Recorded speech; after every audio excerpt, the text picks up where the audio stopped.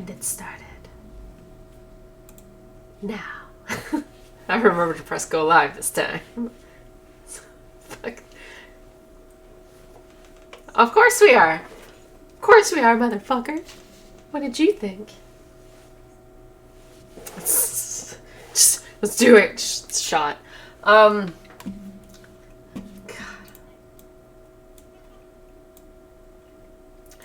So last time on the campaign, not a lot happened actually.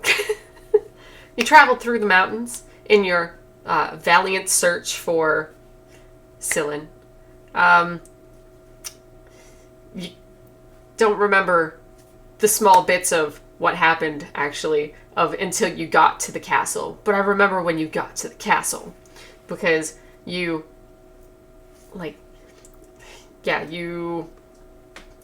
tried to cross a bridge and you nearly lost Missy. Alonzo tried to help her, but it was actually due to the valiant efforts. Was it Dante or Alonzo who succeeded? Because I know Jarsali almost froze to death jumping into the water and was actually the main component of why Missy got raised up out of the water. And Alonzo felt like shit.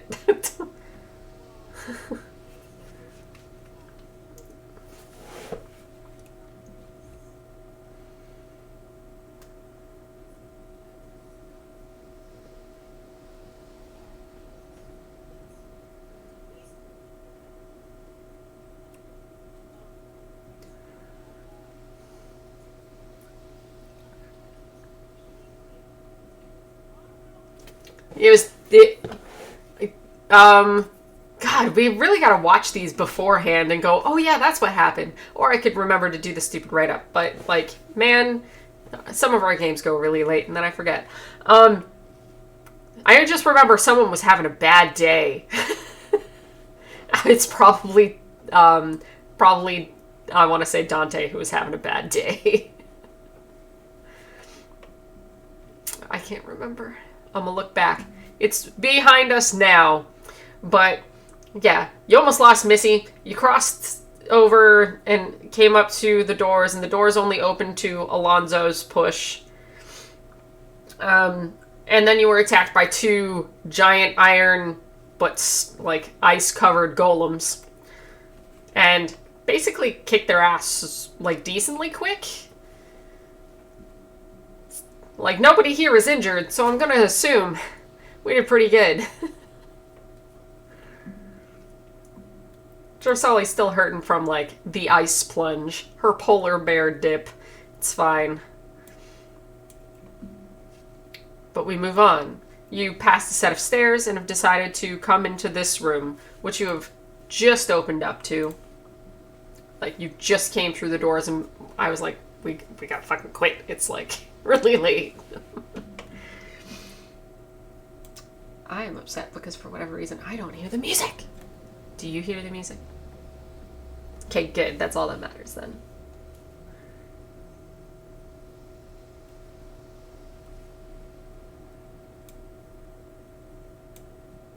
All right. Yep, so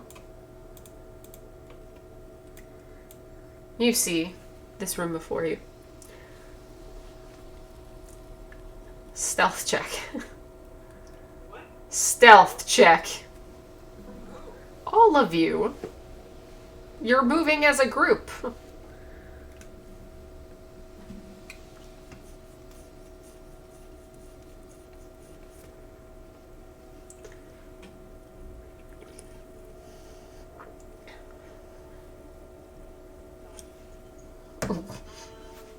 Yeah.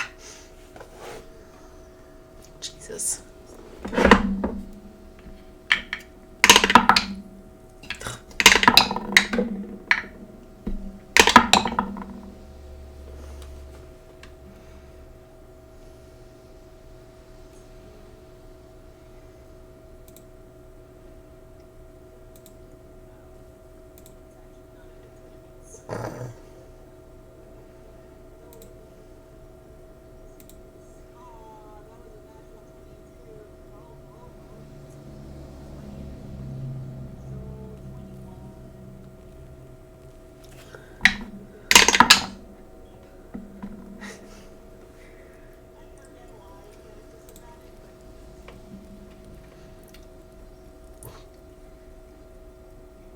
Wilbur rolled a 3, but luckily he's a rogue. So he got a 16. Jarsali got a 10. Missy got a natural 20, which is good considering who she is as a general whole.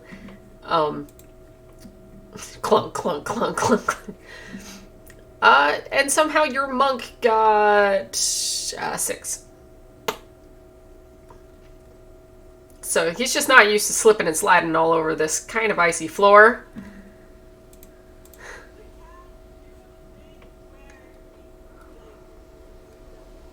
He can't do it for all of you.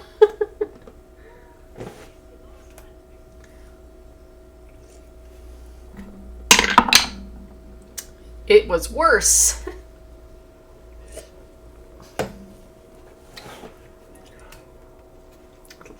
Like, even I can't help him.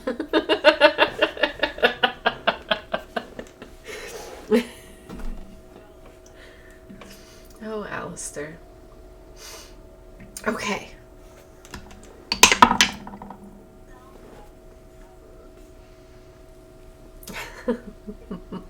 Oh. You just hear him like, bleeding hearts of the world unite. Nothing can help him. And you're just hearing like, whoa. Whoa.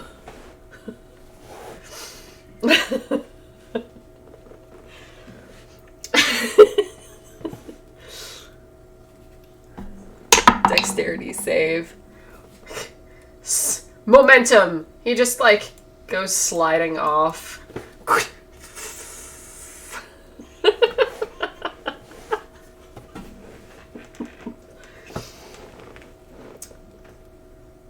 Perception check, Alonzo. Assuming that he's the one who's taking lead on this.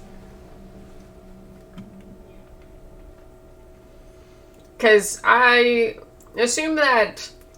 Because it's dark. There's little bits of glowing blue light, but overall, this is a very dimly lit area. But he also has some form of dark vision, yes?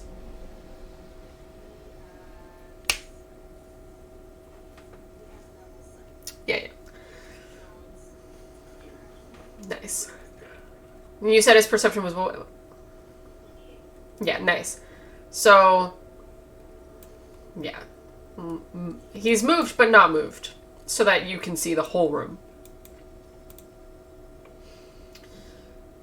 And he sees each one of these statues, and he remembers what happened in the last room.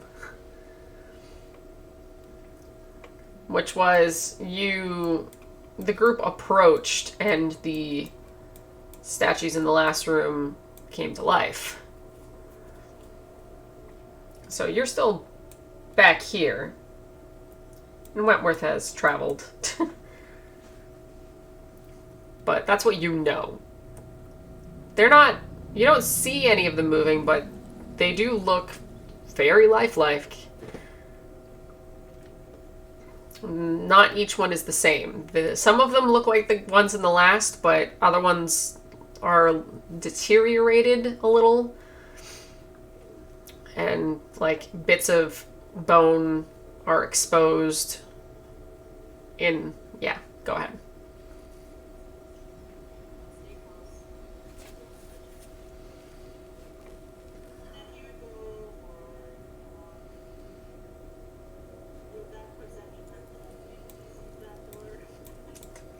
Yeah. Yeah, you saw it. That's why I was like, you see the room. You got a 28 perception. You see everything. Like, down to the details of, why does that guy's arm look not entirely all together?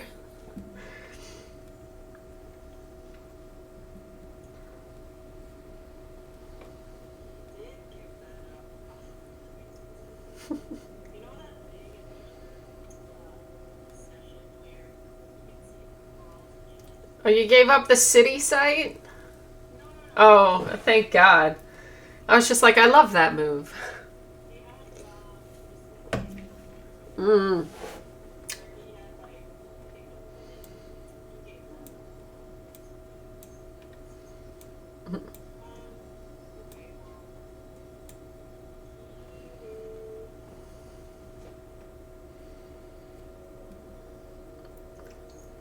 So you moved how far in a single room? Or in a single move? Jesus.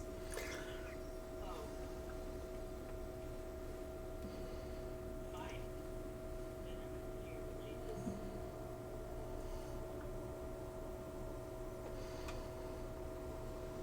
just Luckily, overall, your group is moving quite quietly.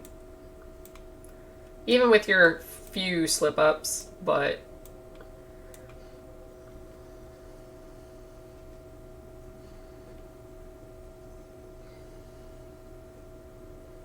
it's more for flavor that, like, the turtle went. But as an all together, you beat the average.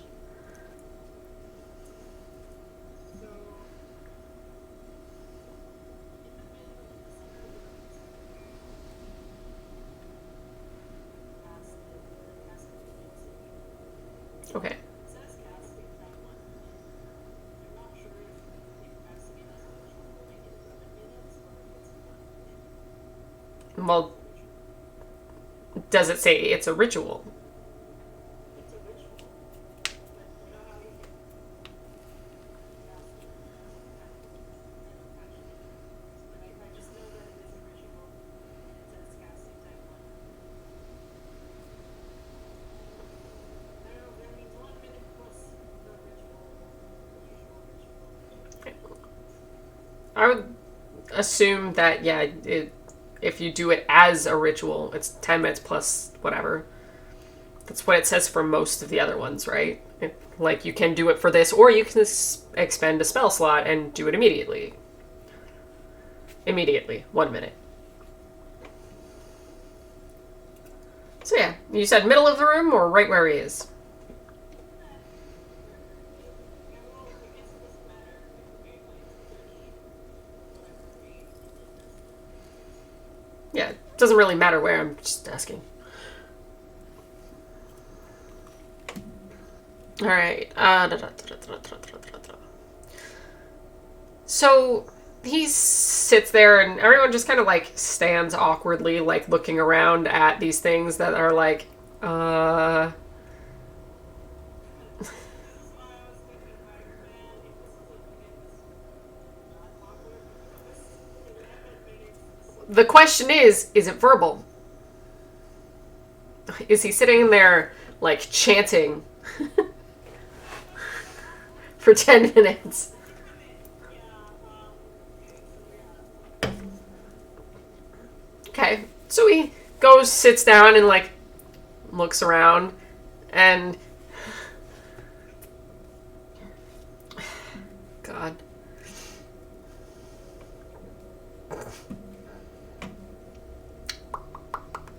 One moment, please. Well, if you do that, it's a spell, and you expend a spell slot, which means you get a wild magic wild magic backlash. I'm trying to see if this will help with, like, okay, that articulate the spell, but this may not have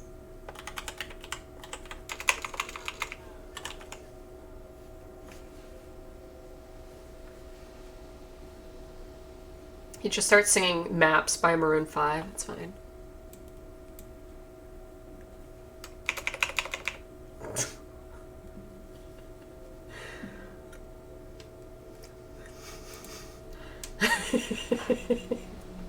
I don't care. I see the smirk. It's there. It's behind that coffee cup. I see it. Yeah, come back.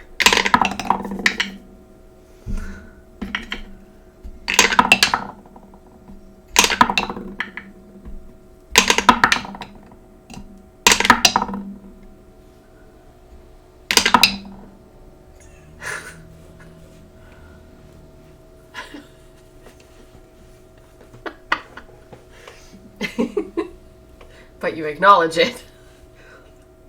that you're winning. Mm-hmm.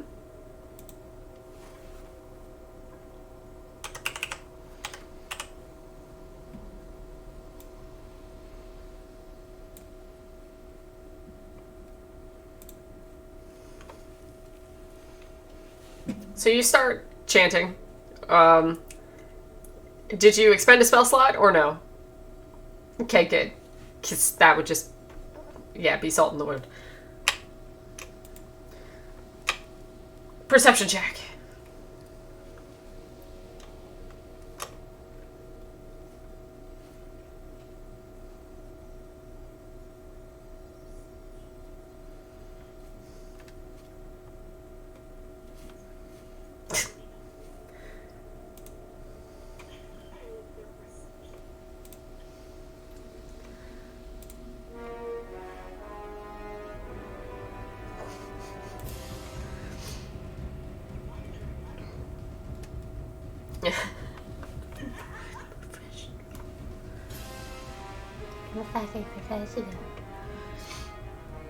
So you see when, like, the stone or, like, the frozen statue and then starts moving towards you at the sound of you.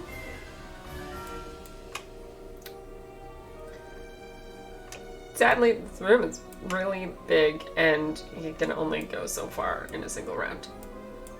Okay, yeah, he's there.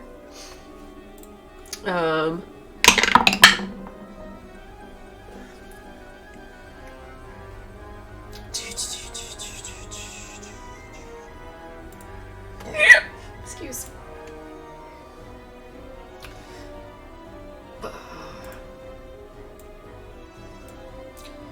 Which, the barreling sound of a giant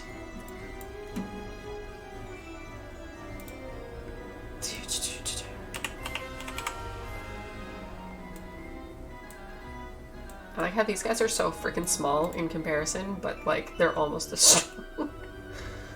It's bullshit. Yeah, they're stronger. They're so small.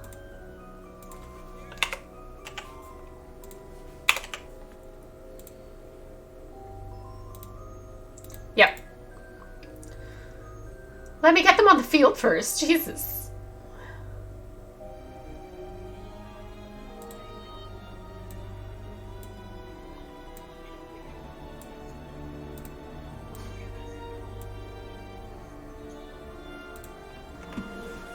I was gonna say, none of them have any additions to, or anything.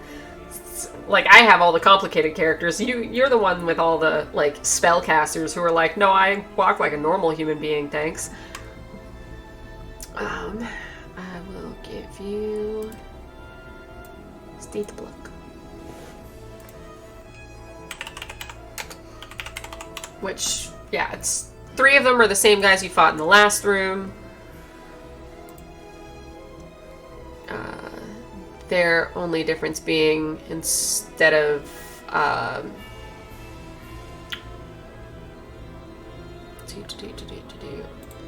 the fire and poison, it is all cold.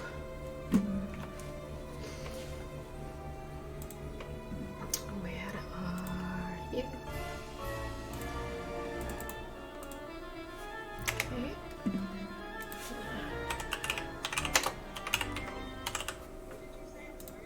Oh, anything, like, extra-wise, just because I can't find, like, ice golems. So... There you go. Frost Giant. Yes, so an iron golem has fire absorption, but this would have ice absorption, and instead of poison breath, it would be like a cone of cold.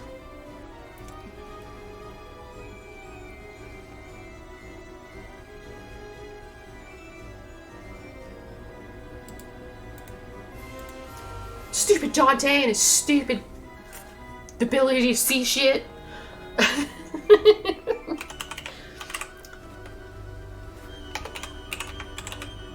Yeah, because he's just... Yeah, because you guys came across, like, a demi-lich, and he was like, don't touch that, and then you just kept going.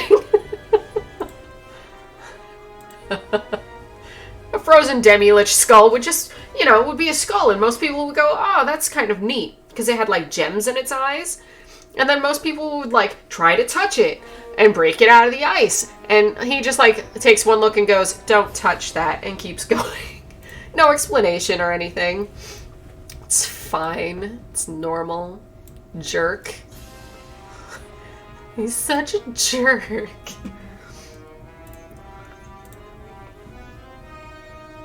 I just want to kill you. He's making it really hard. Okay, so yeah, at this point everyone has kind of noticed, oh, like a giant just like barreled from one of the pedestals, so everyone rolls initiative. Oh yeah, I forgot to get rid of Will Bear. Rude. I am ready.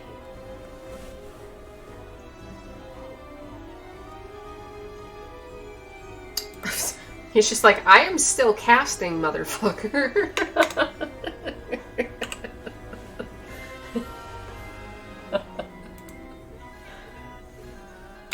One more than last time. Ouch. He was not ready to react to this.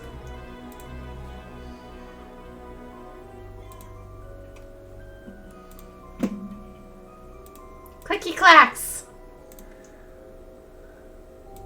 Oh, I hear the fun sound of clicky clacks.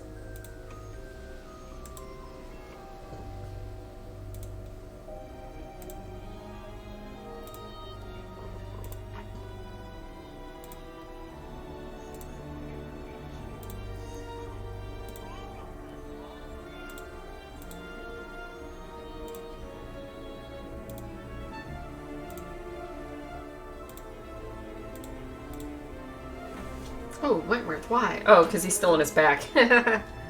He's still turtling.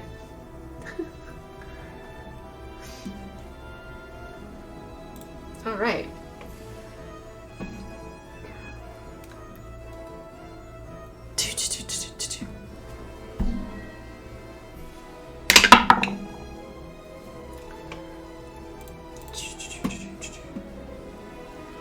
Wilbur takes a shot.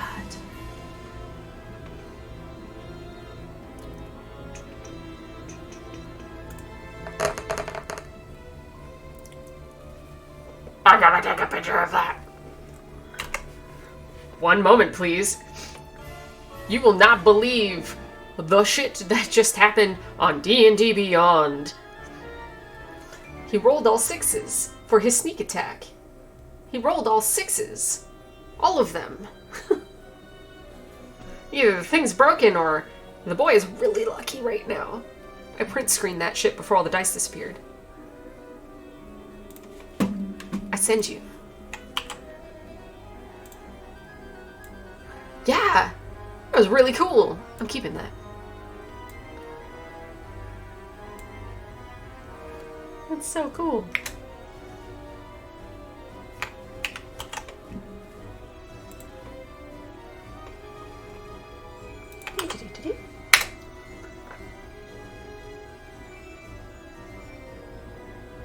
Can't make that shit up.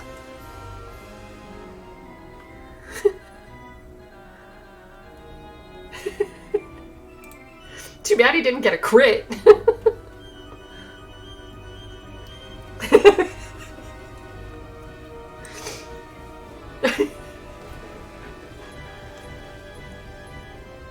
Yeah, this is the best shot ever.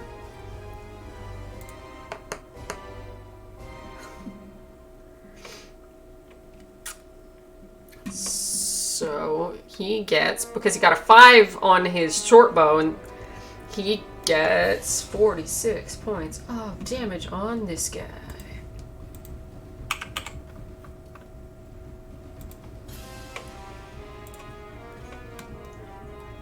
That Wilbur, straight off the bat. Oh, you're 3? Well, you're the one who rolled all the numbers. Raquel. Yeah, Raquel, Dante, then Alonzo. Because it was a 16, a 10, and an 8.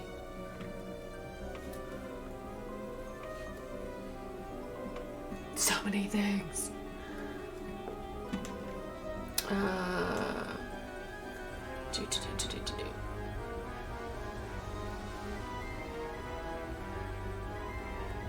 He is going to try to hide behind Missy, I guess.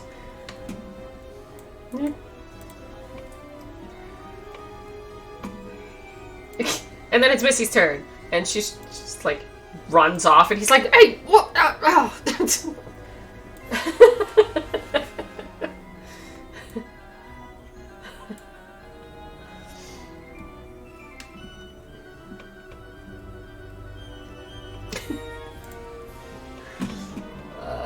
Takes her full turn to get to this guy to try to stop him from coming any closer.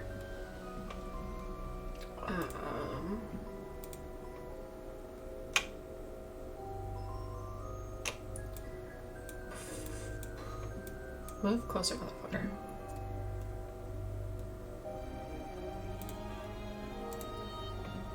Two greetings.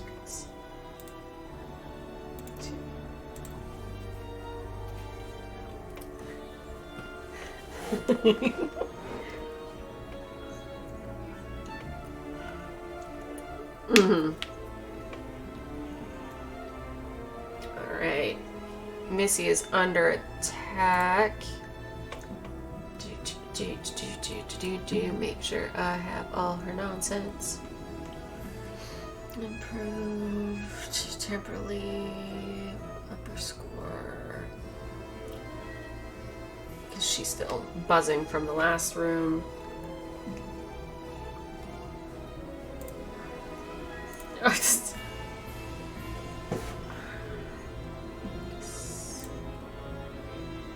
Yeah.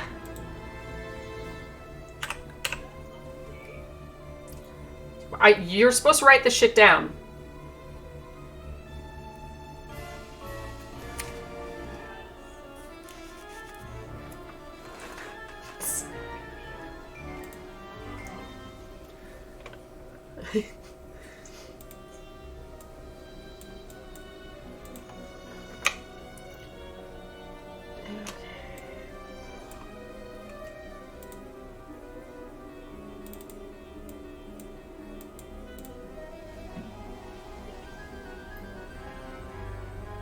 No, I tell you when it happens.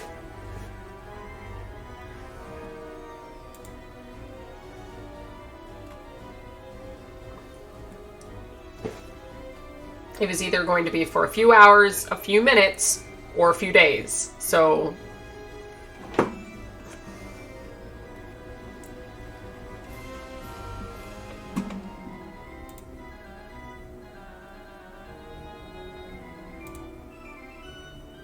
Whew, shit. Oh! Oh! Missy, no! This guy got 2 crits on her. Oh. I don't like it.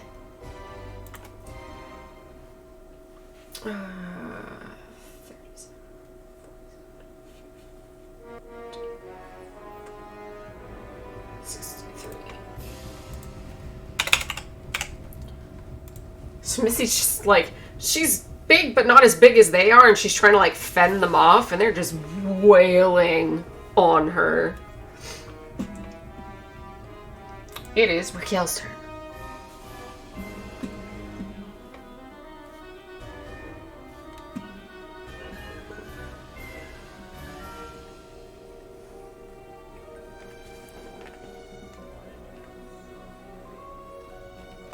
Okay, I need you to start keeping a list of the shit that's wrong with each one of your characters, because they have been given multiple things, and it's said at the time.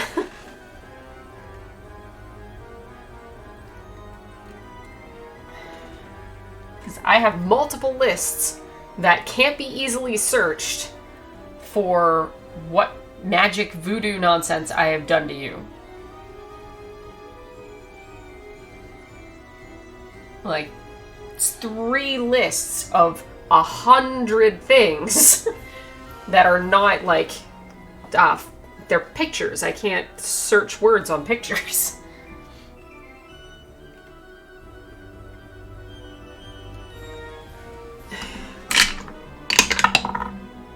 For 6 hours. Like 2 minutes. I don't know. Because I don't know when it was cast on you.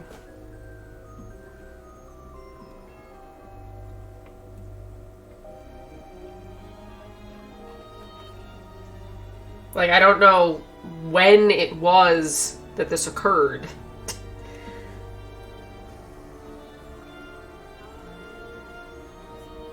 Like, we could say that it, like, this is, you have 6 hours left of however many it was.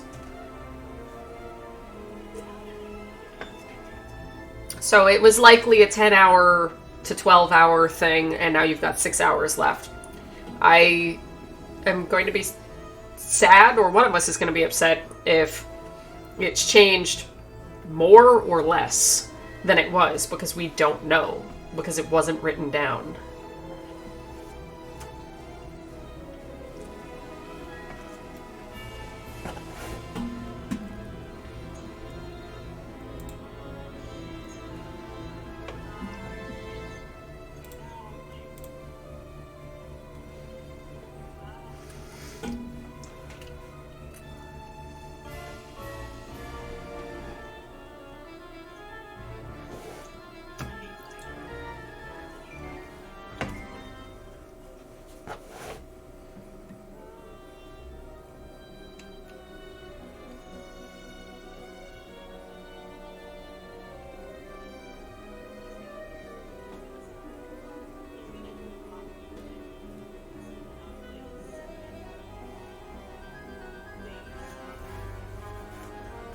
Okay, is that a spell?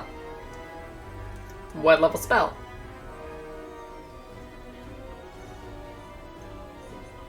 Okay, I don't fully remember these things all the time. I just know I have to ask, what level?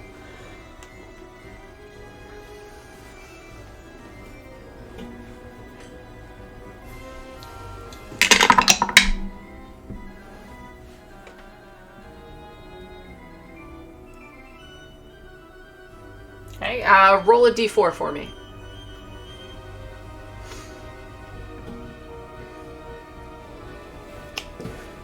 Alright.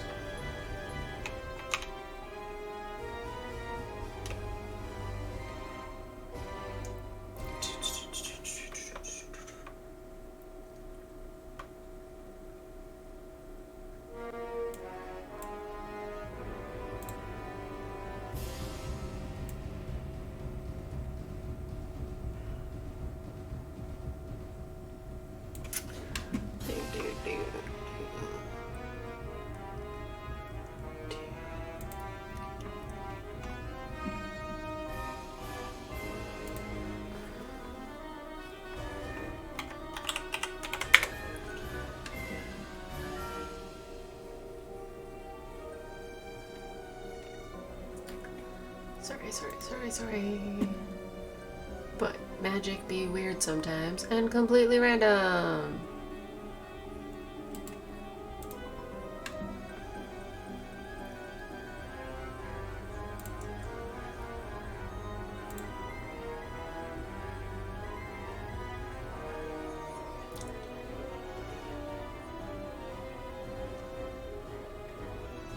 Well, what level creature can it be?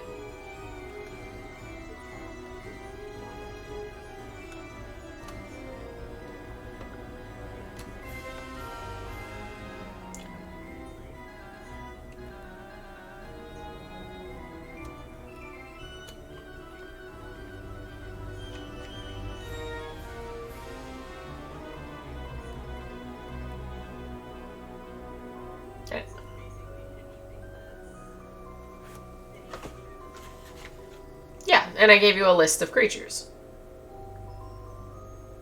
I did, because I said them all and I wrote them all down.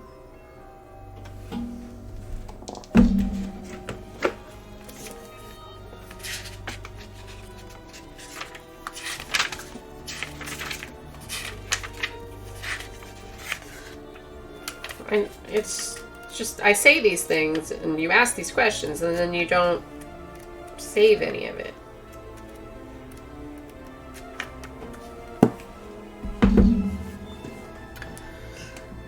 As he casts this spell, he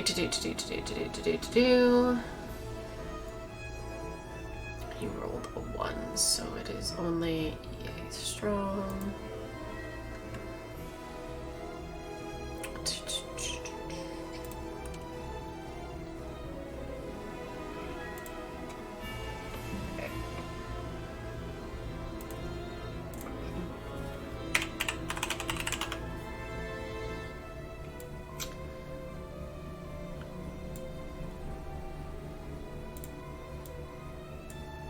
Portal opens up before you, and like you can see into the like a void of stars and swirling light, and this thing just erupts out, and it's horrifying.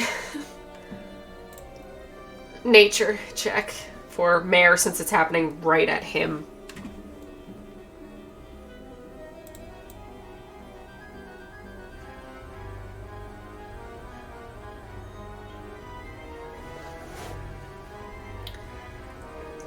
Yeah, it's just the ugliest thing, but at very least,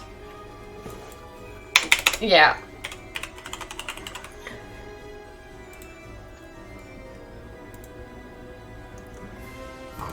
Excuse.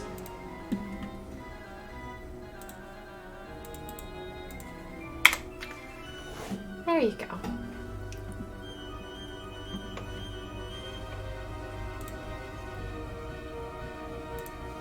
Yeah, it's just this cosmic horror thing of just mouths and teeth and eyes. And it is last on initiative. It rolled a 1, so it did that on purpose, which is nice. And then you get 7 random flocks of birds. Okie dokie. Quick creature. Swarm. Swarm of...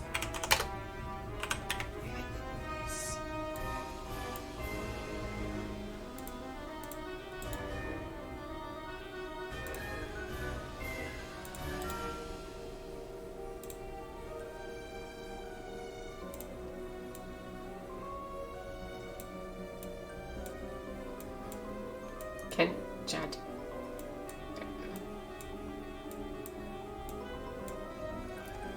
Okay. I don't know where they arrive, so I just assume they just, like, kind of spread out like that.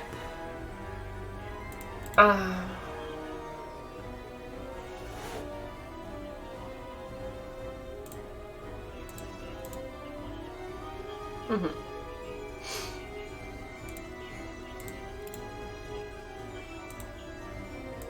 Okay. Cool.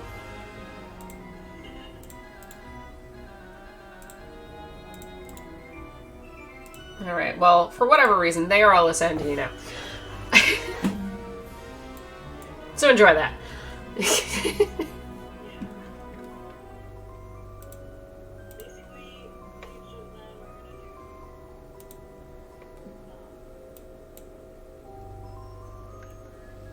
Whatever they can do to help, peck the eyes out of their enemies. Like, whatever works. Distraction!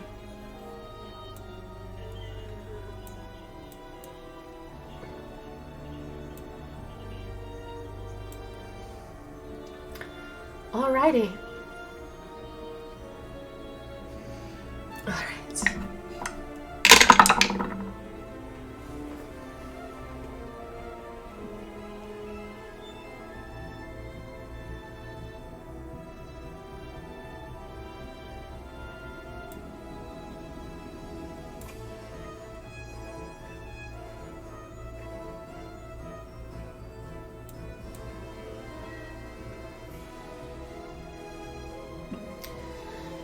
Okay.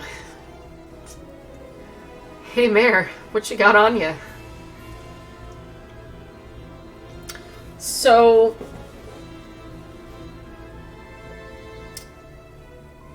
as he casts this and his sword is revealed, or whatever dagger weapon of choice is revealed. Like, as he casts the shadow, he feels his person become arguably lighter. And he, with perception check, just to see if he realizes why.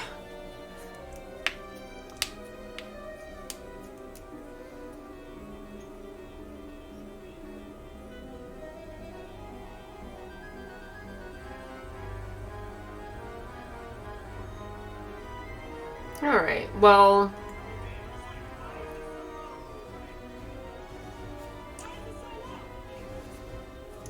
Whoop. You feel a little drafty for the most part. Every non-magical item on your possession, every non-magical item, turns to ash and drifts away. That includes most of his clothing. His suit. No, but like, yeah, his coat is. His coat, his cape. Not his pants, not his underwear, not his shoes. Well, maybe not his shoes, depends on what shoes you gave him. Suddenly, ashes is in the wind. But also everything in his bag. His money, personal possessions. Yeah, because thankfully, he's not married yet. Yeah. He doesn't have any children or, like, a wallet with images or anything. It's just... But all his money's gone. Just whatever he was carrying on him. I'm sure he has a bank. He's a smart dude. Anyway. Well, it doesn't matter. It's gone now. That solves that problem. But yes. But now you have the basics. It's just, yeah, anything he would have had, it's gone now anyway, so it's fine. It's perfect. It makes sense now. But whatever it was, he's pissed off. Or at least would be. Because it would be. That stuff costs money.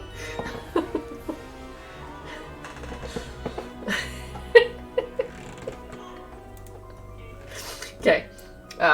Alistair does not like the look of this shivering mouther. And he just looks at you, he's like, really?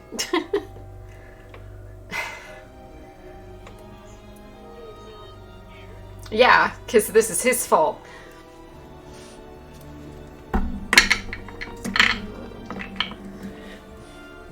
really need to program the cat's nonsense, so I'm not just looking up the sheet every goddamn time. Oh yeah, but this sheet.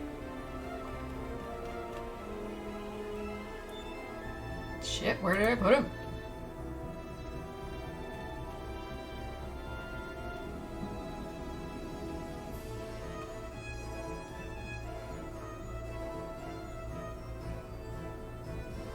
There it is. Jesus Christ. I renamed everything. It's what happens when you become organized. Things change. Okay.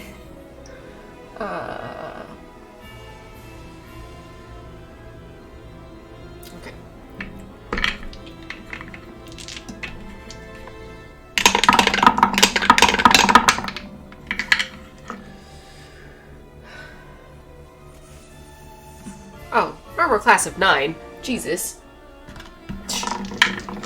Old hit.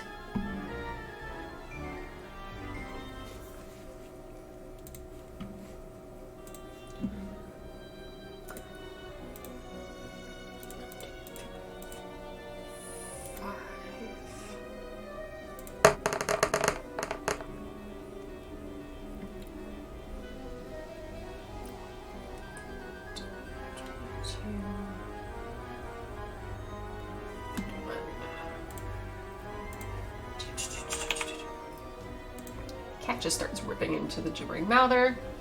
Frost giant.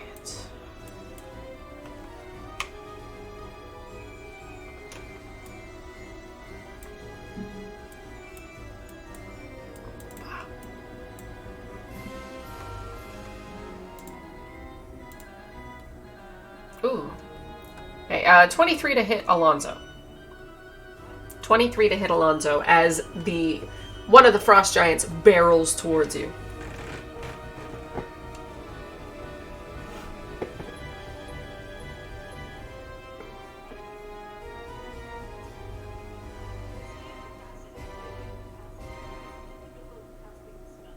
He's not incapacitated, but he's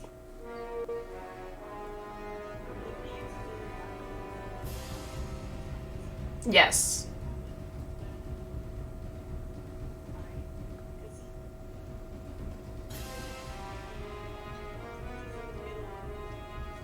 He basically has a choice to do something and stop the spell, or just sit through it and be like, hopefully I can keep concentration.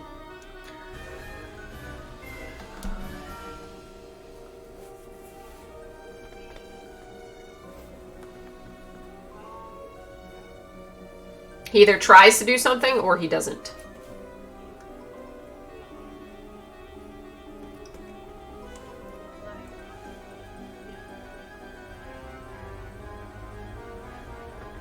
You take the hit is basically what you're just saying?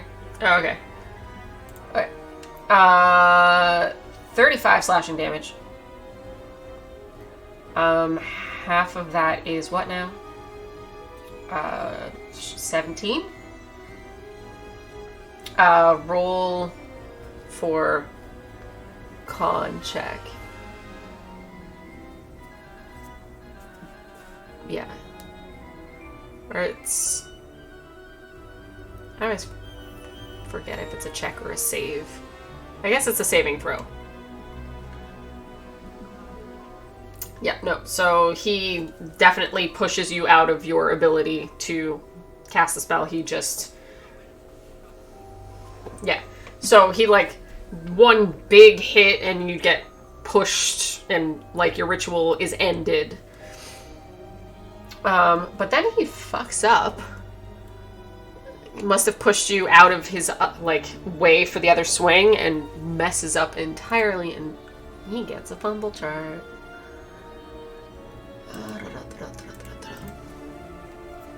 Better my tens. Better there.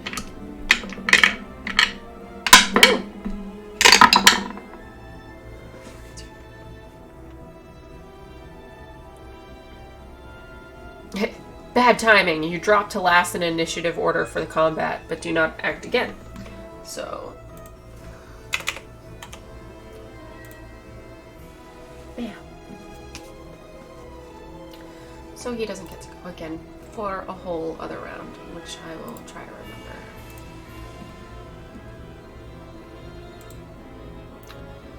Got a timer on this thing.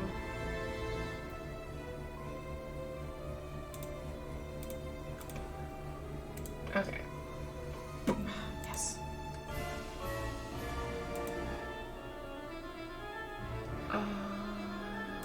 Alistair went, so it's Sully's turn. Bam.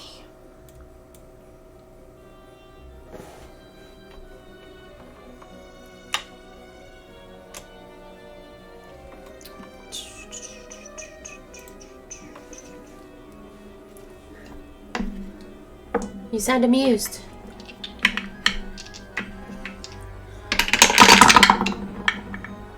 Fair.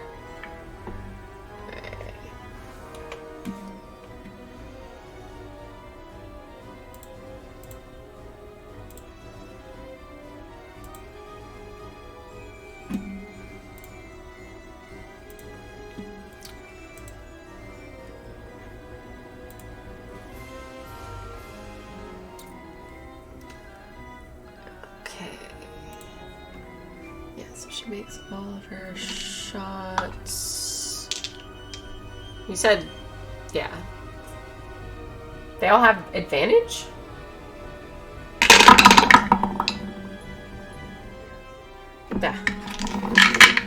Didn't you any better that time anyways.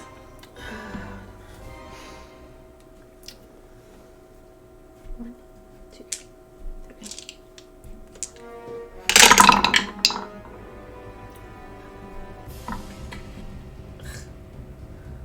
16.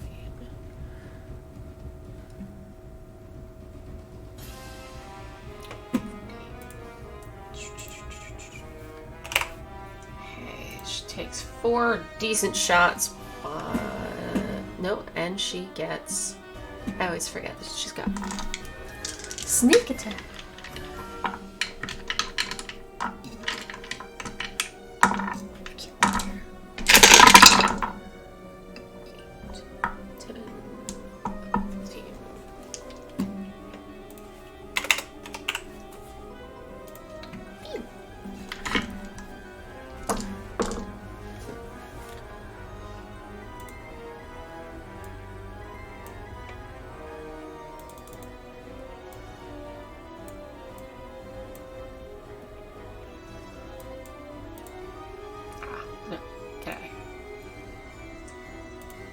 It is Dante's turn. Jersolid, then Dante.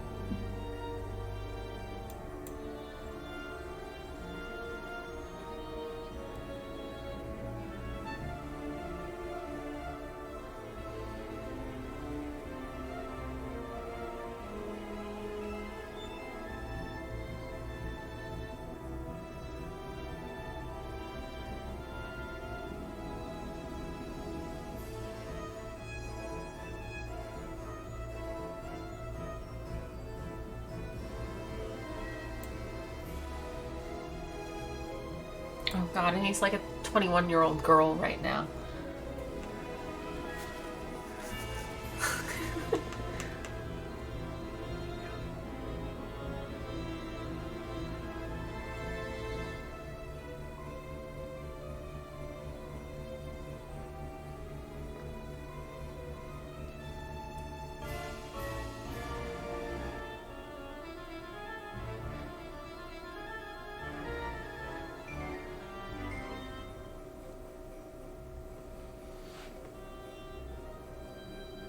Okay.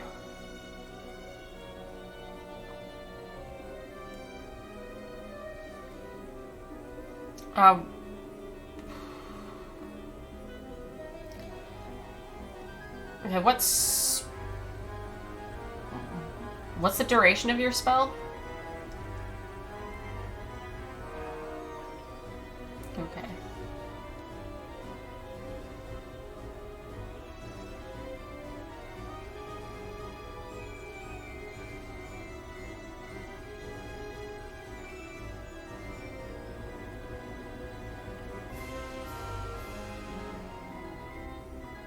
I'm gonna have to re-roll because that doesn't make sense.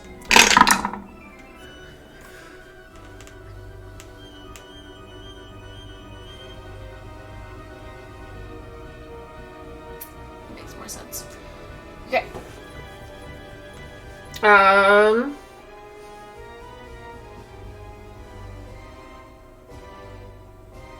Yeah, so he casts and he feels the magic go, but whatever it was he was trying to do does not occur.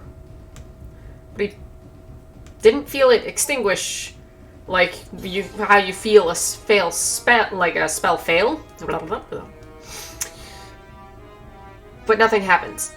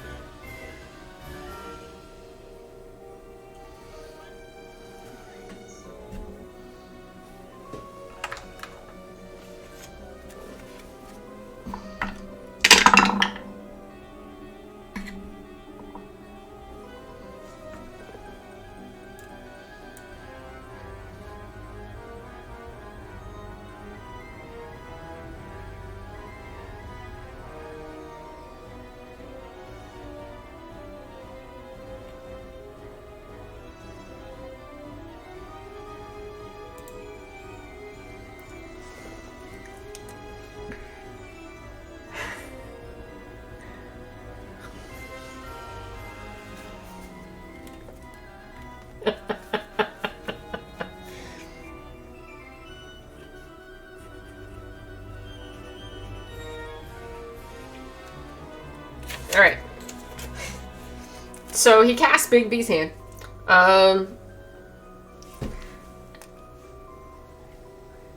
So, by any chance do you remember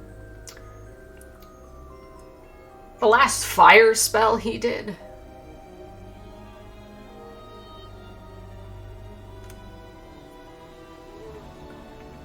Yeah, I know the cat remembers.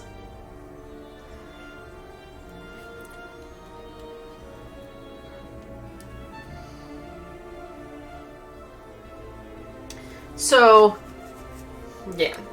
Oh, shit. Okay, so where were you going to put Big B's hand? Like, where does it pop up?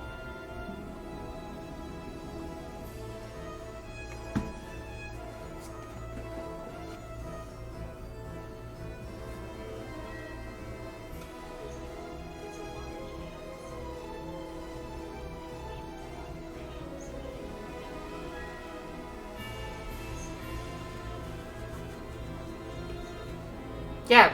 Yeah, use your... You can draw.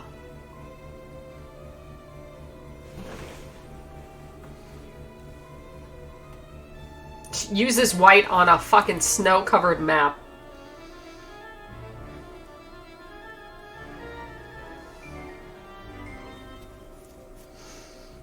Better. You said it's big, so yeah, it takes up 4 squares. So it goes there. Okay. What are the terms of Firestorm?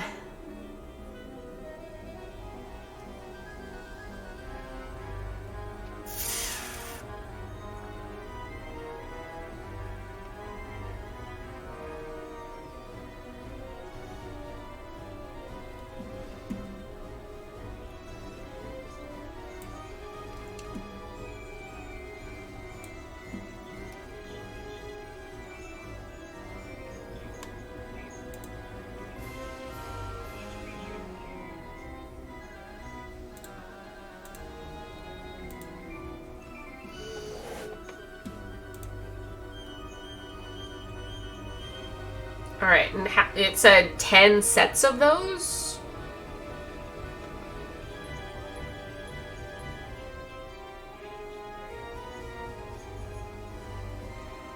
Okay. Pick, sorry. Roll a d4 for me. Because he doesn't know he's doing this. Okay. And they have to have adjacent facing things, so...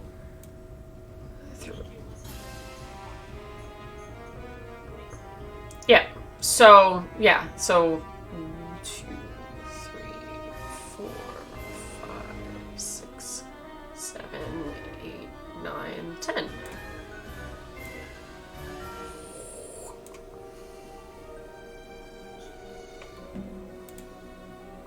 Just this whole thing. Blah. So, and then anything within that area or anything, it said adjacent, right?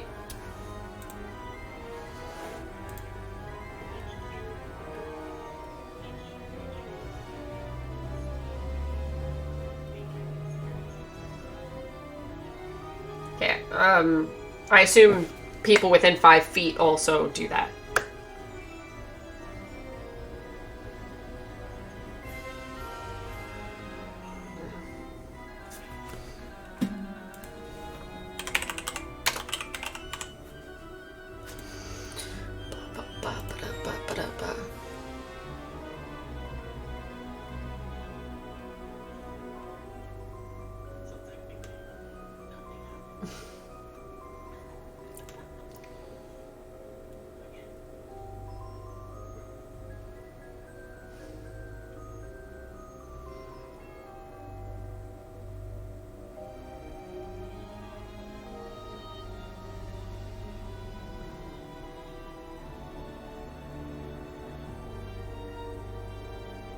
And it's instantaneous. So basically he just...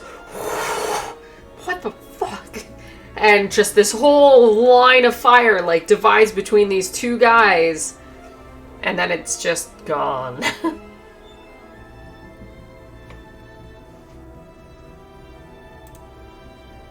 And so is Bigsby's hand, because it basically, he cast it and it did fire instead.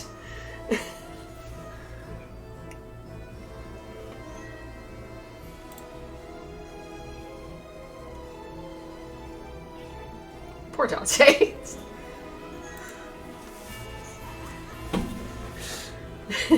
Alonzo's turn.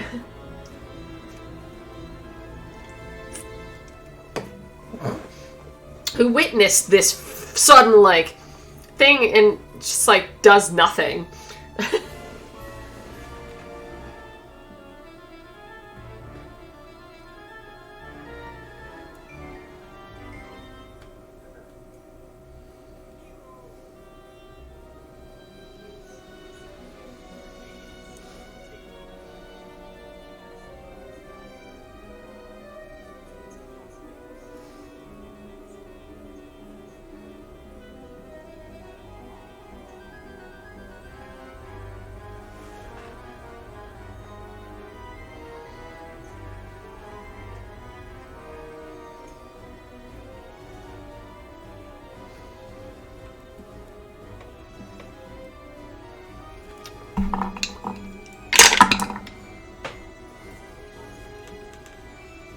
Okay.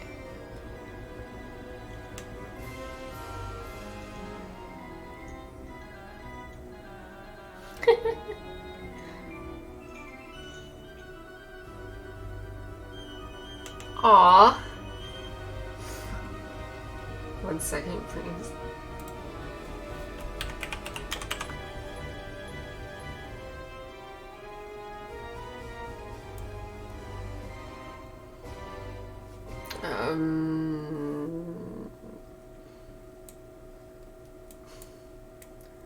So, he casts a spell, and suddenly, like, out of nowhere, horse.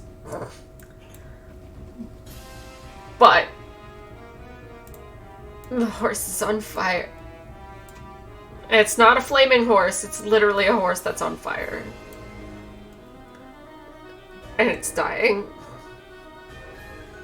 Whoever made this Wild Magic Surge table is awful. I didn't even notice that.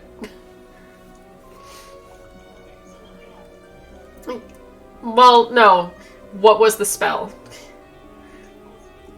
Yeah, so that still happens, it's just also a horse that's on fire.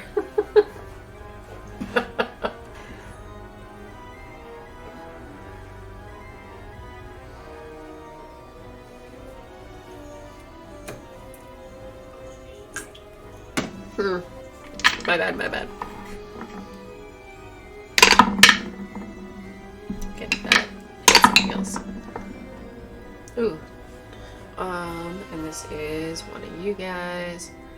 Damn it, Casey. This is why you can't be trusted.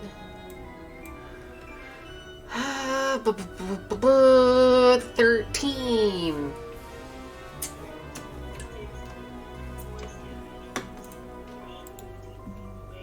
Cool.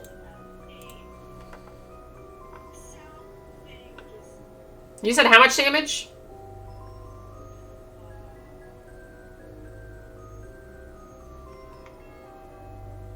Thank you.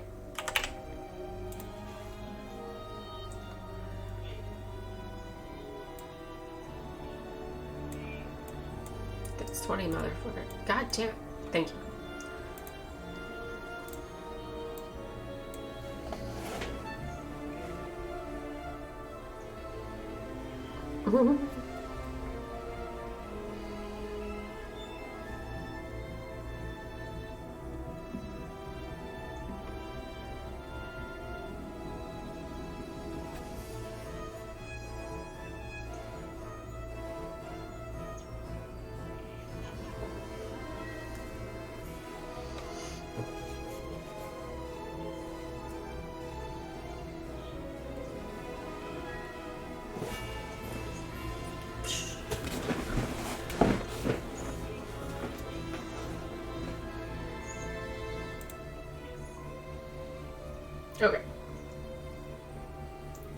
armor is so awesome.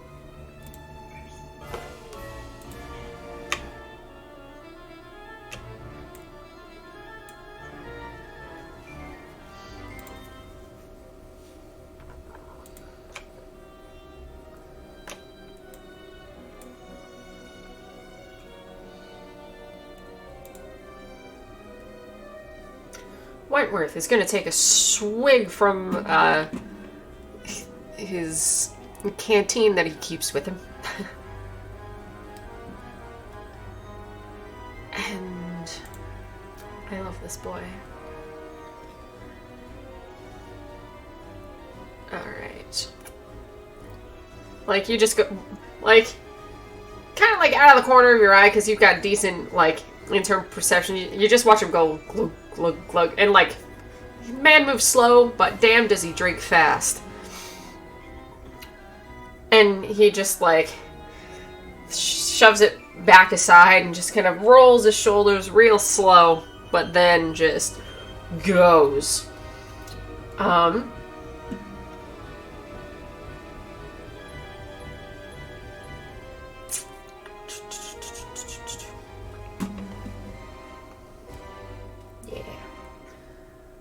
And he gets advantage. Alright.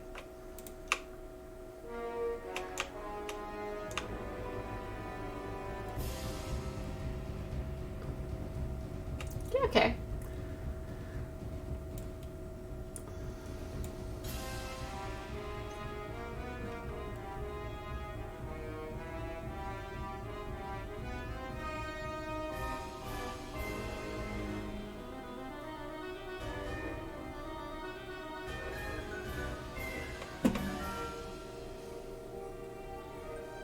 Alright. This thing's here. So he's going to move here. Just 5 feet for a real quick. Bop, bop. There's the gibbering mouther that came out of nowhere is right next to him. So he kind of like comes over, smashes it. Because it's something that's right next to him.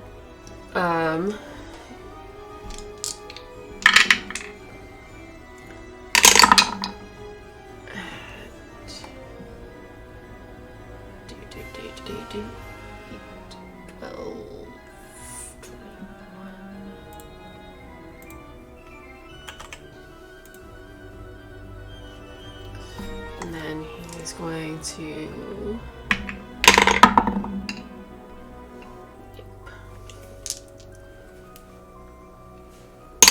Unarmed strike.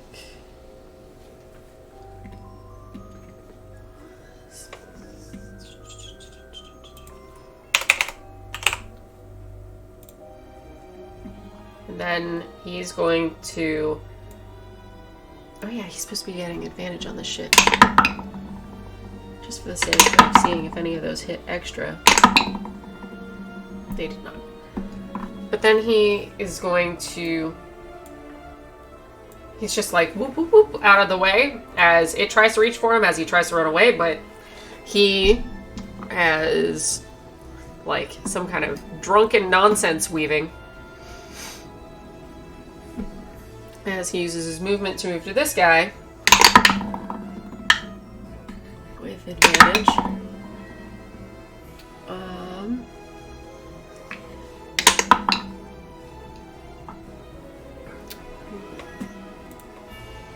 Alright, and this is when the fun happens. So, 10 to that guy, but it has to make a save.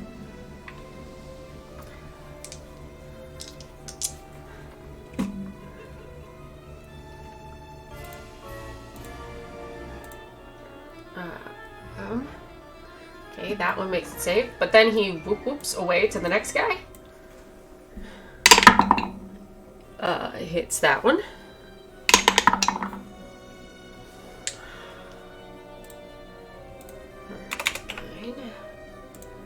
It has to make a save. It does not make it save. This guy is stunned.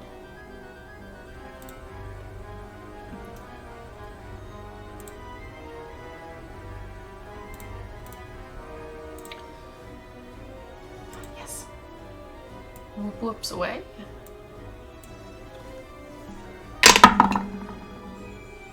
Alright, makes his hit. Only does 9 damage again, but again, it has to make it safe. It does not make it safe. It is stunned.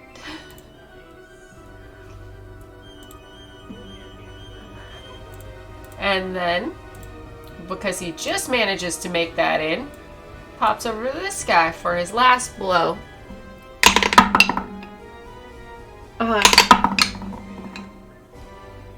Yeah. Yeah, it's just perched on his back like, oh, Jesus. You just like, poof, like feathers are just like gone.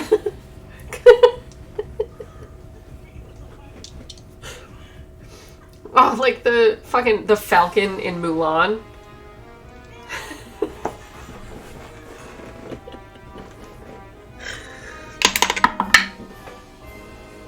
Okay. Okay, my... Yeah. That was really low.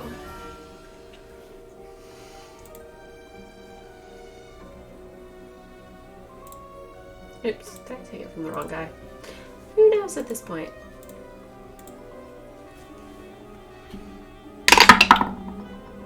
Ooh, it doesn't make it safe either.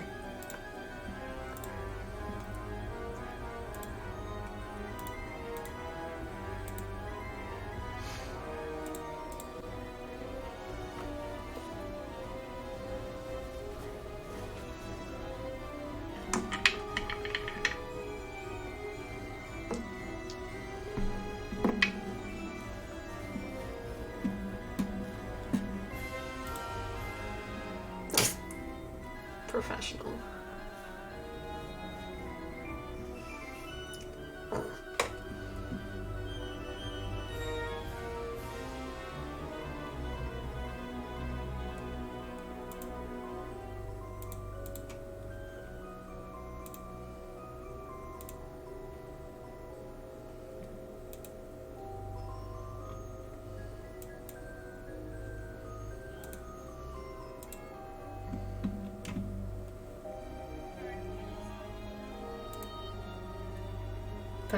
Literally the last guy getting stunned, and me trying to figure out one bite attack, and ba ba ba ba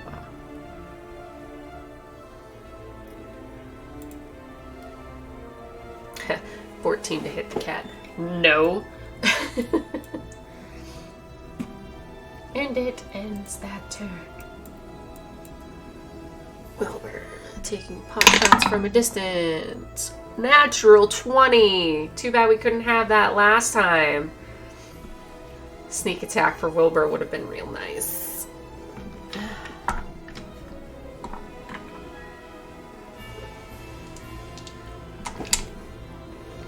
Yeah. You can't, it's not, you can't get better than perfect.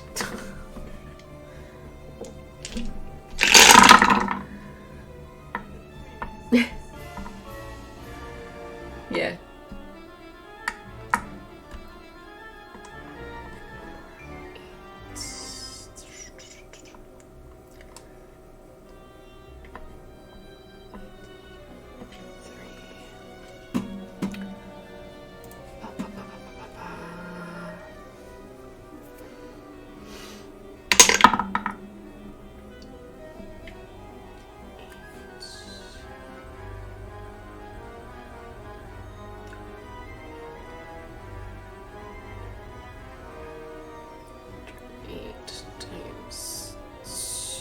Is 56.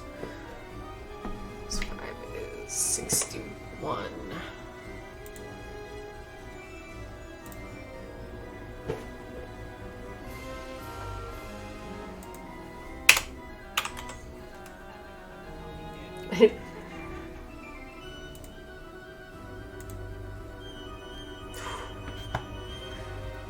Look at that.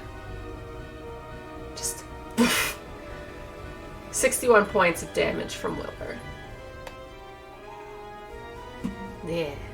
Because he only gets one shot and he's only level 12. And look at him keeping up on par with these level 22 motherfuckers. Look at him go. I love this boy. Oh, critical hit. When you score a critical hit that deals piercing damage to a creature, you can roll 1 additional damage die when determining the extra piercing damage. So he actually does more. And it's a 6, motherfucker. So 67 damage. And I can re-roll this 2. It's a 5 now. Add 3 more. He did 70 damage. This is why I gave him the piercer feat.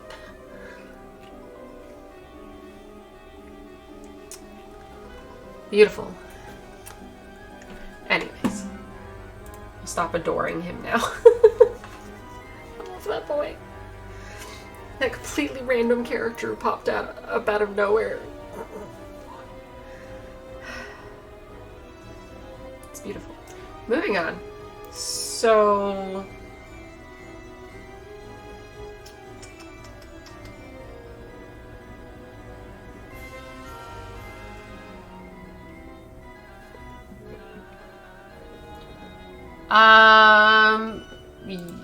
they should all be marked, but if the stupid thing didn't give them the status icon... Okay, no. Okay, good. Everyone with the status icon.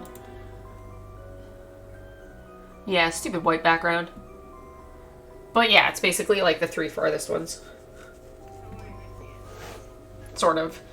Yeah, white on white is not the best. That's why I was like, really? White on a white map? But I can't change the color of these things as far as I know. If I can, fuck. Yeah, I'll do it, but I don't know how.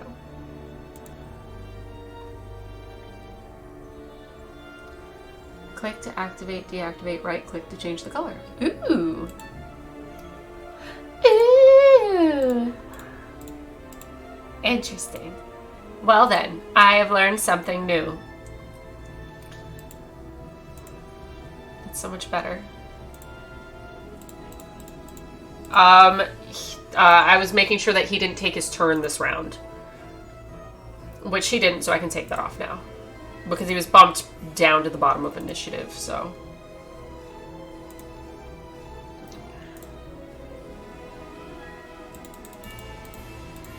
There we go.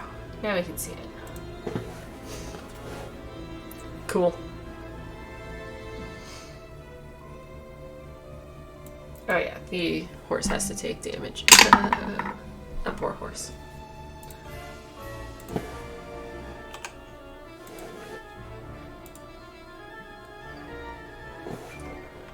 Yeah, we're gonna pretend it's like afraid and running around. It's just, I feel so bad. Anyways, she is going to go. I did not move you. She is going to. Let's move all this shit.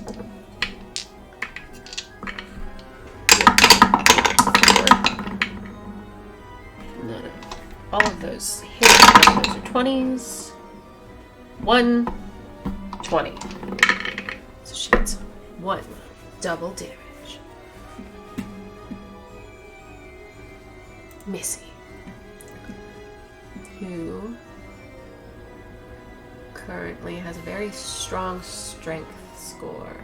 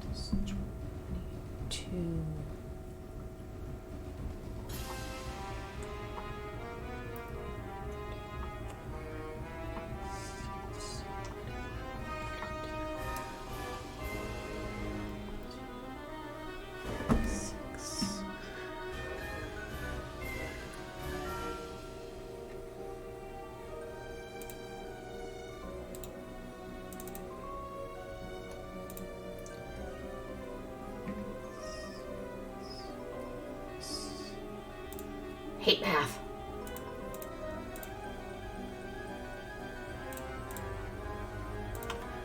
Yeah, she does a solid 72. I mean, as well. So, literally, a level 22 fighter that is currently, like, powered up did the same as a level 12 rogue. I love him so much.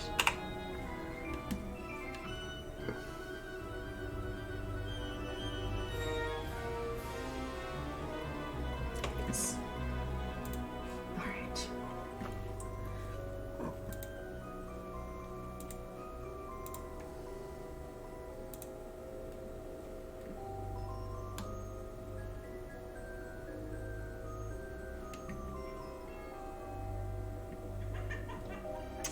Okay, on the thing, do you... all my things are... Oh, finally. Jesus Christ.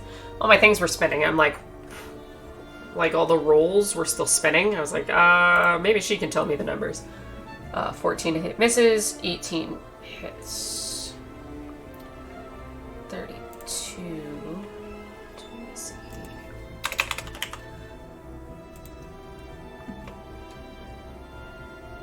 Yeah, I keep not giving Missy her stupid bonus actions. I should give her a fucking bonus action.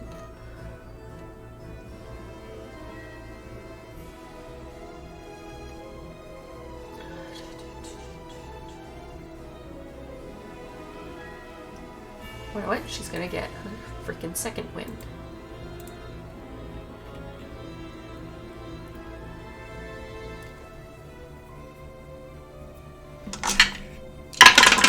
No, come back.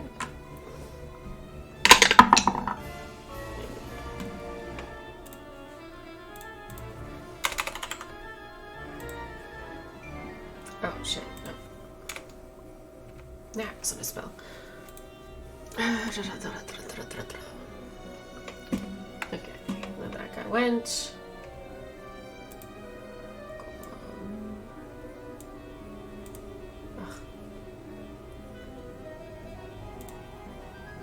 Hit. Full chart. Love it when the bad guys do it. Just amuses me.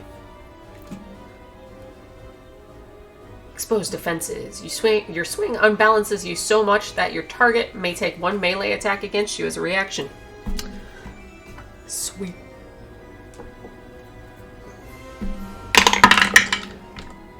Stop jumping the queue. With advantage. She hits. Her shit is 2d plus 6.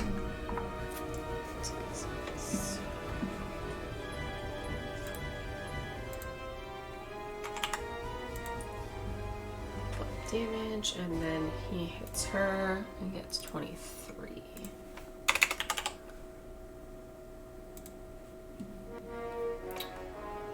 Raquel, go.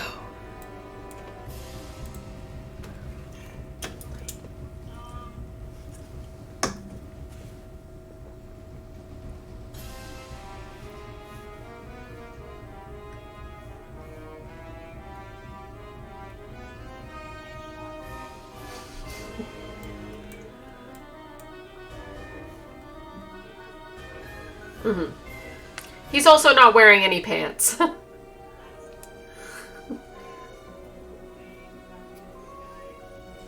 Okay.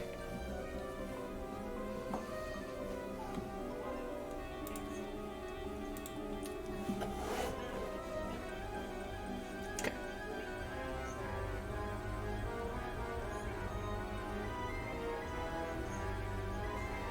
Yes.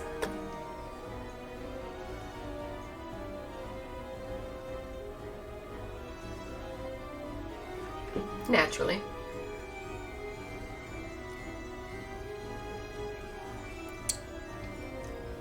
Hi.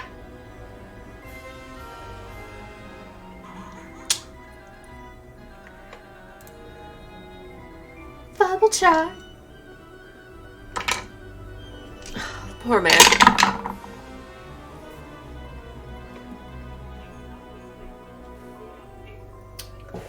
Hey!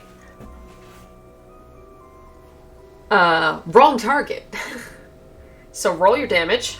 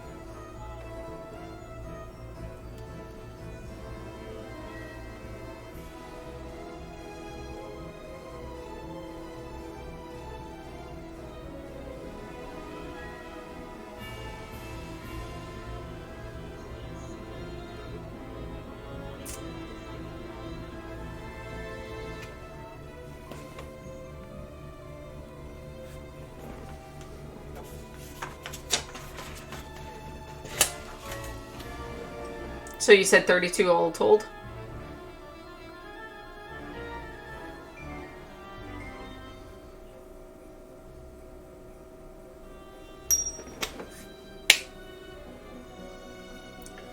So something about the way you try to use this magic in this negative magic kind of space, it throws your aim off a little. That and the ice underneath your feet doesn't help, and also you're not wearing shoes on said ice. So a mixture of just unfortunate circumstances leads you to hit Dante.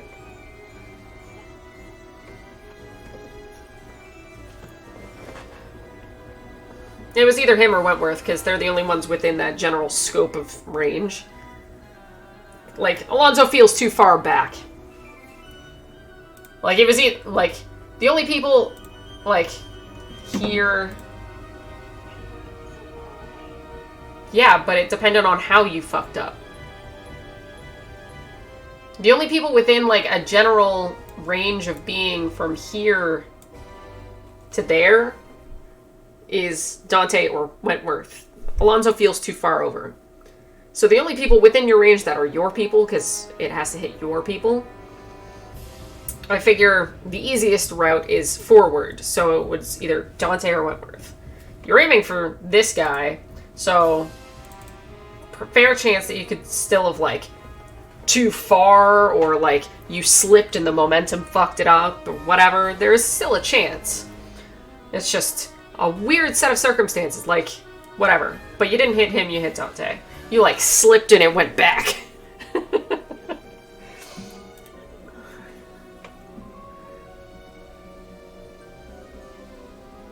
The whole 10 feet, like...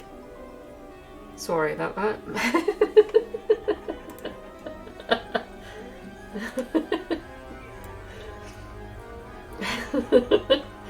I'm feeling a little exposed. Alistair is going to just do away with this weird, creepy thing.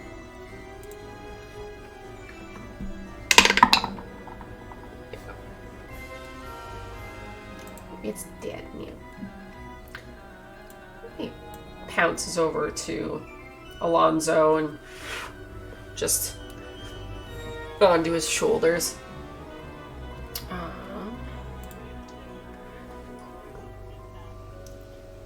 Yeah, the cat's trying to ignore the bird as best he can.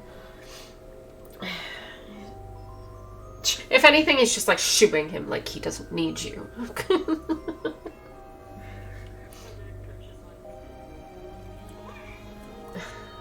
He's just like, I've got him. Ah!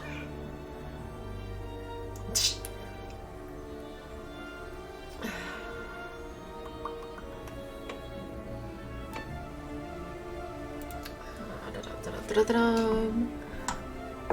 Drosoli.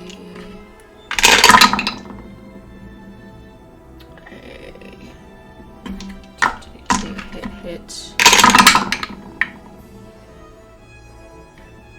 Oh, one damage.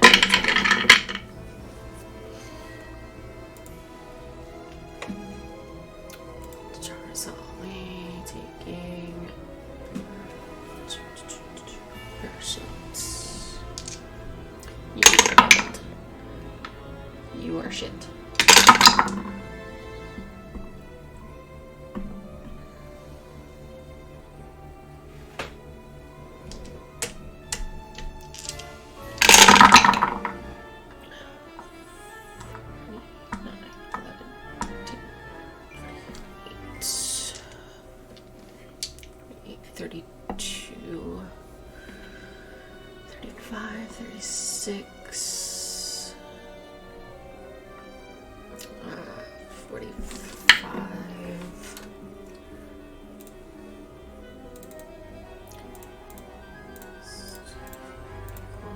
Heh.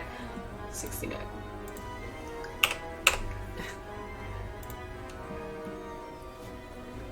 Alright, next turn she has to reload.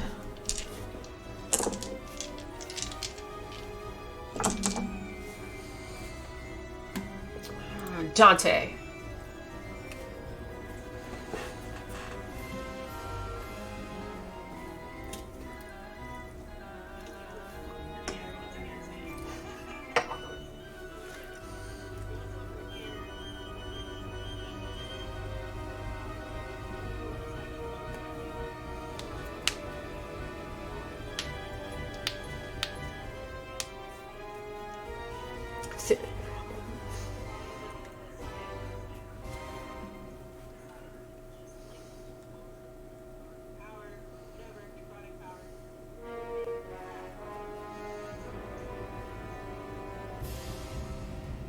He basically looks like, what is it? Maka from Soul Eater?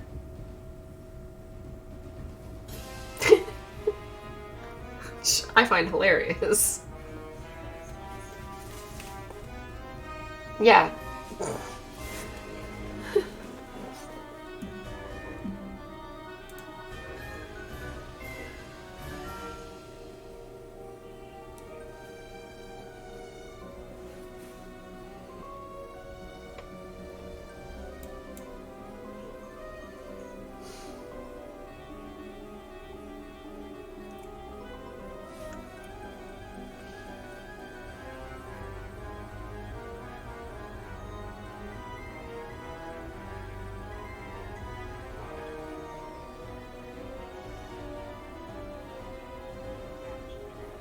It does.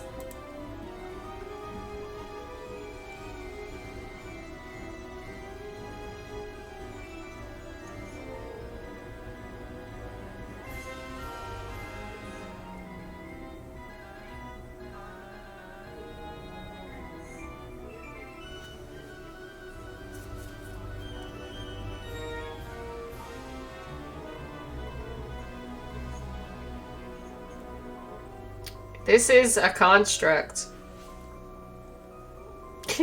Okay. So? I just feel like something that doesn't have living tissue shouldn't be overly affected by necrotic damage. But according to their... I was gonna say, but according to their immunities, they don't have any form of vulnerability to begin with, or immunity, or resistance to necrotic damage, but okay.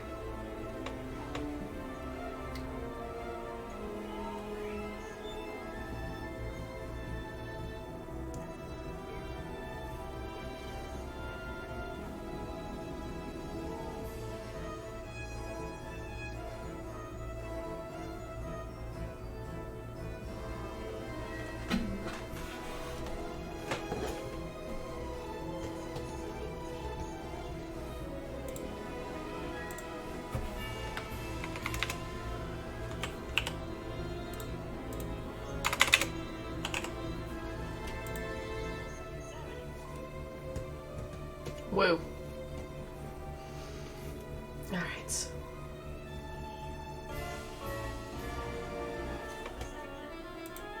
Alonzo!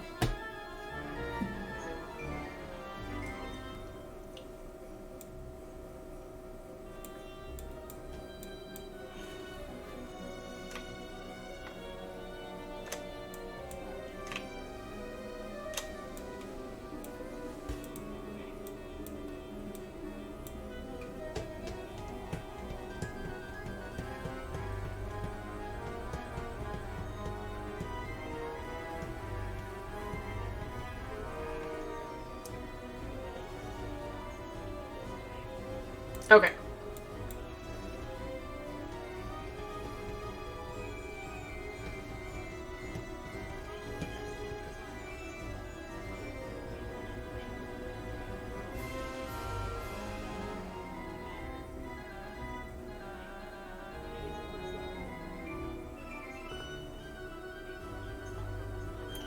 Okay, so it's his, it's still part of him naturally because it was a gift given to him. Is it, like, it's not a spell slot, it's technically a one use, right? That's part of him. Oh wait, no. Something went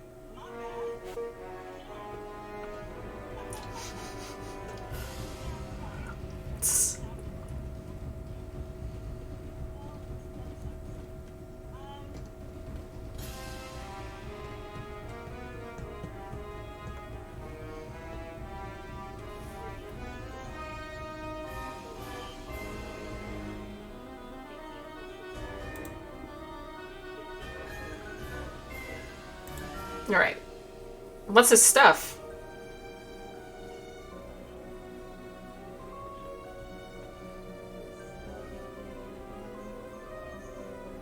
Yeah, okay, good.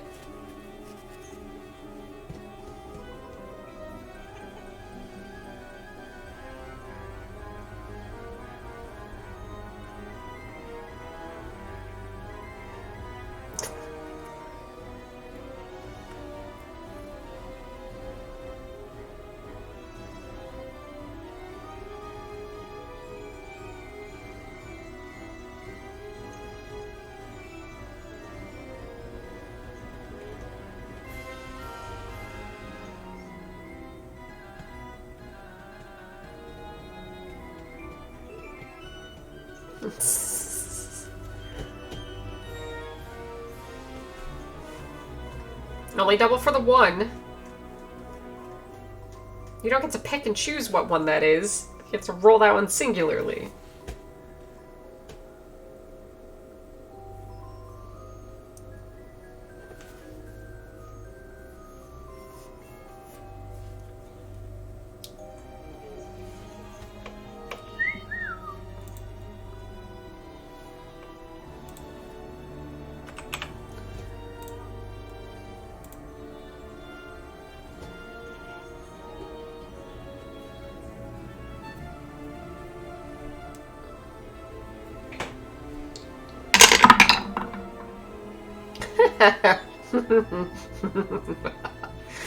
I'm sorry.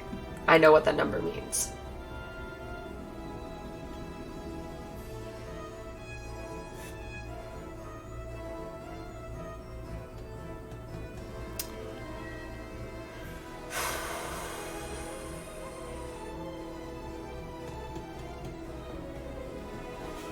Are you taking it back?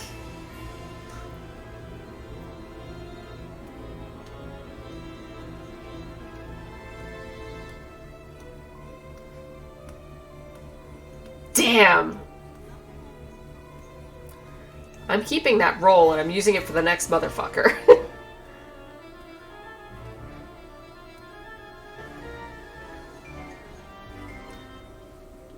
Next person is Wentworth. But he doesn't cast magic, so... Well, the next person is Frost Giant number 3, who is currently unable to fight.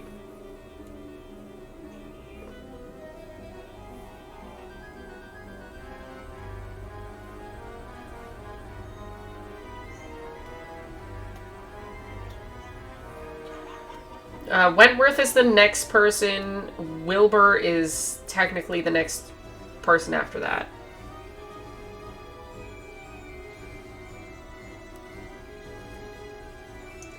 To Wentworth.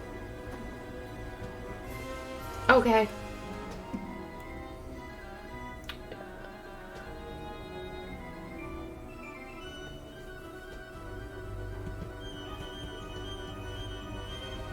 Alright. Well.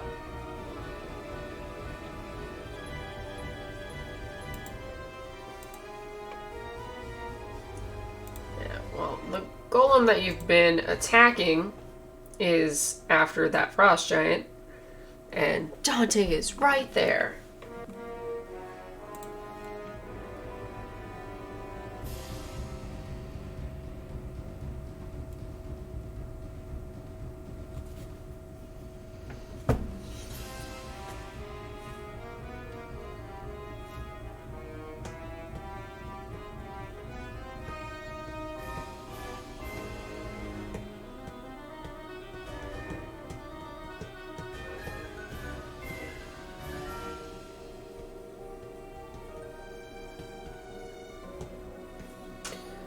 Yeah, he's gonna use his sword this time.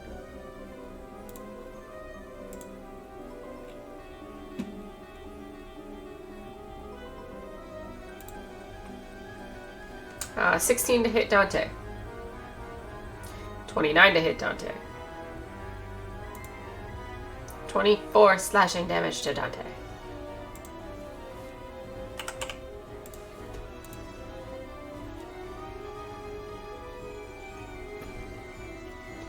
Okay. Wentworth. Wentworth.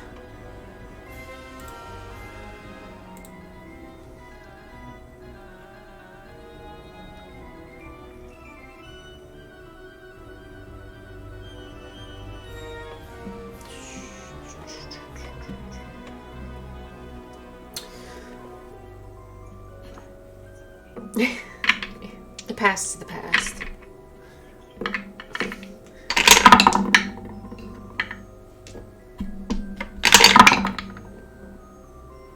Alright, hooray for advantage. Or else he would have missed.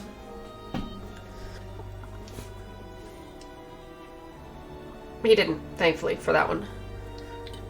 Like I said, thankfully for advantage.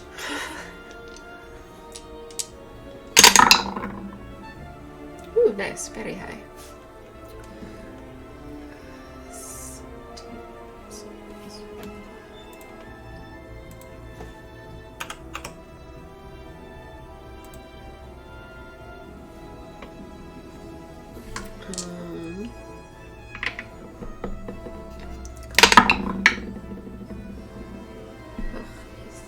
Damn, he saved. Flurry of blows. Ooh, natural 20.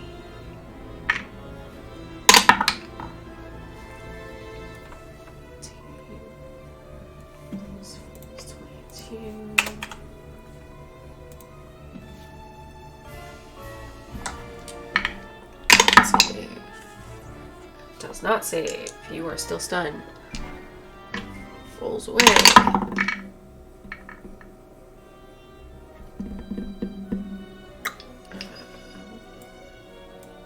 Because the guy can't take opportunity.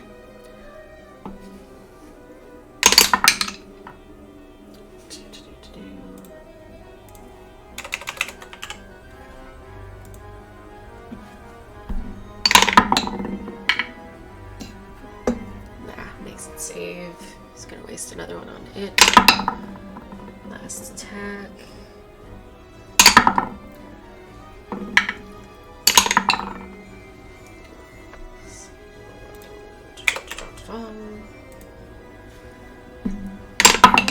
No, stop that. Please fail. Damn it. Ah, he only managed to stun one this time. It's this one.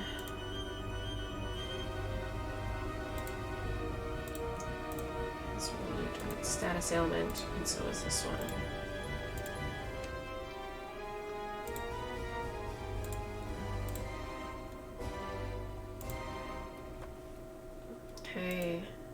And luckily, the next person to go was the frost giant, who stayed stunned. And Wilbur.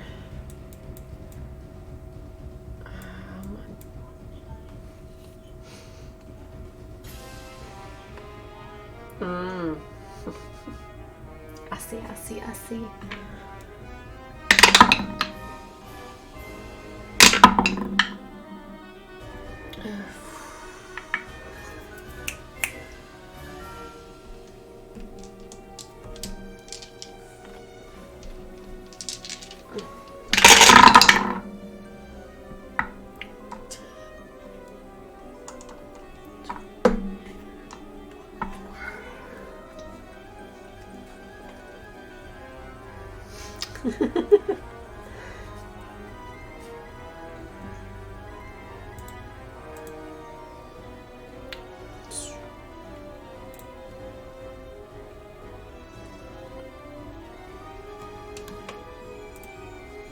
Stop moving. God damn it. Get back here.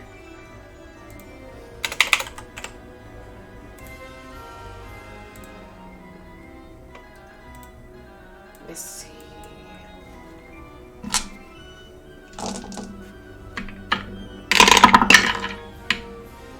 Jesus Christ. Okay, natural 20.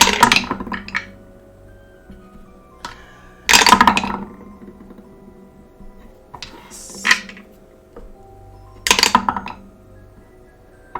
6, 12.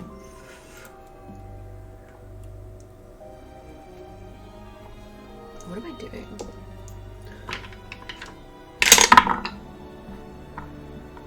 It's the same number.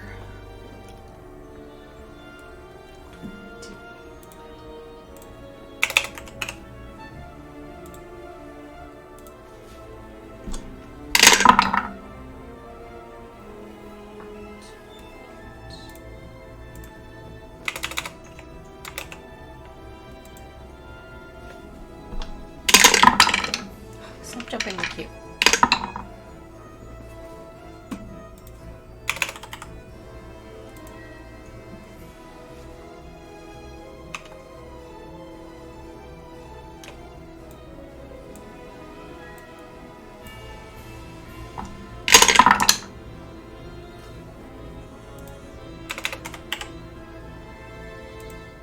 Oh, why did I take it from this form?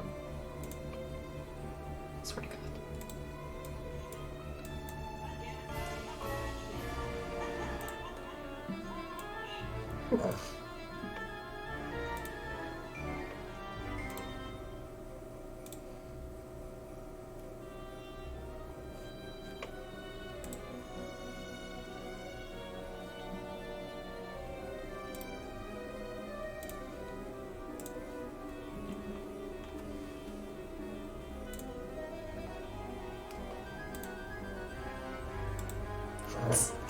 He's pretty, that's for sure.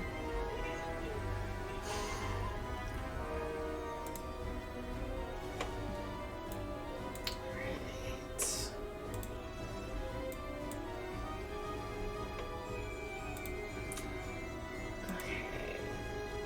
Okay, I will be right back. It is Raquel's turn. So think of what he's gonna do. Apparently we're not doing normal breaks anymore.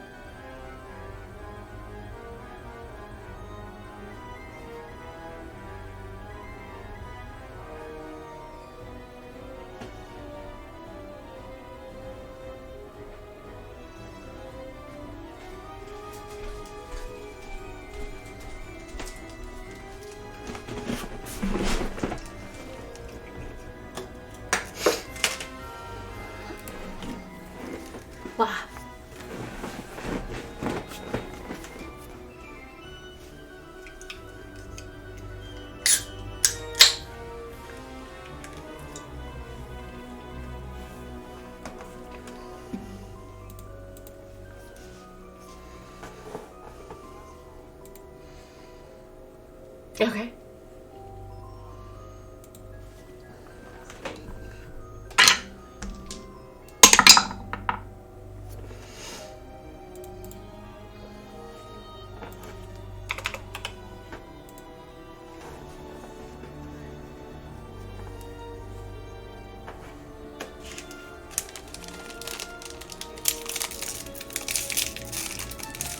Yes.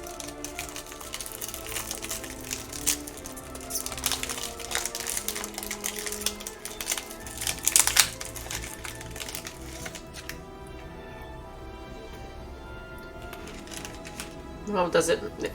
It doesn't involve any form of like. Yeah, I do because frost giants just take all the damage.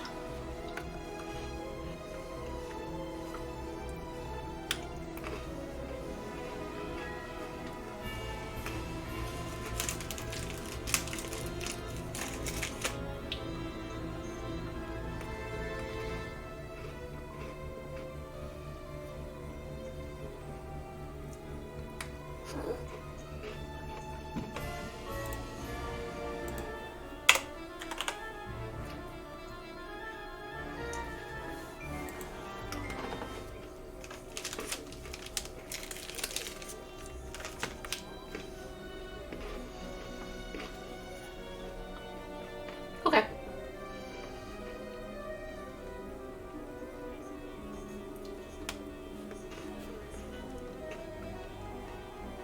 Okie dokie.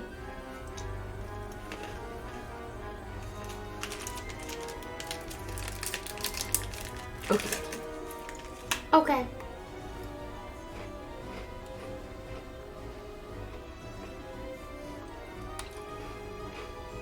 We'll at least take his turn to extinguish the flames on the poor horse. Dressali has to take her turn reloading her gun. But let's see if she has a bonus action.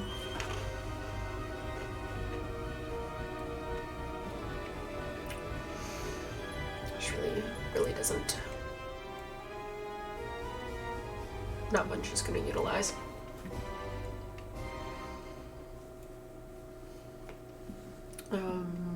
Equipment.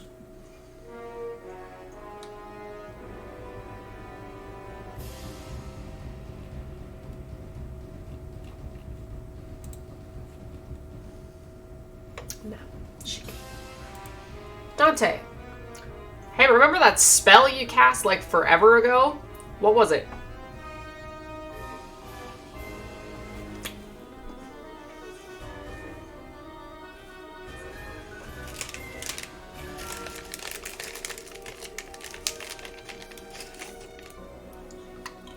Ouch.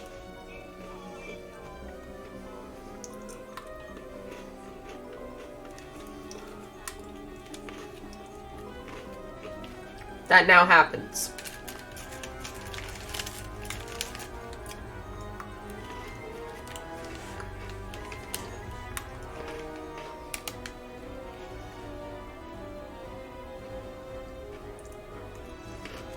Fascinating.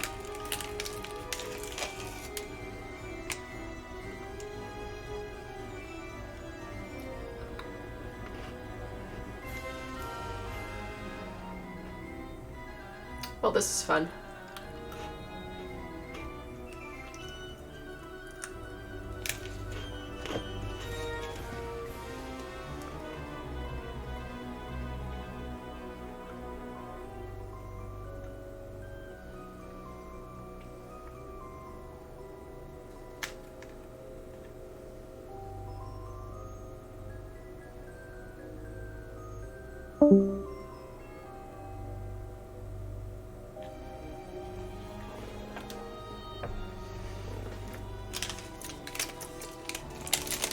Not a pocky.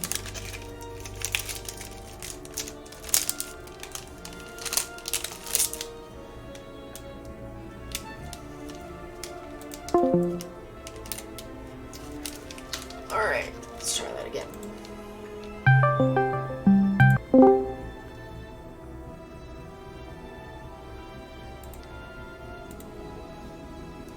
Yes, I can. For whatever reason, you dropped off the face of the earth, but you are, in fact, back.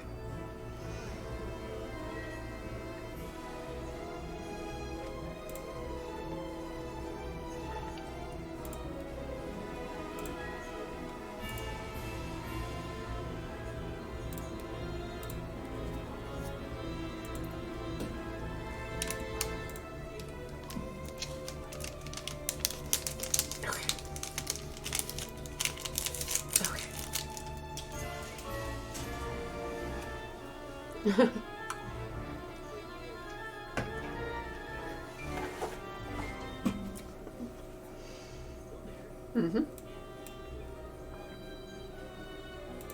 Okay.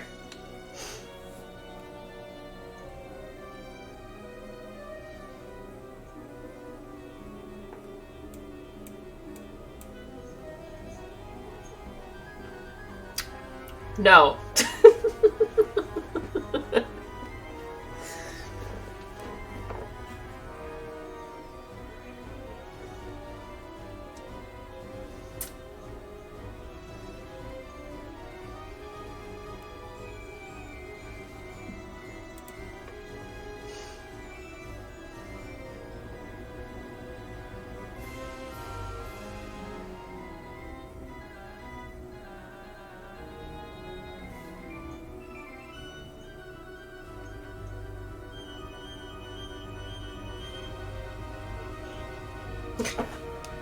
I can't answer you. I don't know.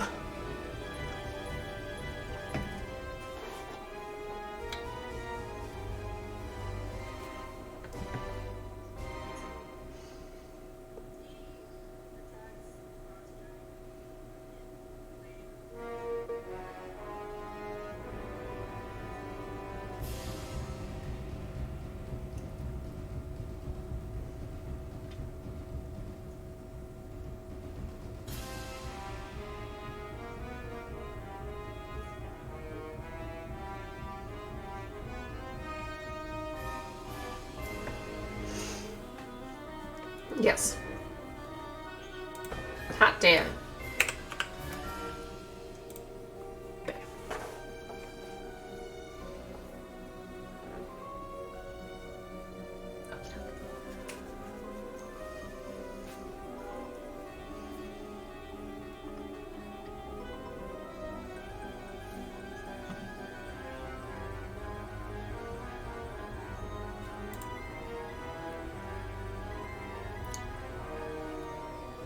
Okay. Alonzo.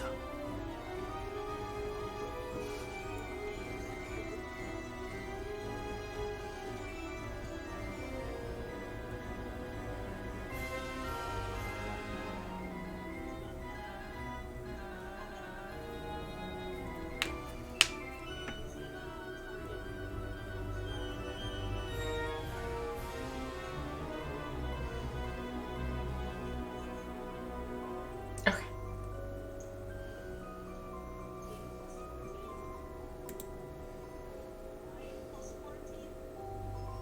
That's 23, so yes. Yeah. Yeah.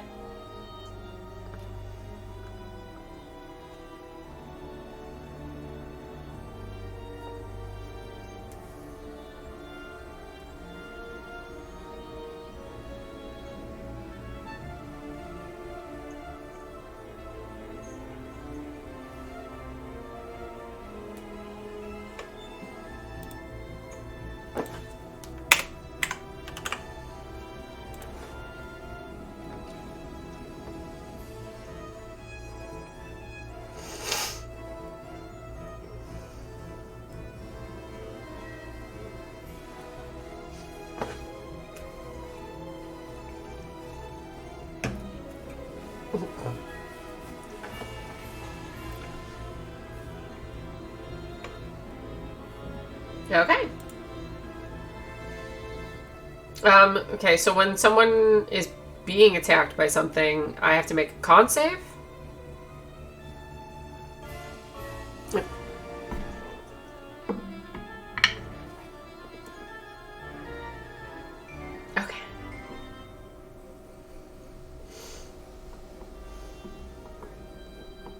Jesus.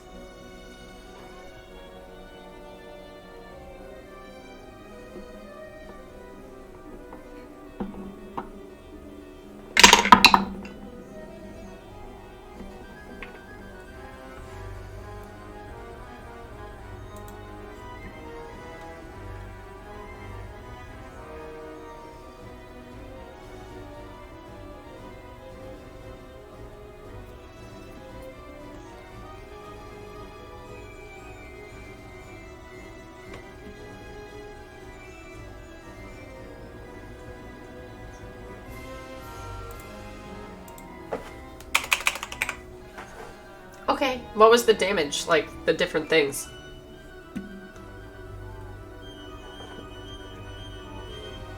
Oh, because I was wondering why you said vulnerability and it's... Okay, the necrotic. Yeah, you did.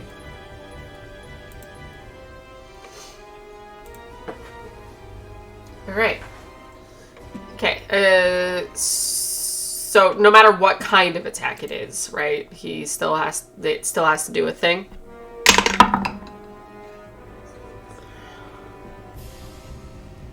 Well, I thought I had to do con save first.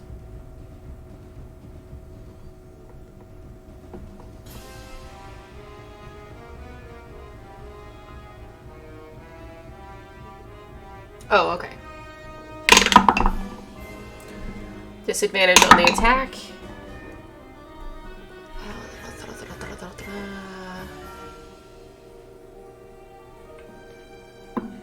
Wait, I was rolling for the save, but I'll roll these here as I had been doing. Okay, so that's the first attack. You managed to dodge a natural 20, but 27 to hit. Okay, and the con save happens on the first hit, or after everything's said and done.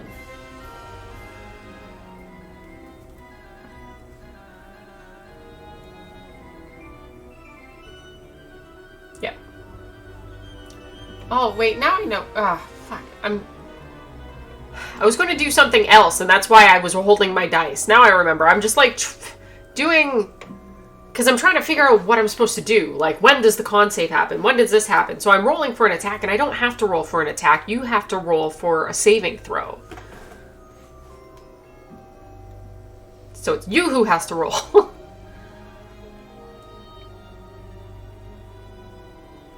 Constitution saving throw. As, like, this... Just a cone of cold just...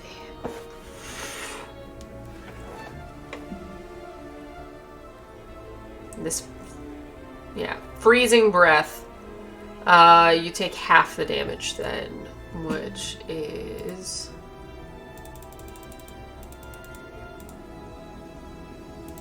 Good. It doesn't know that.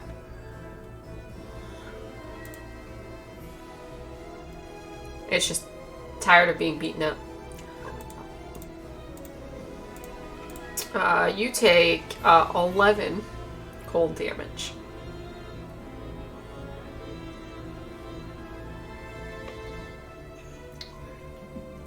Yeah, and I already did all the math. It was 42, you took 11.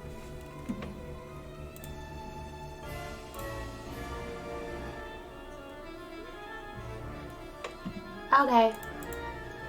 Delete.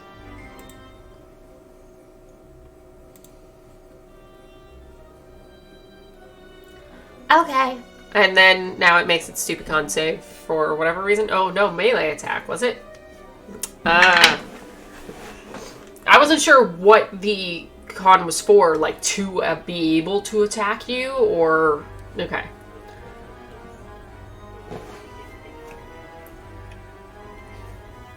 Noted. It can only do that attack so many times anyway, so it's likely going to try to hit you eventually, but you'll probably kill it by then.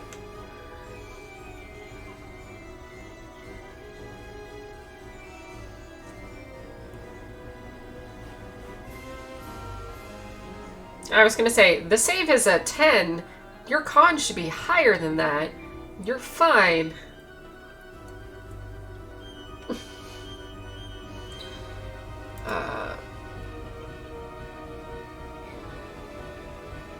Okay. Wentworth.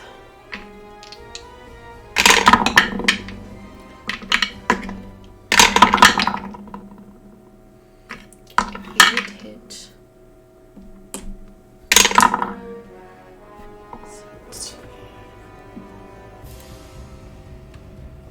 I haven't needed it yet.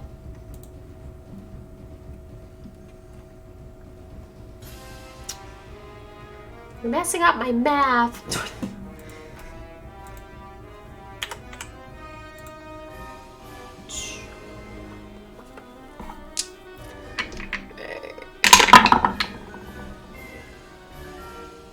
Okay, it has disadvantage on what? Okay, only. Okay.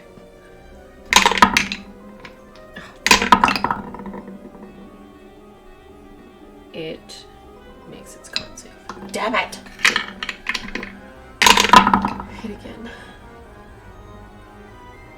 Okay, 18 to hit. Stuff.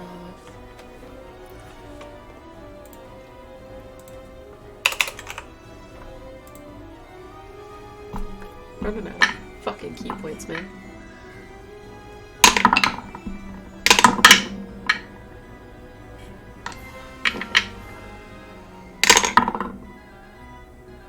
Okay, needed to use his bardic inspiration.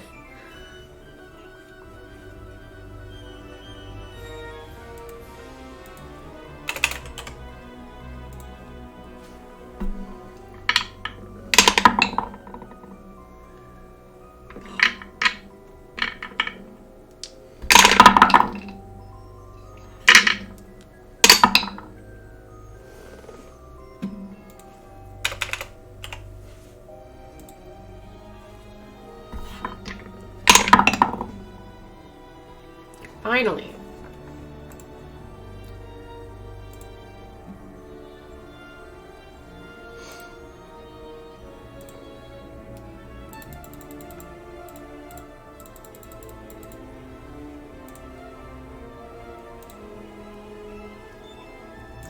Okay, so Wentworth, like, trying to get this guy, and it's avoiding, like, every single stun he throws at it except the last one, but it was his last hit, so this guy, he didn't get to move to, so he is free. And Wentworth used a lot of key points again.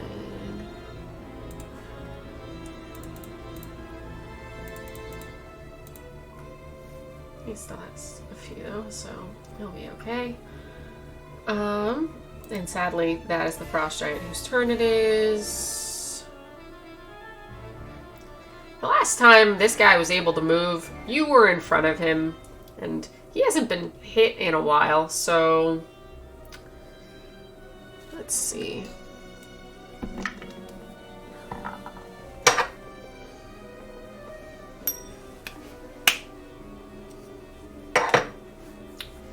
Wentworth is the closest. Ah, not on top of him, Jesus.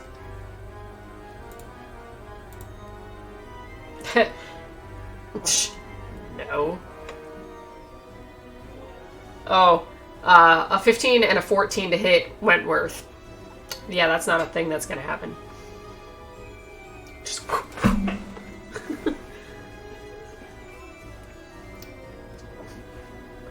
well, fine. It was a 14 to hit. It was a 14 and a 15.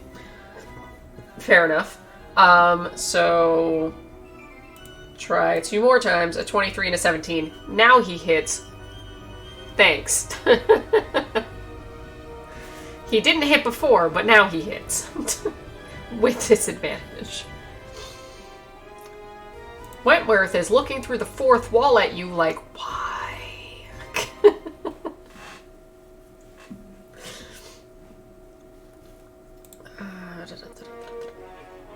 Yeah, I know.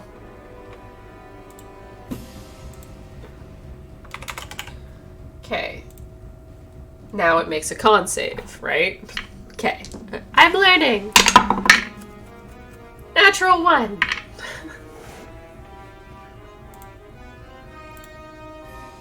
Blinded. Blinded by the light.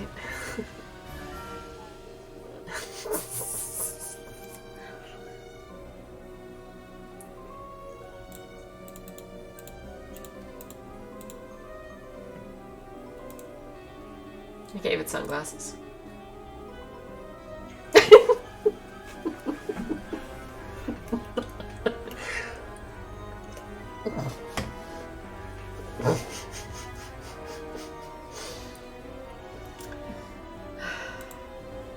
You love it.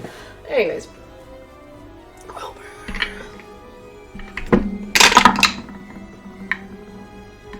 Oh. Wilbur, why?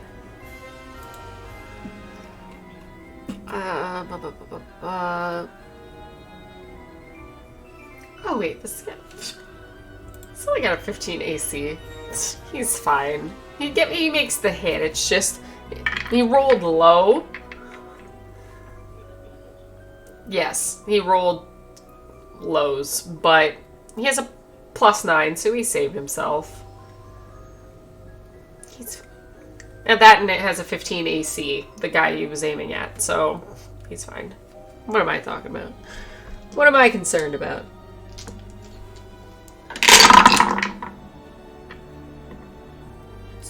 Ugh, gross.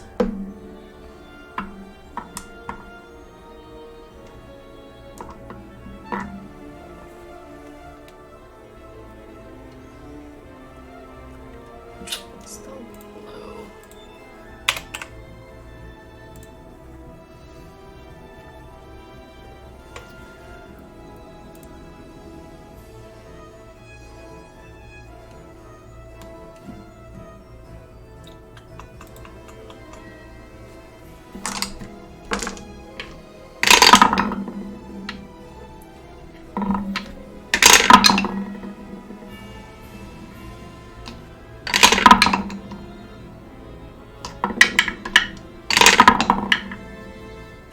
Oh. Oh, damn. Okay. Even with advantage, she misses 1 attack. God damn it. Stop it. 9. 15.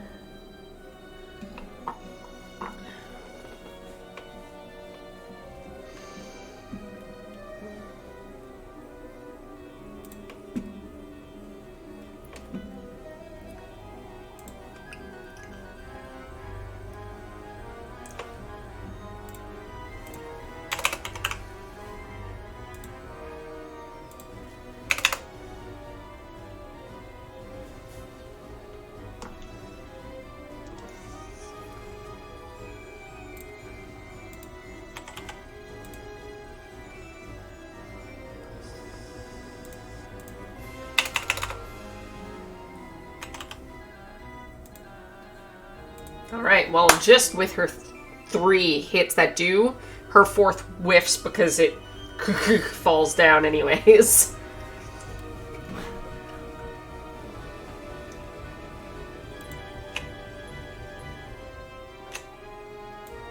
She gets about here and just, like, in a slightly deeper than normal Missy voice, just, excuse me.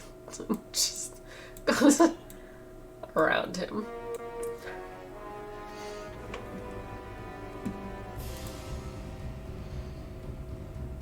Alright, that one's stunned, so I can't do shit. Raquel!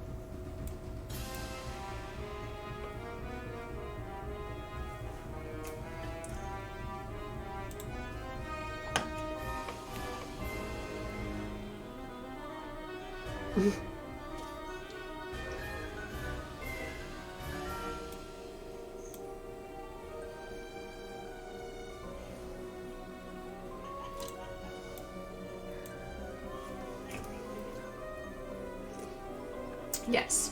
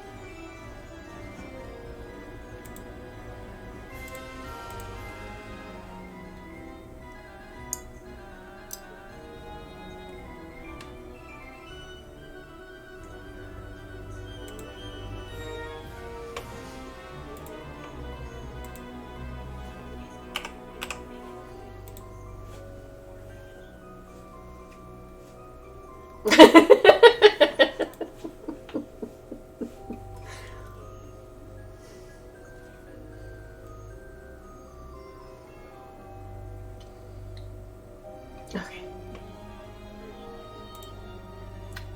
Alistair. Sure, Sully.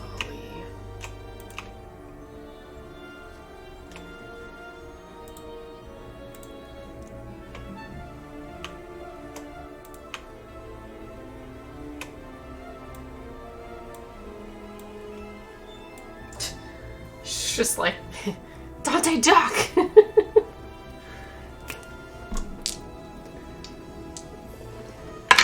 Dante, get down! Be doing us both a favor. 20.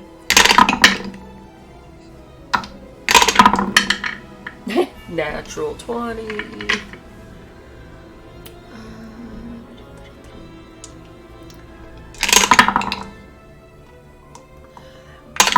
Fuck.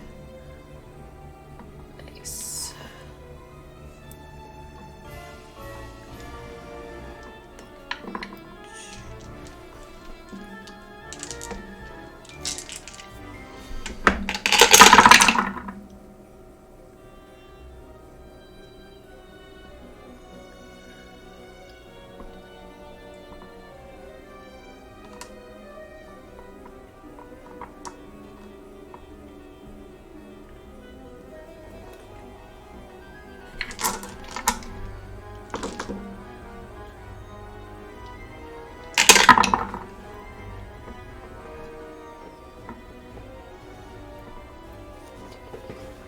It's gonna be nice.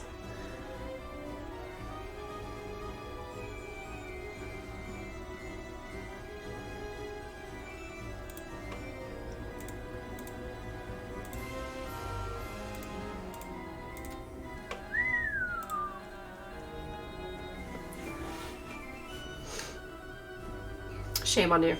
So, like, she just, like, does one of these and just, like says, get out, and just, and 114 points of damage later. 114 points of damage later.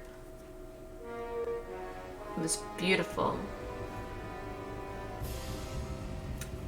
Sneak attack and 2 natural 20s.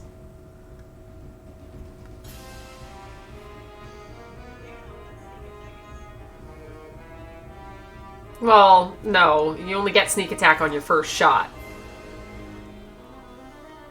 But it's still, that got the 20. And so that's doubled, but then you also have another one that was doubled, and she rolled a 9 and a 7. So no matter what, she had a 9 double and a 7 double, and then sneak attack double, and then 2 other shots. So, fuck. It is pretty. Yes.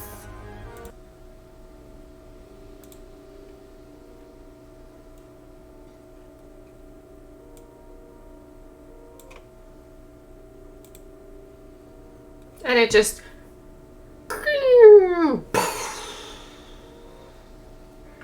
And the snow and ice settles, and there is silence once more.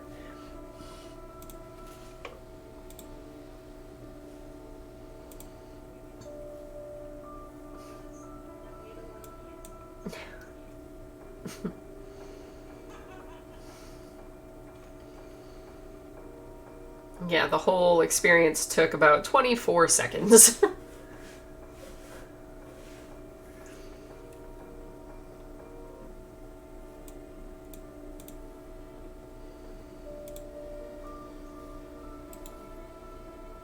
Well,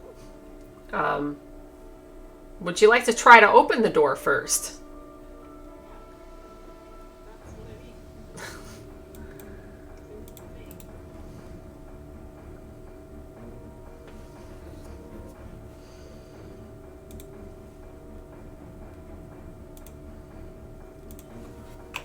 Strength check.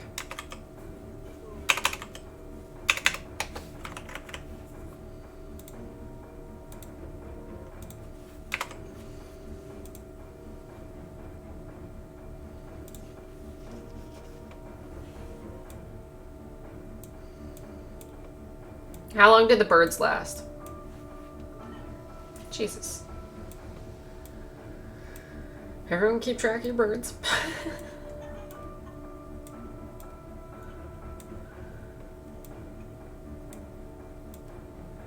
And then there's just a horse.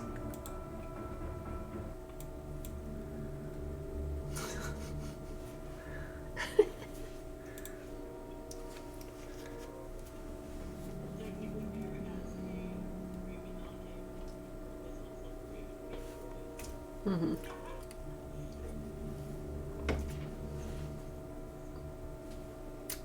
I won't make you move her every time unless you want her here. Didn't think so. Yeah. Just nuzzling.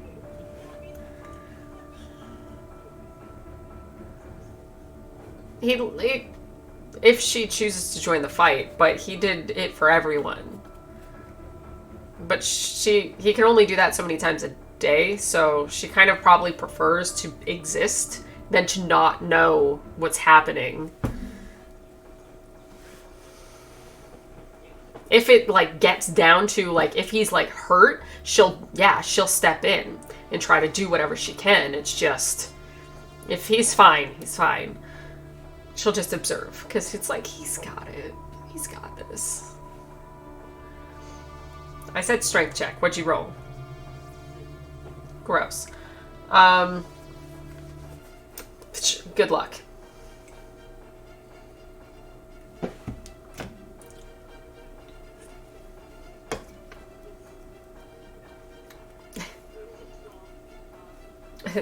Your lucky cat has failed you.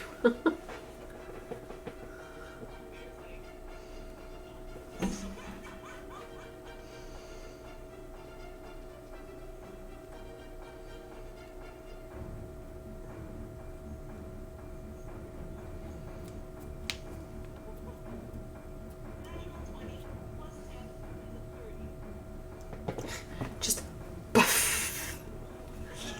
Like, I'm not trying to be quiet. He heard us. Come on.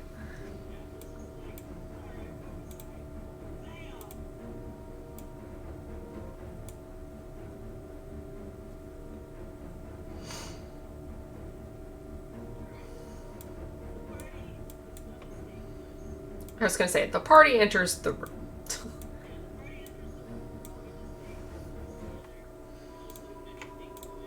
Yeah, one sec.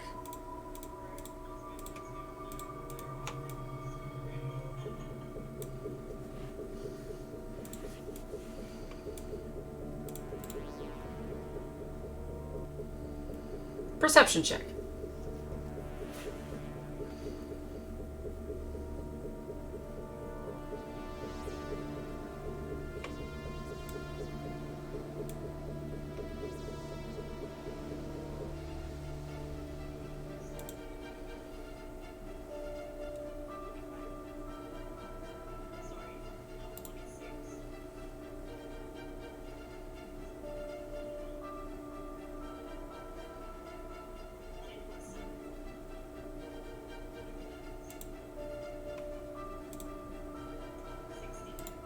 Alright.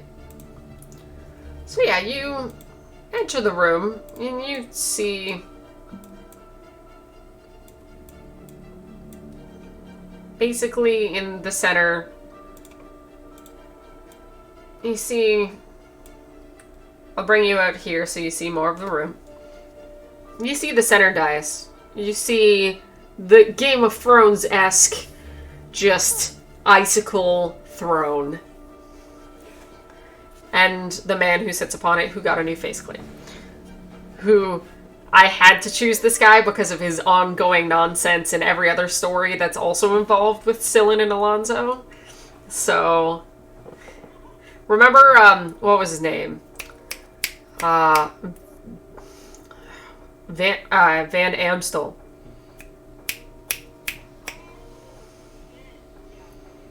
Yeah.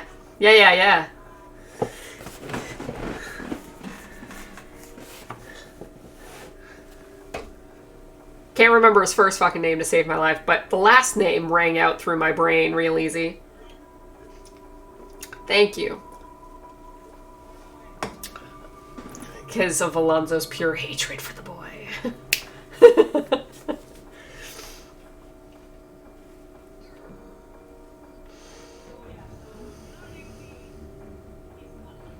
Yeah, no, I brought you so you can see. I know you're still back there, but you basically come around through and you see him just doing the thing he was doing when you saw him in your fucked up fairy dream thing you had in the cellar. He's just, lounged and waiting.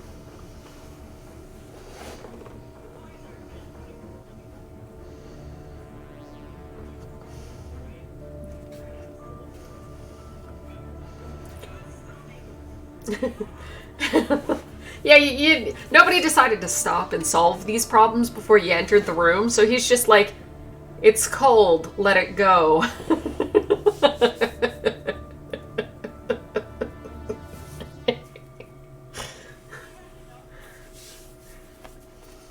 Yeah.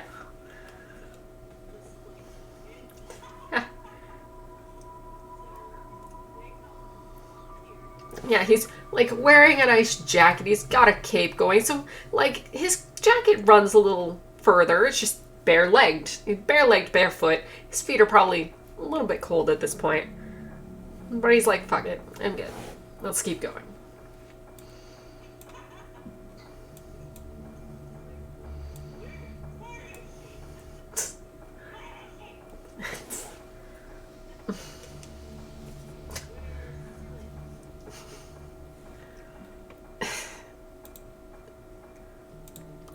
So demanding. You barge into my home and start demanding things after killing all of my guard.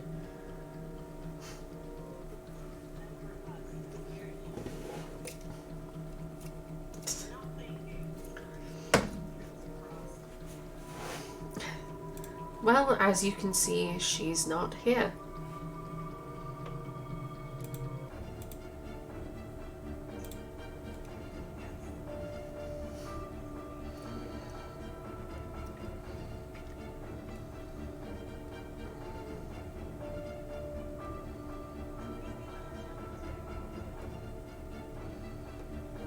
In the face.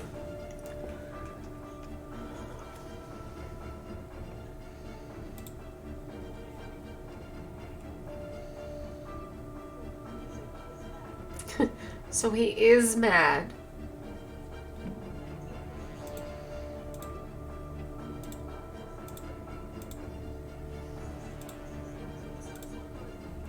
Hi, I need actual numbers because now you're against someone who's not just a random dude. So.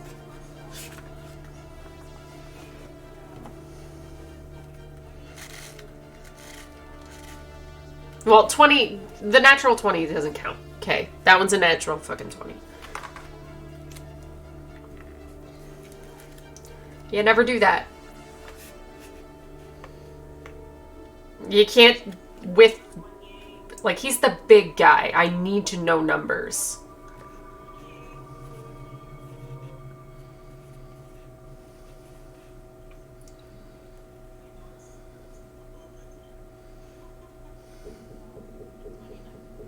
Okay, as long as it, is above a certain number. Yeah, I didn't know what that number was yet because I was still looking up his shit.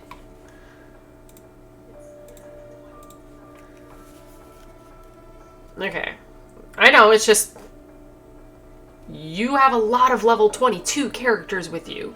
This guy isn't gonna be that easy. So, I need to know. I now know. Okay, with your eldritch nonsense, what is all of your eldritch nonsense? Do you have anything that empowers your eldritch blast? Do you have anything that lengthens it? Do you have anything that strengthens it by any means?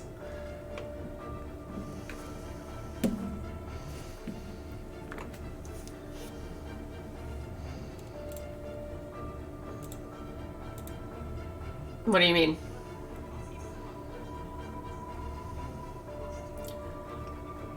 No, I mean like Eldritch invocations, anything that gives into giving your Eldritch Blast extra might. Okay, what does that do?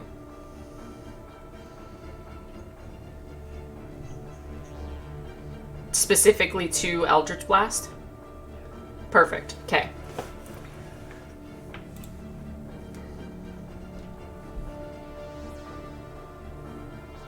How much? And that's the whole...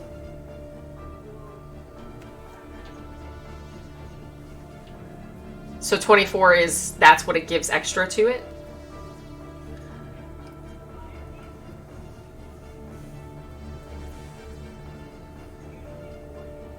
Okay. I mean the agonizing blast. So you said it... That's the total. Okay. Noted, noted, noted. Things I need to know. Alright, for this sake of knowing how much power he was putting behind it, roll all the dice.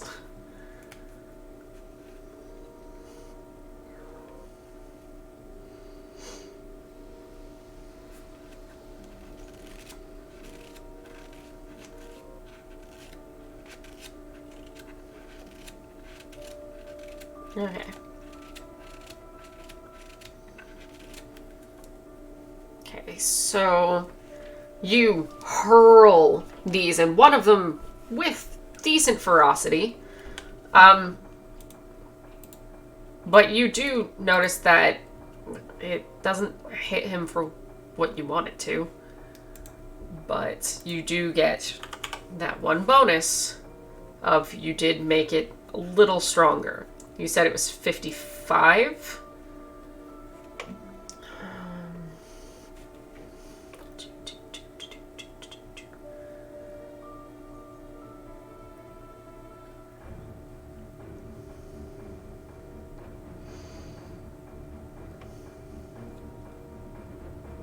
Yeah, so you can see that he kind of like dusts off like just straightens his nonsense out again because it was force damage that just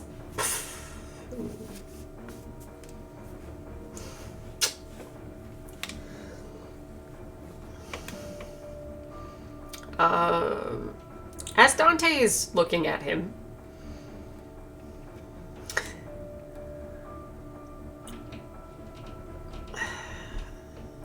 roll an intelligence saving throw.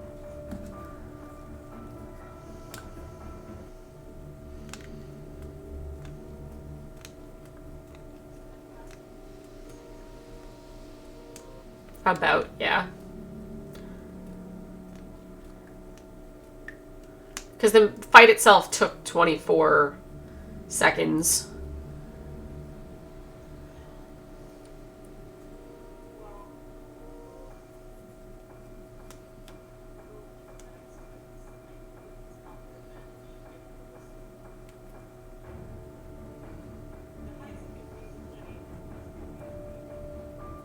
Oh.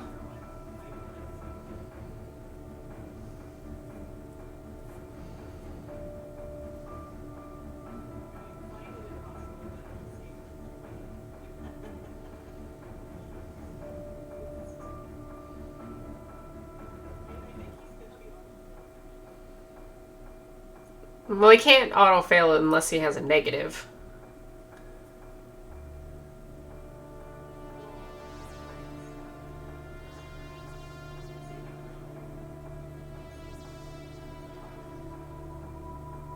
I'm confused as to what number you're using. What number are you using?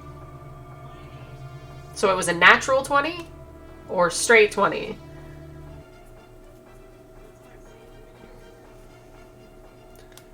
Oh, okay. Yes, yes, you do. Well, I don't know what his plus is, and I wasn't paying attention to you saying it's only a +1.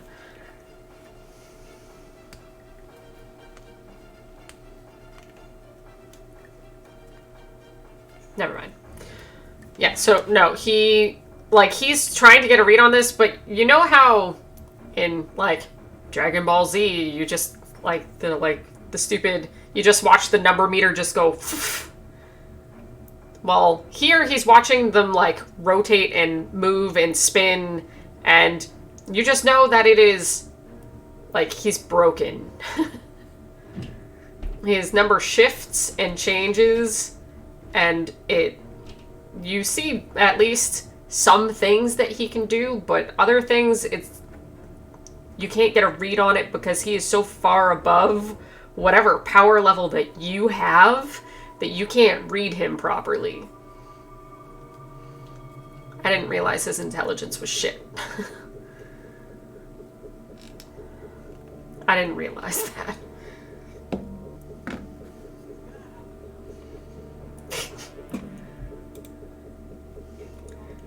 It explains his situation.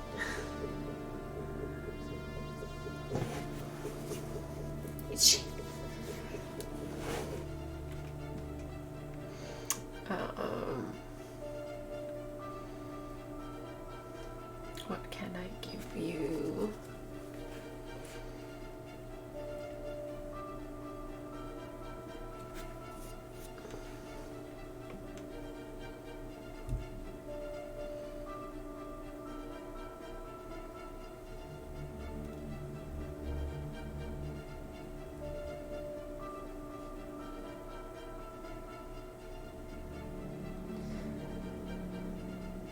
Yeah, so he does know the thing that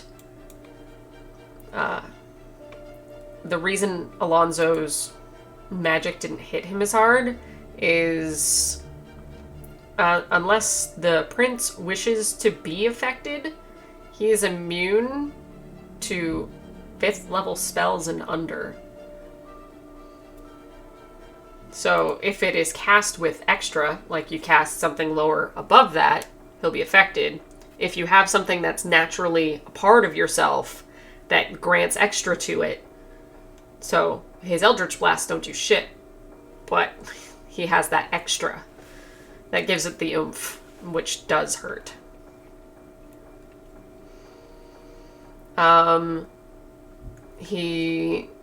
His health meter basically goes off and you're like, what even?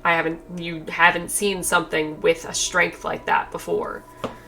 Not so far anyways.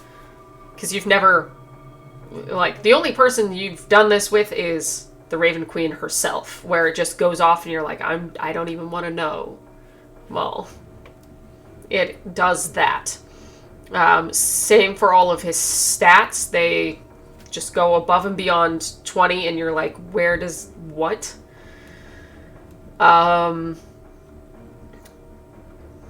You know he has resistances, you know he has immunities, and you have that general idea. It's likely cold. He's also, at least in your own mind, you know the general stats for most Fae. That they have immunities to usually charmed. The higher up ones have true sight, really high perception, have the ability to speak most languages, and have telepathy. You at least have a sense that this guy has an absolute control over winter, and it is devastating. He is the ice and storm. He is like the ultimate cloud of just winter destruction. And you don't really need eyes to see that. Like, you know that this guy and the Raven Queen are on par. Or close to it.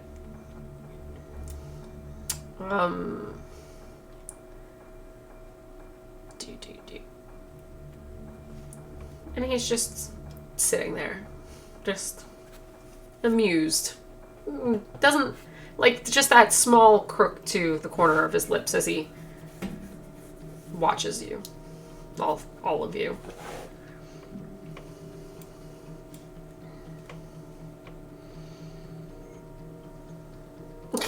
Why are you like this?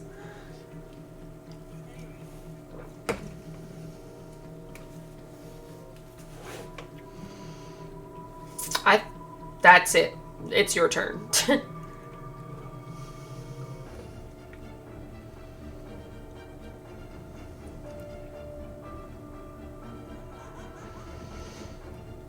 Because he, like, I had to, like, Dante can see this, so I'm like, well, this is what you can see. But other than that, like, he's just, like, amused that he's being demanded to give Scylla up. It's like, she, as you can see, she is not here.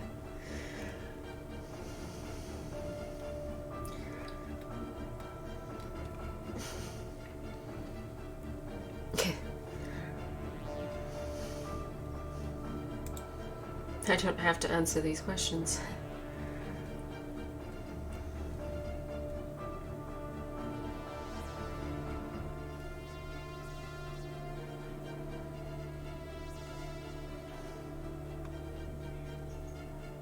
Yeah.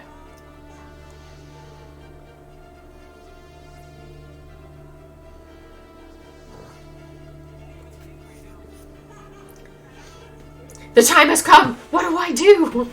No idea.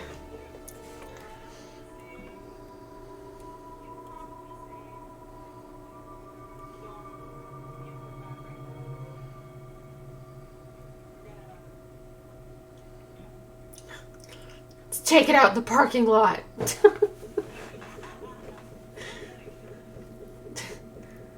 And he just...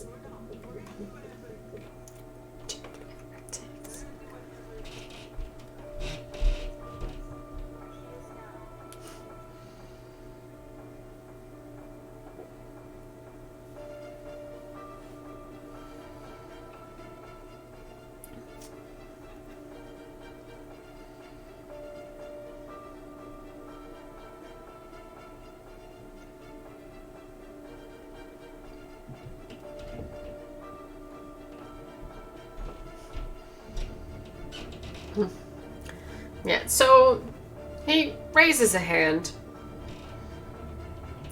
and just a small wave.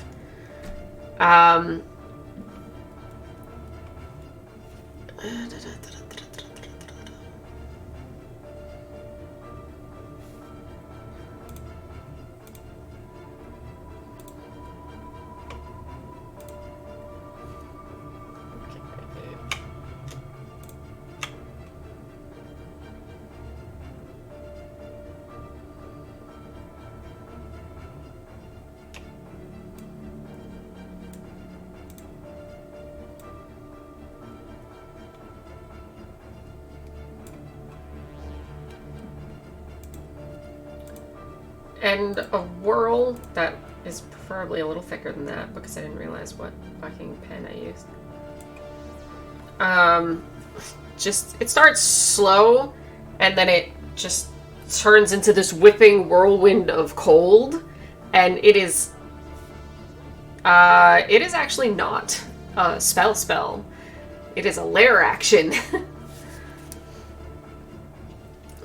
And it just fills the area with just a bone-chilling cold.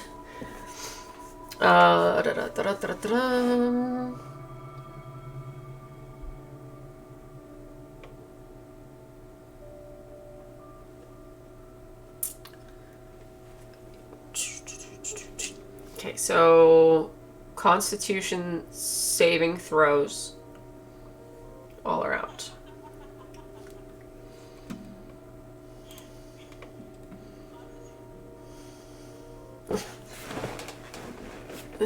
Alright, fine. It's fine.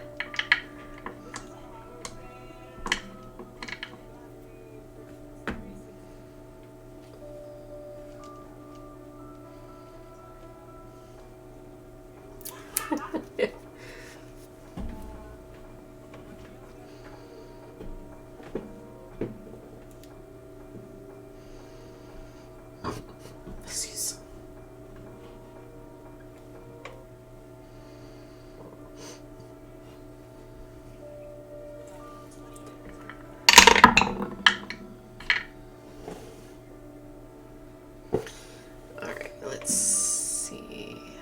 Wilbur.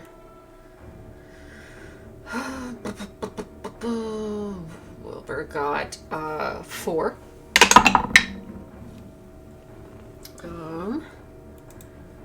Jarsali, my girl, got a 20.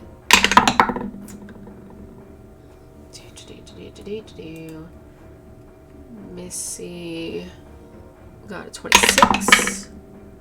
Oh, Wentworth got a natural 1 because he's a reptile and it's cold.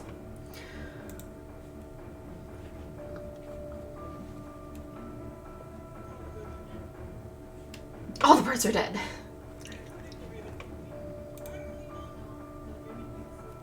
Yep, so she's safe.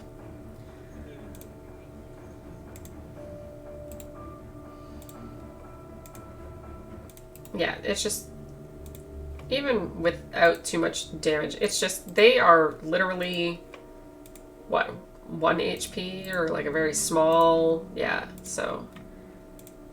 It's just, frankly, it's just so cold, even without damage. They're just like, eh.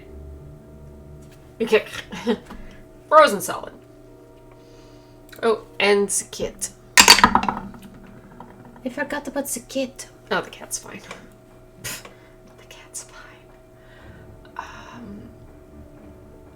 So, where did I put it?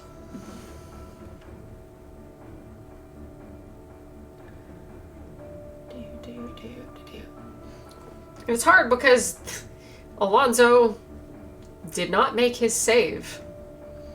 So he feels just that rigid cold seep into his bones. And you are currently paralyzed.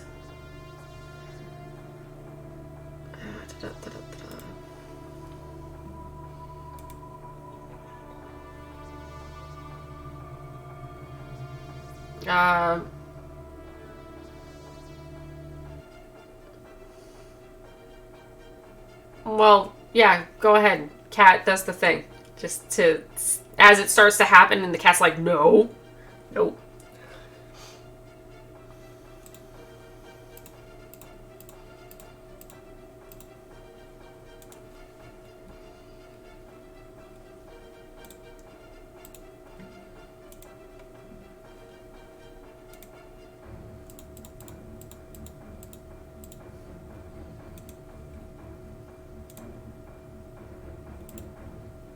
Indeed.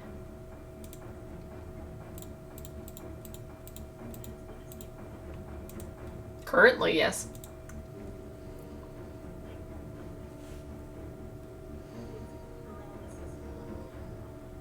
Yeah, it's currently it's paralysis.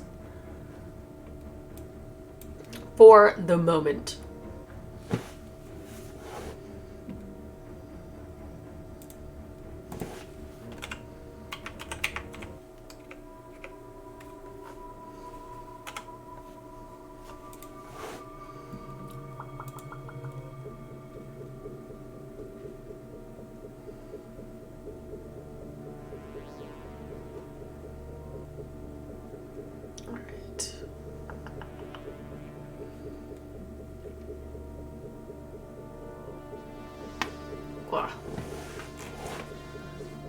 Alright.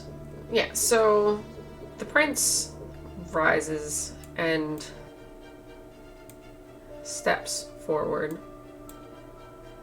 Just nonchalantly, like hands in pockets, just like moseys forward now that he knows you're trapped. This area is still whipping with wind, but you can see him approaching regardless, and so can everyone else.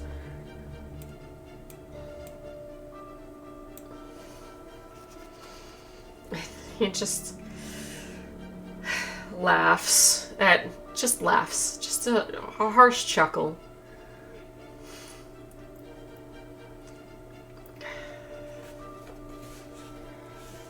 You can't save her. She's here. Somewhere. But by the time you reach her, As if she still wanted you anyways. She won't by then. She'll remember. She'll remember me.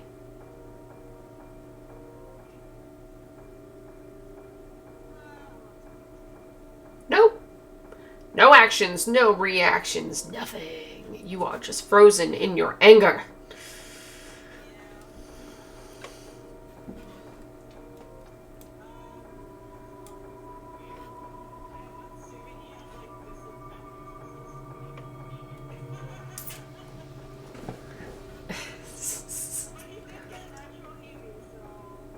Yeah, he's holding out like he's fine. He's dealt with cold before. He's dealt with nudity plenty of times. I've been in more embarrassing situations. It's fine.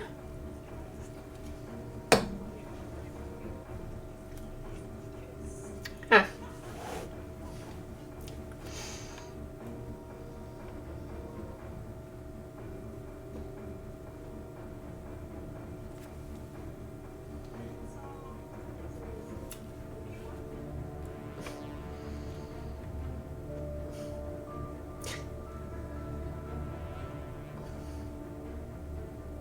And his eyes move to...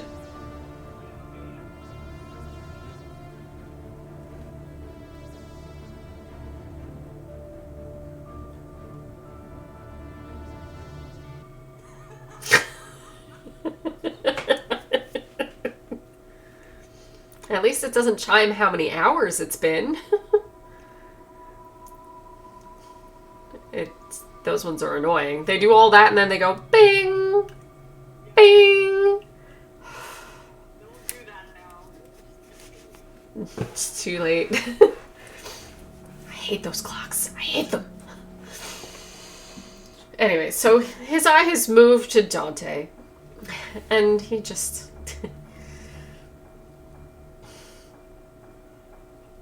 Yeah, but he still knows who this is. Like, you see the recognition, and just...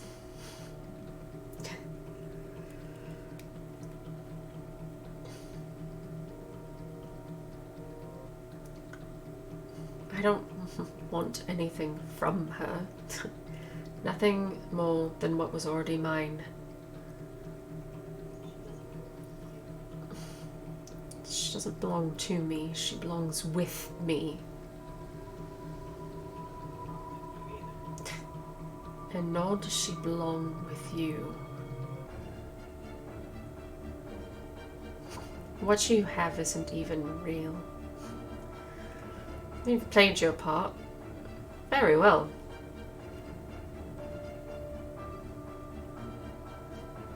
But you won't get anything out of this. So just turn around and go back to your queen.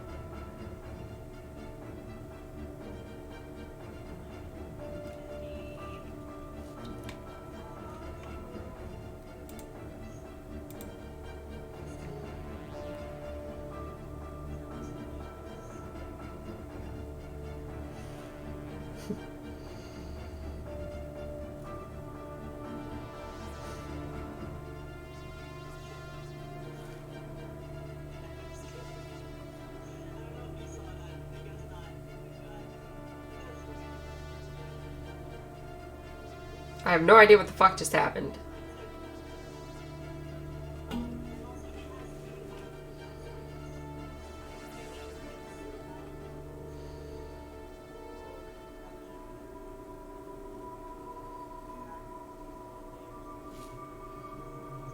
Yeah, because he has a 10-foot distance reach because it's a scythe, right? So...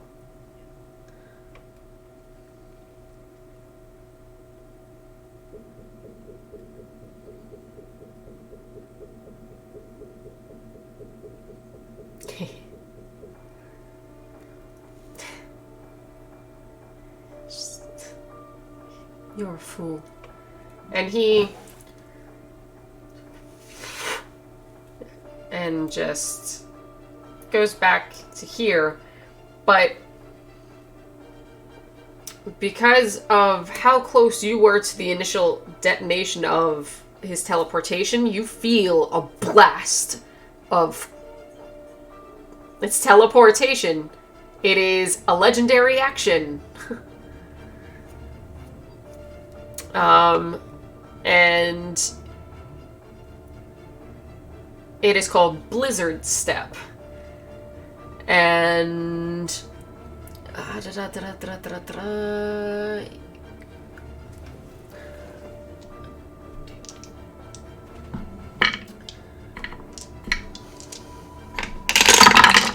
Hey, stop that.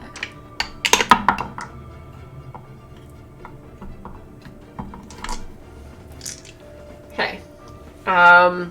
You have a resistance to cold. Okay. Because of this circle, you actually have a vulnerability to cold. So the two will meet in the middle and you will just take the cold damage. That is 19.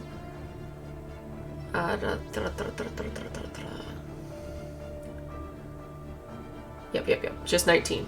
Okay.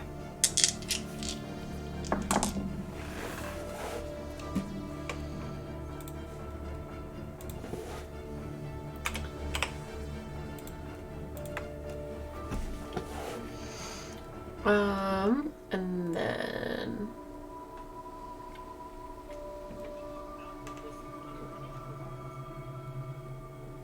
nobody's tried yet, but, also...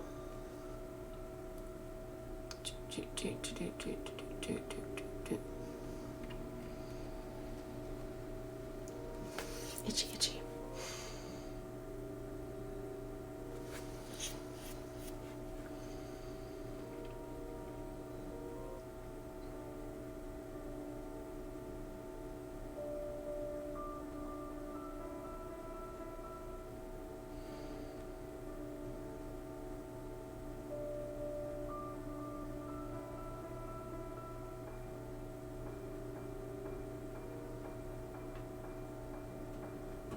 Okay, you also realize that when you were really close to the prince, he himself radiates really deep cold, but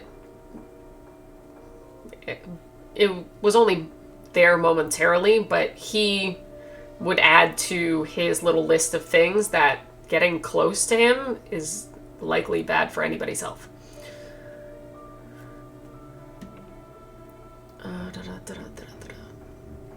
But I need the group to do wisdom saving throws.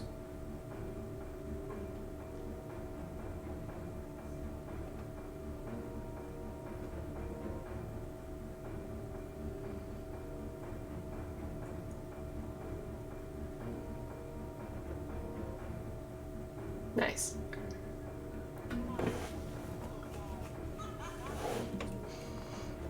Ouch.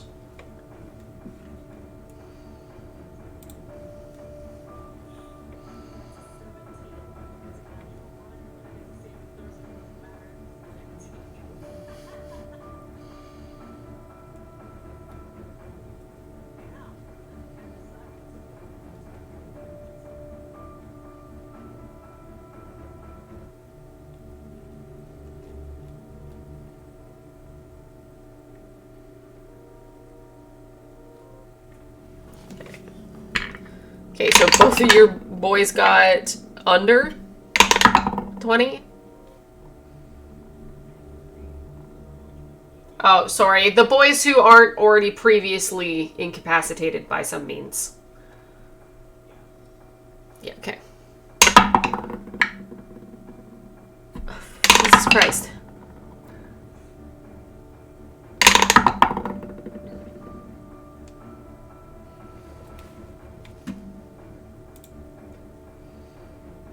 Didn't think so. Didn't think so. Didn't think so. Yeah, no. Your wisest one is the turtle, and he rolled a 5. Everyone else has like a 0 or a 1. And they did not roll well.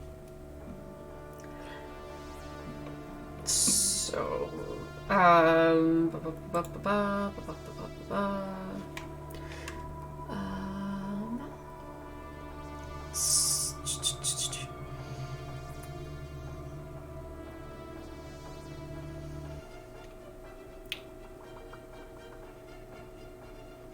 All your people have like decent perception, so I'm not even gonna ask you to roll perception. Because you guys are all good with things within your general range of sight. You bitches. Fuck you and all your wisdom. All of your characters have all the wisdom. No one else has any. Oh, okay, fine. Well, between the two of the other two, you carry all the wisdom for the group.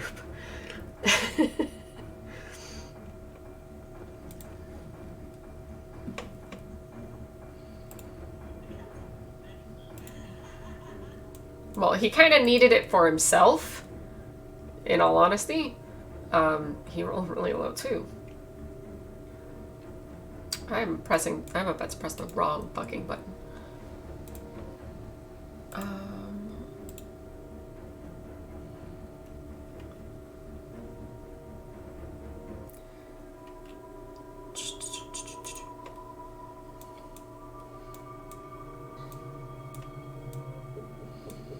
So,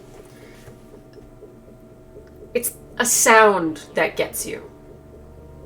You hear it, and for at least two of your guys, the sound is almost familiar. Like, it is beautiful and just one of the more beautiful voices you've ever heard, and very close to Cylin, but not hers. Like, both of them almost go, but then something in the pitch just catches you, like, okay, I thought it was her, but it's not.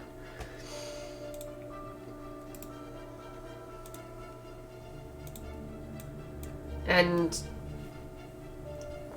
almost like specters, these women appear at the base of the dais.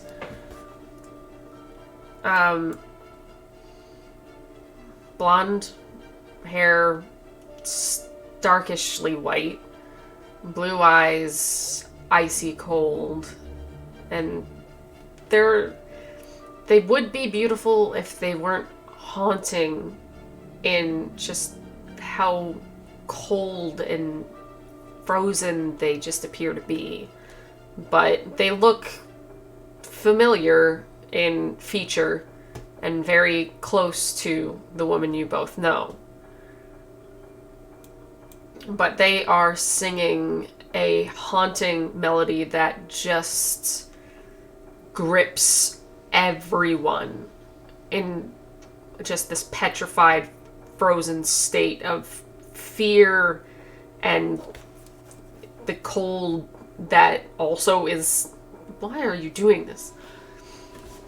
The cold they also control just slips into your ears and into your mind and just takes hold of you. And Alonzo at least doesn't succumb to that, but he is the only one who doesn't just fall. Even those who are paralyzed, they, like, something in them, the one controls the other, and they just succumb to that, and their bodies just fall into some form of unconscious state.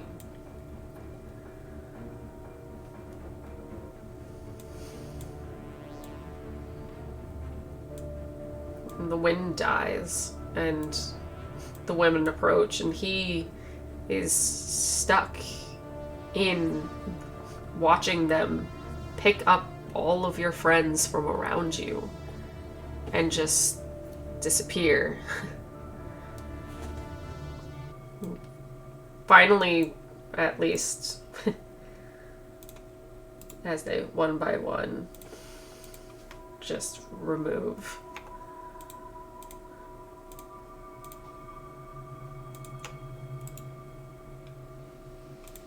as I try to do this in group without making you disappear. The last one comes for you.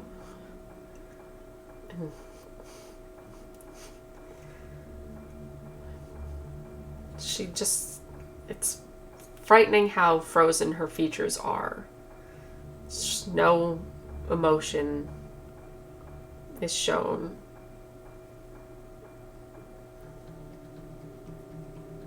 But there's a hesitance that as she approaches you that you almost feel like it's a familiarity, like she recognizes you.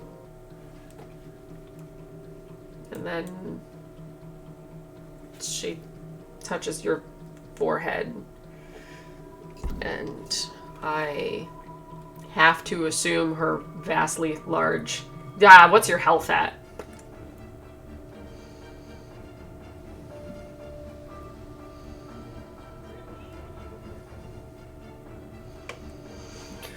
Which one is this?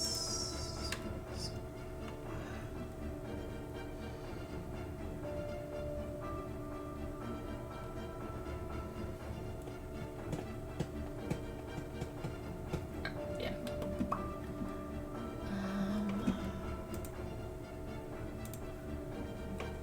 What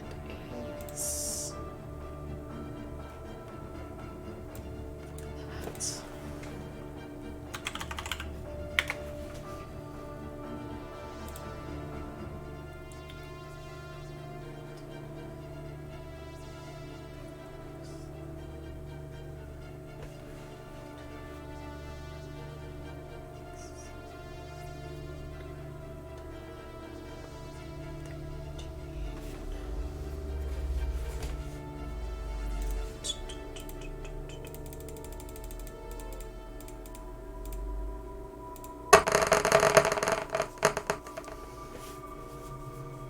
Okay. Well, at very least she tried her best, but effectively she can't do that if she wanted to. Trying to put you to sleep. You feel her... You feel the struggle and the weight of it, but unless you, like, let it happen, then, yeah, you will remain awake for this. And I assume you don't struggle, so she just shakes her head at you. You're stronger than she thought.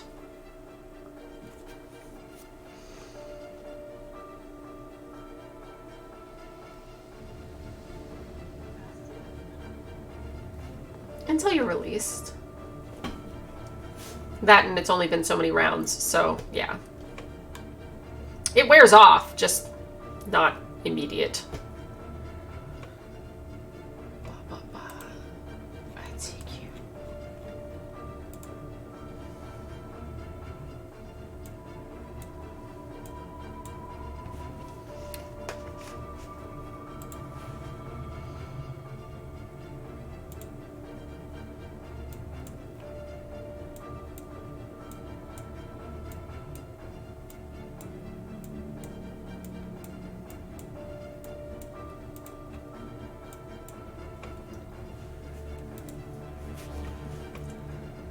So you are delivered to somewhere you don't recognize.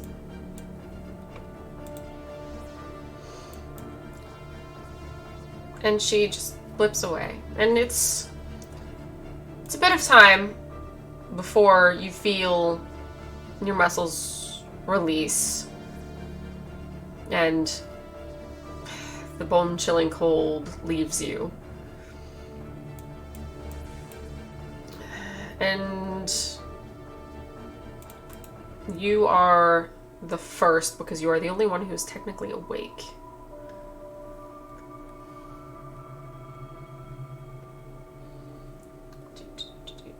As I try to release your stupid status icon. Go away. There we go.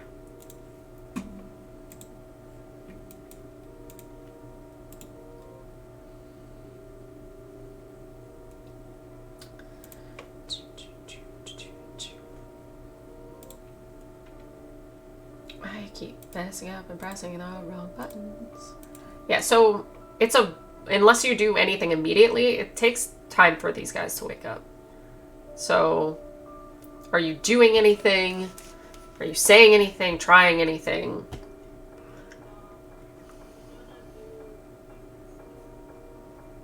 Okay. Fair enough.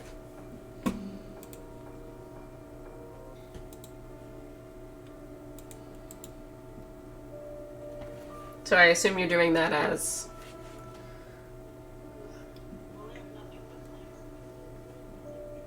Yes.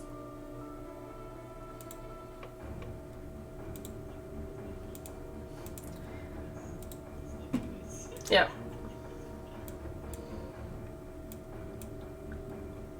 Yep, so... Intelligence saving throw.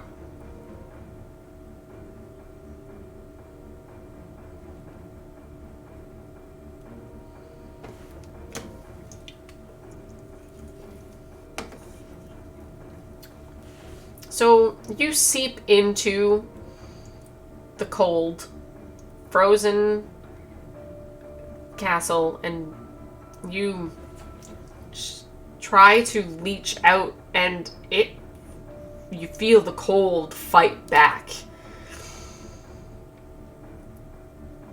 Brain freeze. And it hurts like a motherfucker.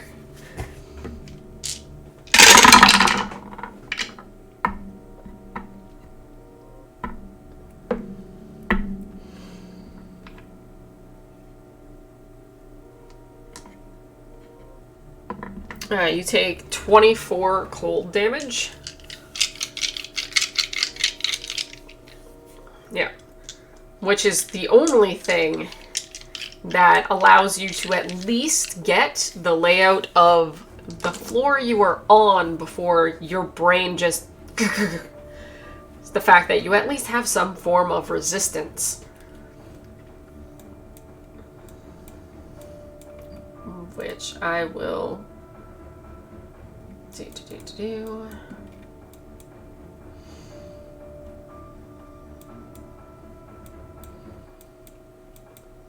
Release the dynamic lighting. So he does not know what's alive in here because as he's kind of noticed with all of the creatures he's met so far, they're just as cold as the layout around them.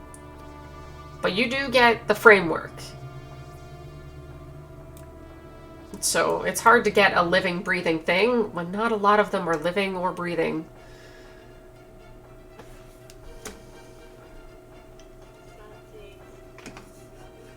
Yes.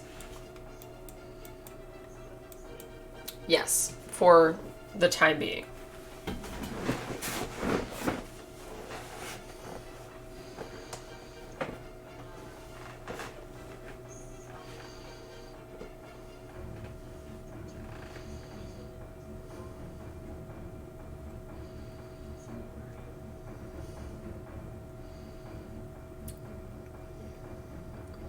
And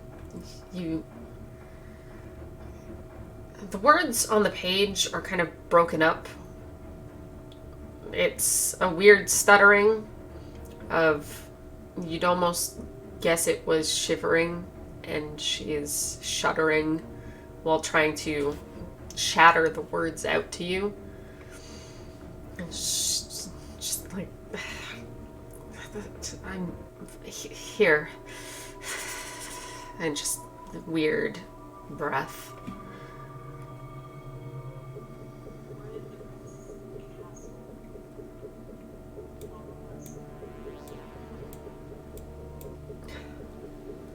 I don't know where I am. I don't know how big this place is. I haven't left the room I am in. Please find me.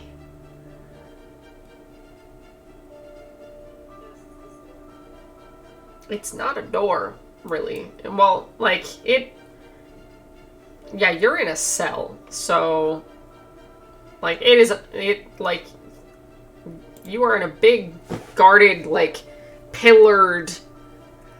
You can tell you are in some form of dungeon.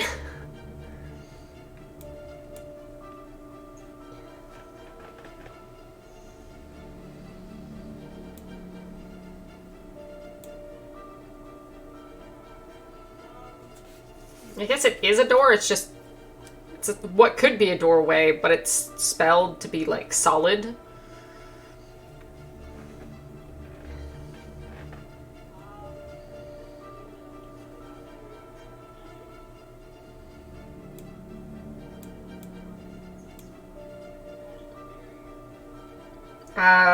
Investigation check. Or Arcana check.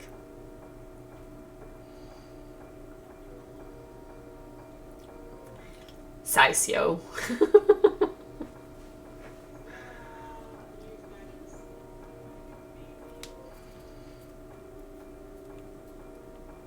Like, I would, like, retrograde that guidance on the last one. You can't just keep doing the same thing at the same wall with the same character and hope for a change.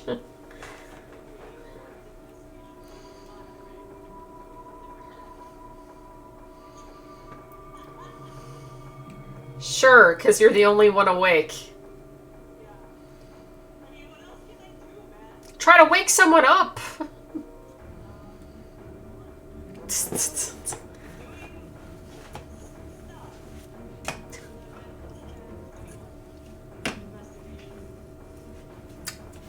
Oh, so the first one was Arcana? Like, it's a wall. Now you're like, it's really a wall. Well, no, it, like, you, with investigation, like, yeah, you see how they do it, it's just you don't have the current means to do it unless you have some kind of ice spell specific.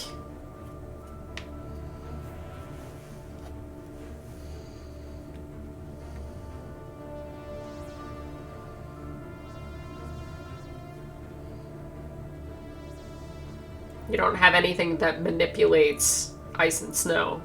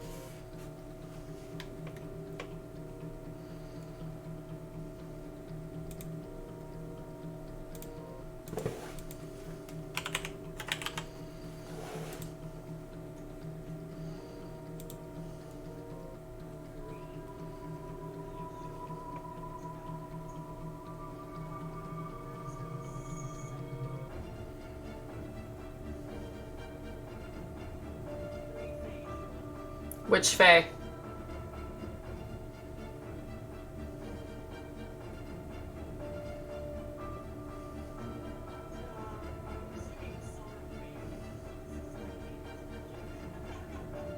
Okay, no, but you need to pick a Fae. You need to pick a beast, basically. Like, not a beast, but a literal Fae from a list of Fae. I need to know what it is that he is getting. Well, what, No, that's why I'm asking, which, challenge rating are they allowed to be? Flock of familiars, so what familiars? What level can they be?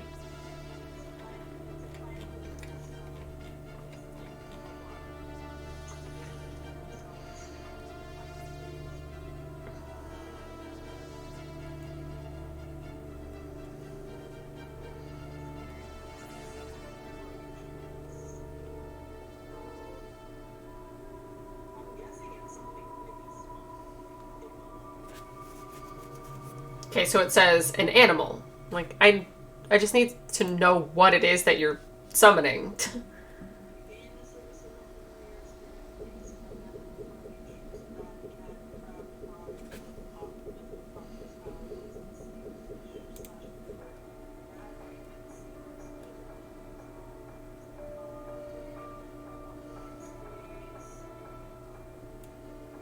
It is a celestial favor being your choice since the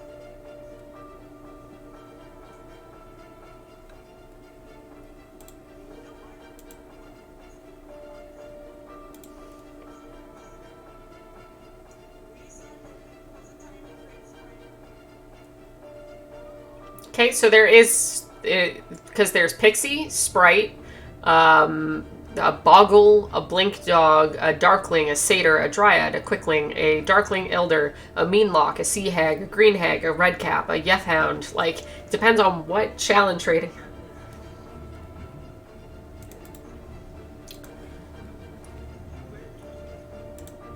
Okay, John is like the best place for this lovely list of monsters. I accidentally added another slash in there. Ignore that one. And then you click type at the top and it'll go by what type it is. Aberration, Beast, Celestial, Construct, Dragon, Elemental, and then you have a list of Fae. And each Fae, depending on which Fae you choose, do different things. So that's why I'm saying it says Beast, but you said also at the end of that it can be a Fae. So because you have options.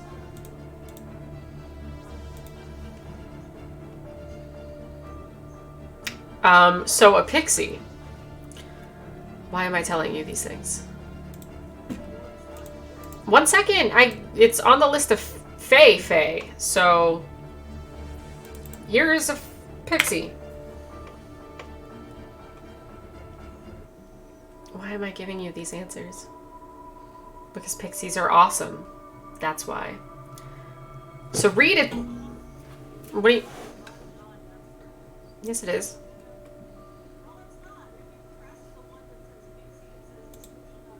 Yeah, I know. So I sent you the D&D Beyond page.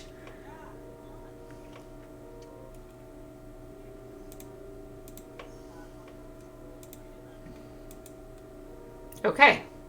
Now read what their 1-a-day spells are. Yeah, it's beautiful, isn't it? This is why I was like, well, what are you bringing out? Like, do you have a list of things? Do you know what you're doing? No, if you're summoning things, you need to know what your options are. That's not what I wanted to press.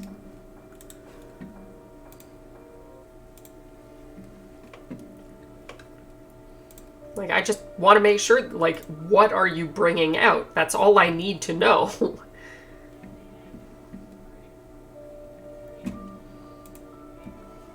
Okay.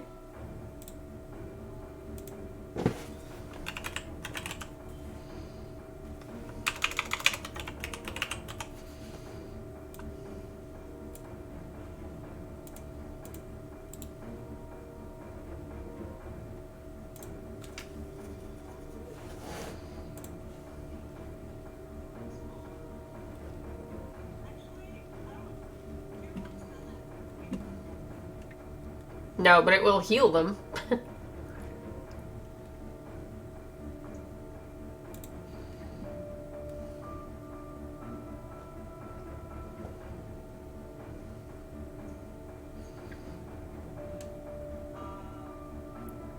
That and they don't have cure wounds. Oh, okay.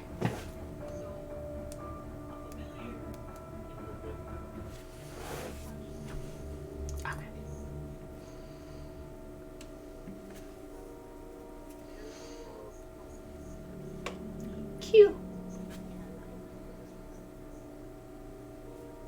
Fair.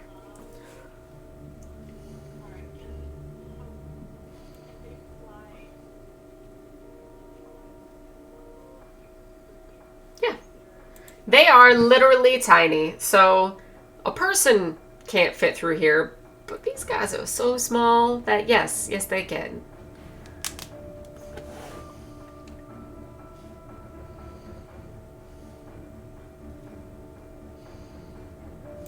Each of them, from his magic,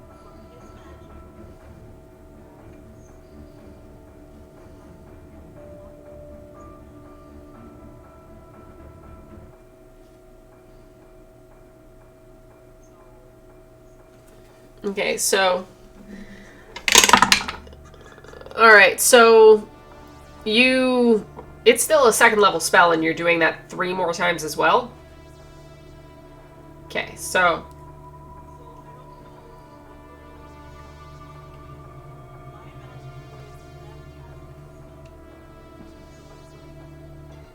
It's still your well of magic.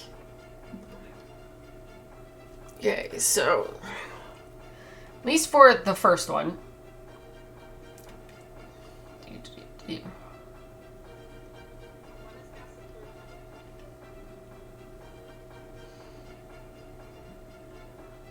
Okay. The caster has... you are now reduced in size, so you are now considered a small creature.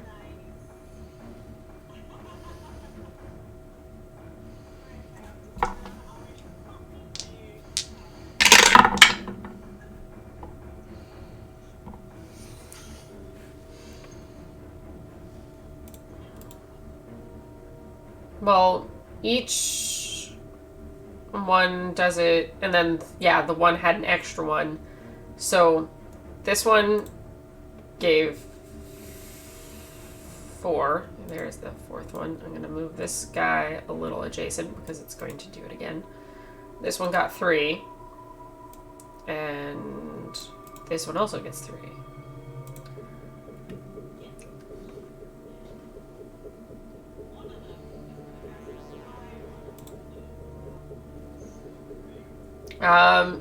You're small, not tiny, so it's still a bit of a squeeze.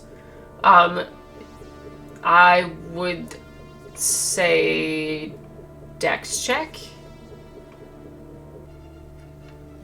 to see if you can, like, wiggle your way through there. Sounds good. Okay, but also... Yeah, so... You also gain X-ray vision for 1d6 rounds. So it'll be... For the moment you have it, but it'll be gone before you even leave this room. Well, let's see how many d6 rounds. 2. So for a whole 12 seconds, you have X-ray vision.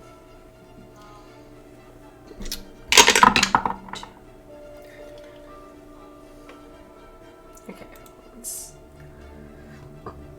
For a creepy second, you can see into the cat's body.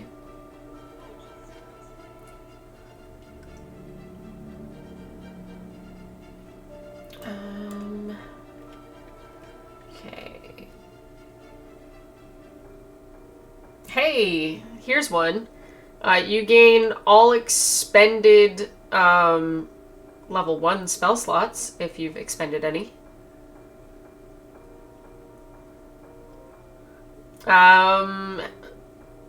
There are supposed to be 4 of those. So, the equivalent of your lowest 4 spells. Like, so, basically. Just so it's not a complete waste. And then you get one more. I like how these have been generally positive for you. Yeah, no. Do.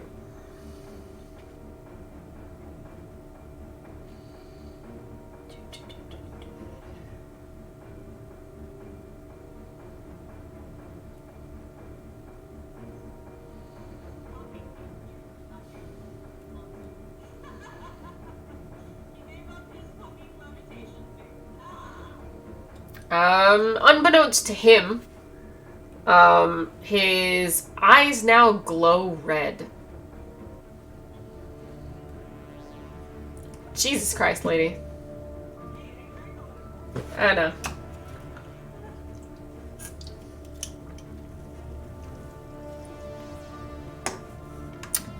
Break time.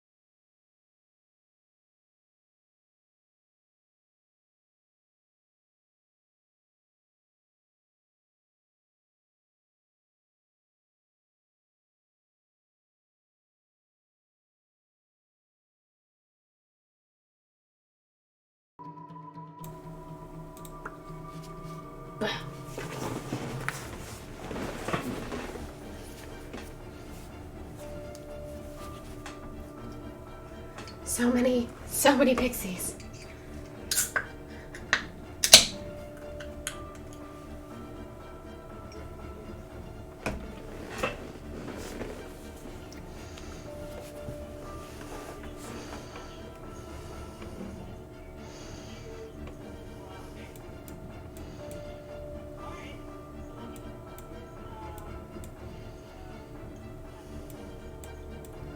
What'd you do to wake him?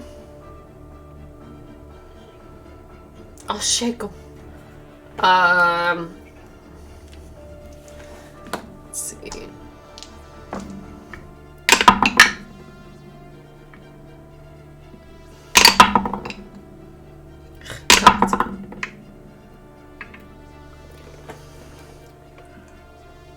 It takes a bit, like a little bit, like that couple rounds where you can see him with X-ray vision. Like by the time he's like, oh, I did not like that. That was the worst nap I've ever had. Where are we?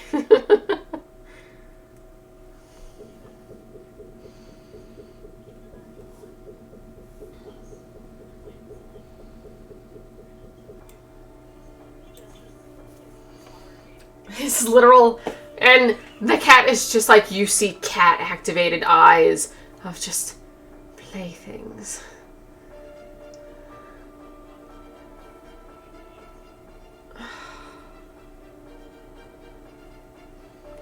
Why not?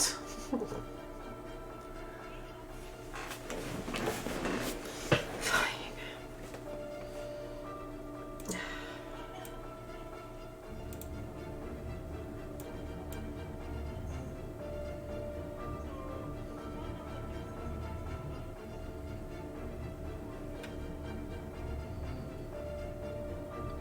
Okay.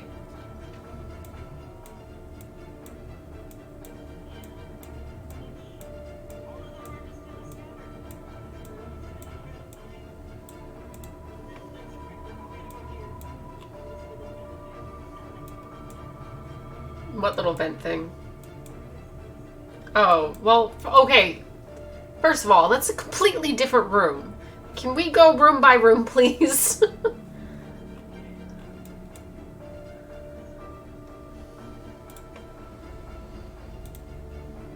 Turn your motherfucking dynamic lighting back on so you can see what room you're in.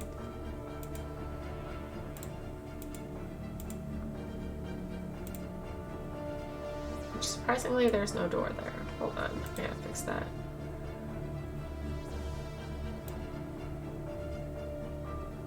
No! Undo. No! Everything moved.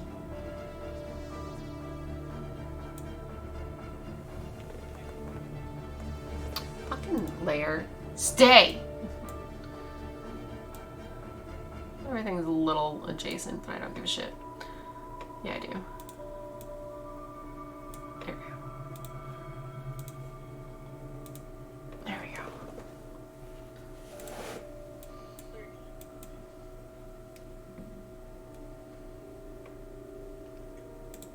Did I really miss all the doors in this fucking room?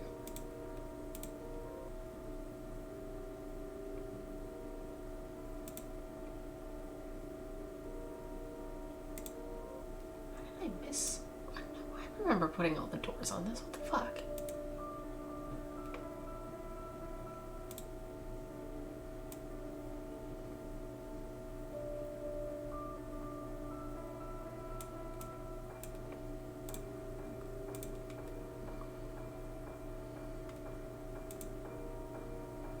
I'm so confused. Whatever. Rude. Anyways. Okay, so yeah. You managed to squeeze through here because I said you would, and then the cat's a cat, and he can do the blip thing.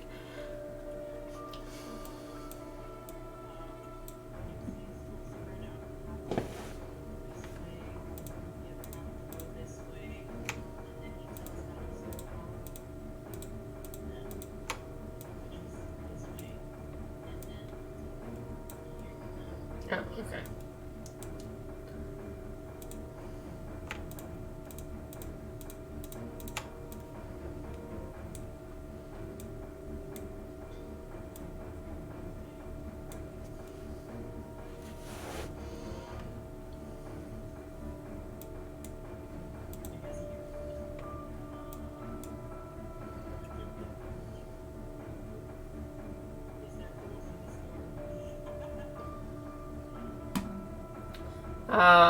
Investigation check.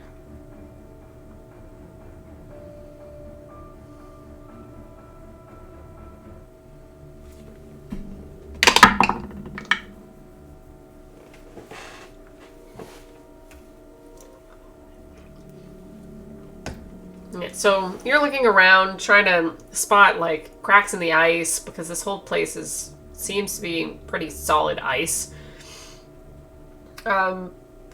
But like even the keyhole is just a keyhole, so the pixie isn't exactly small enough to just squeeze through there.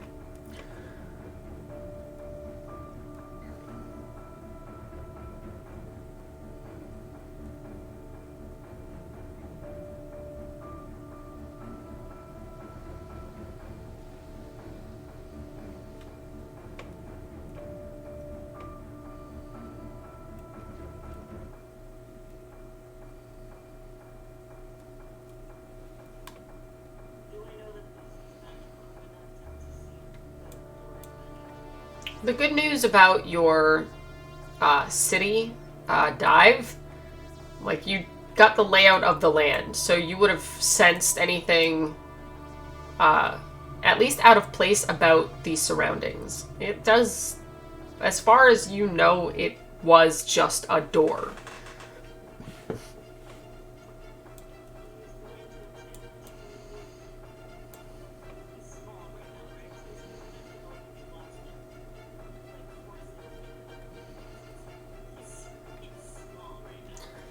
Yeah, just do.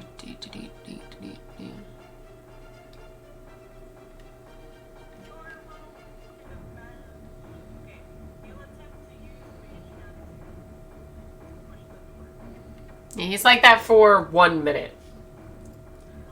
Yeah, you're small sized for a minute. I'd say you had a plan generally set, so you're still small right now.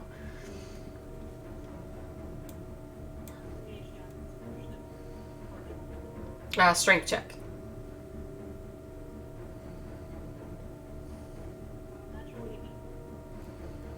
Yeah, so it opened.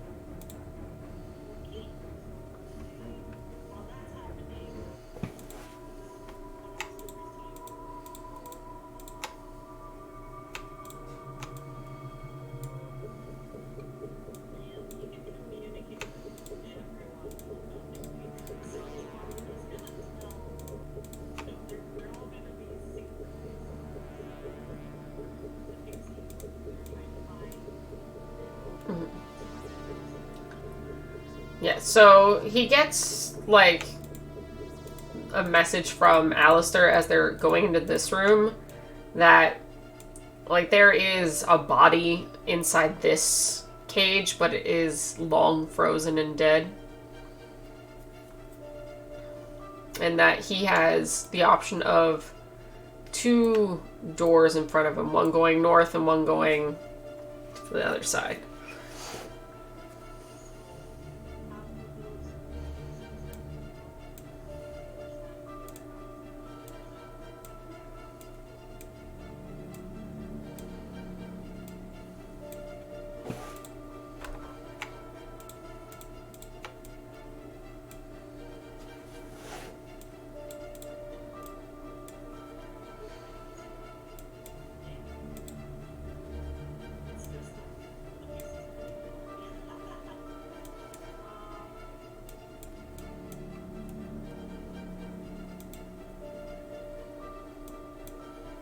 The cat's in the party, though, right?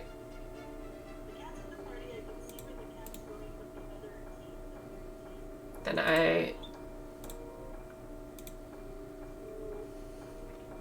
Alright, our tour Alonzo is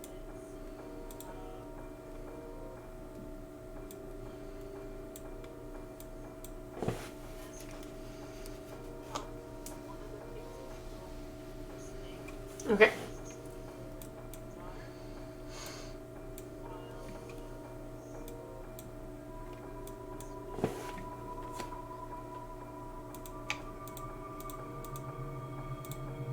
But you are now medium-sized again. Alright. Perception check.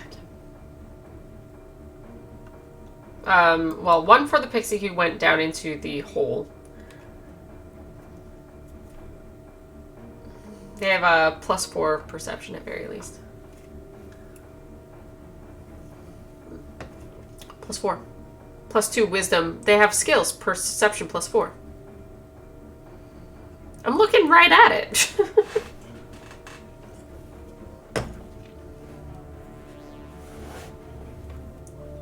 Damn.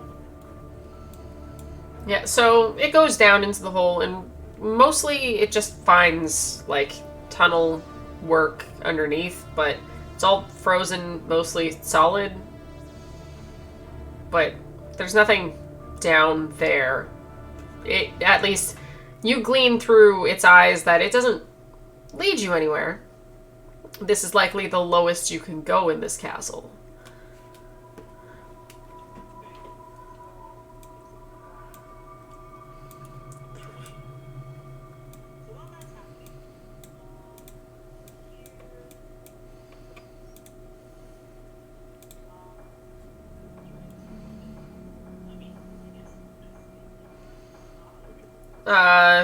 The top one or the side one?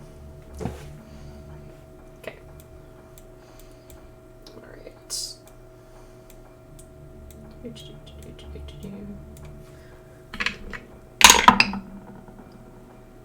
Ba, ba, ba. Now, pixies usually aren't very strong.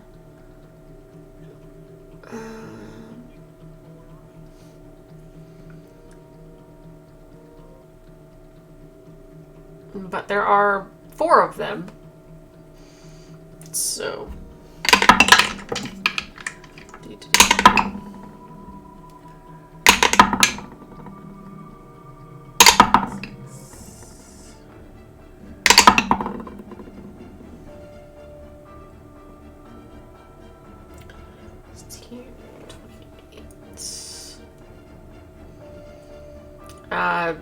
With a combined strength of 16,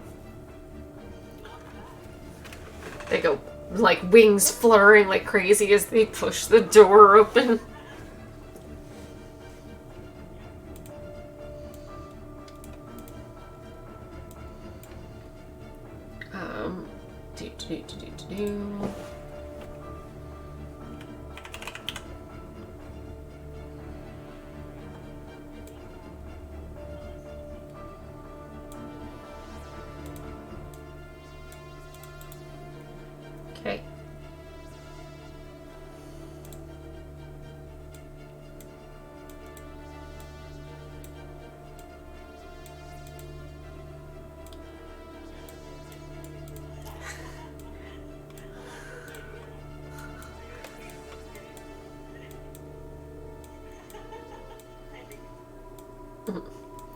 Well, luckily they have the cat, so the door just kind of opens.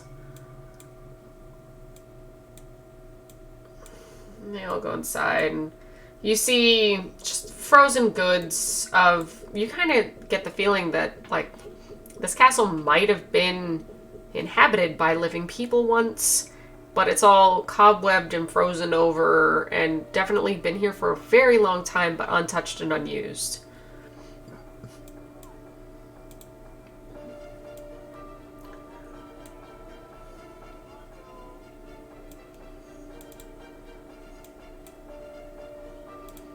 Mm-hmm.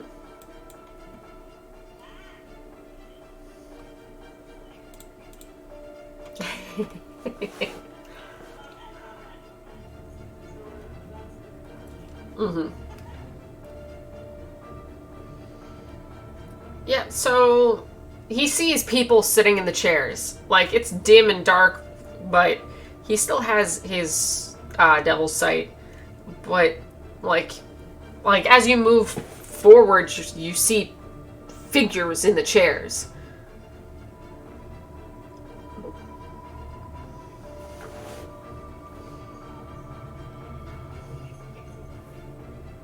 Yeah, yeah. They're, like, right buzzing behind him like a murder swarm of bees.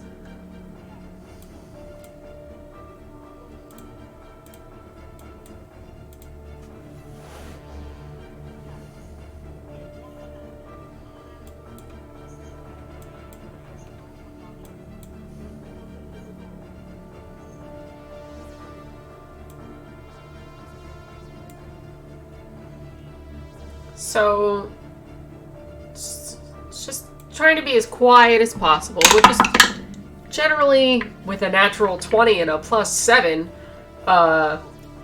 like, this pixie went commando, like, just, like, turned into, like, I'm, like, yes, sir, and just, like, camouflage, just, like, doing the Mission Impossible theme in her head. Dun, dun, dun, dun, dun, dun, dun, dun, dun. And as she flies through,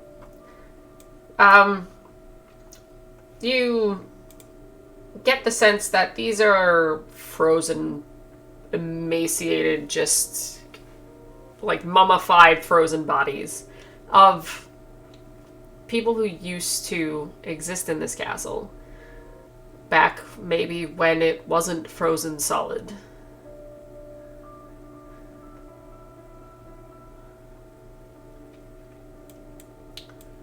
Yeah, so no, there is one door up this way, but you, at least yourself, know that because of your commune, there's a door behind you that leads to a set of stairs. And then this one flutters forward and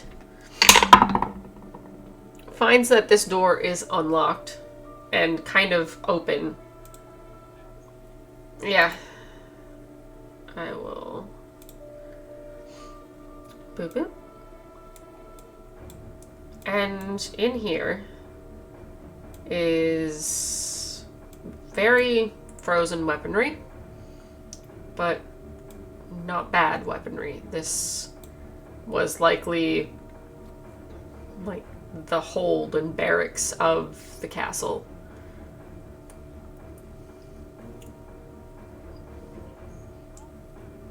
This is very ancient Fey weaponry.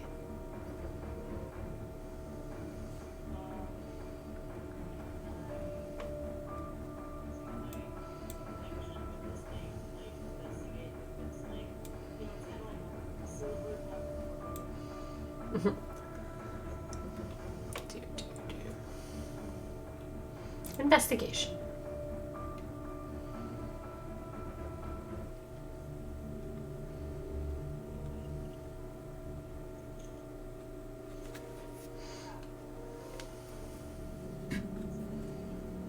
Okay, which, like, she, like, gets, like, right up close and, like, does the, like, pulls out a monocle and just fucking...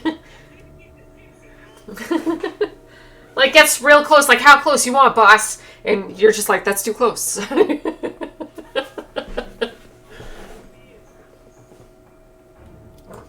Yeah, so she flits around, like, some of it rusted and kind of pulled apart, but she, like, no, I'm gonna find something. And just...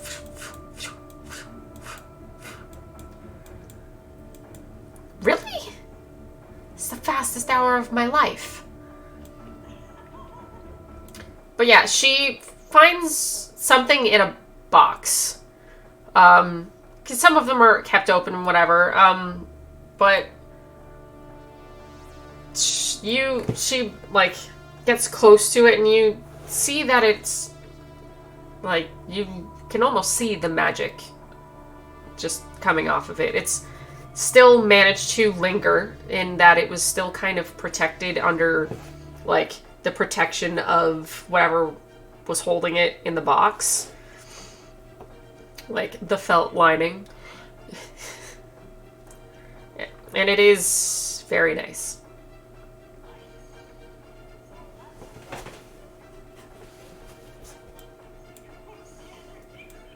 Over there. Yeah, no. He just went into the last room, and it's just more foodstuffs and just more frozen, like, very ancient food. It's freezer burn. Don't eat it. Hmm.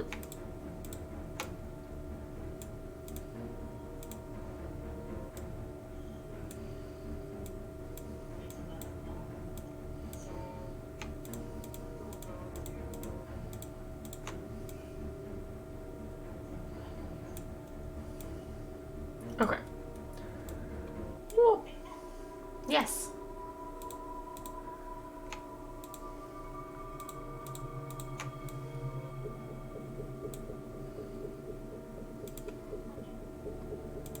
Knock, knock.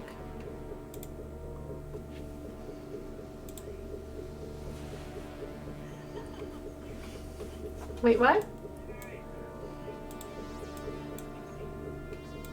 Who needs a name now? She like this should be a recurring goddamn character. She apparently loves this guy.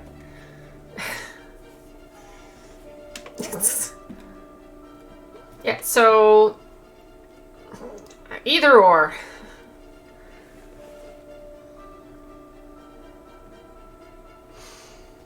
So, I've only had this in my notes since forever.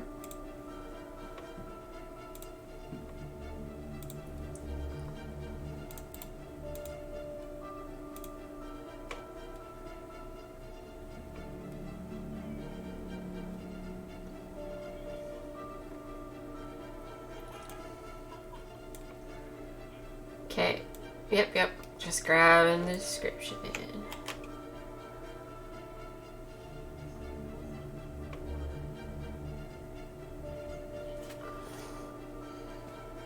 Yeah, basically it's along the same thing as what happens with the suit. Like, when you couldn't figure it out, it still instinctively did things. So, as long as something falls under the category of, like, what this thing does, it itself would be reactionary to whoever's holding it. Because their instinct would be like, oh god, I wish I could do this right now, and it kind of would fill the position. 1 second. Do.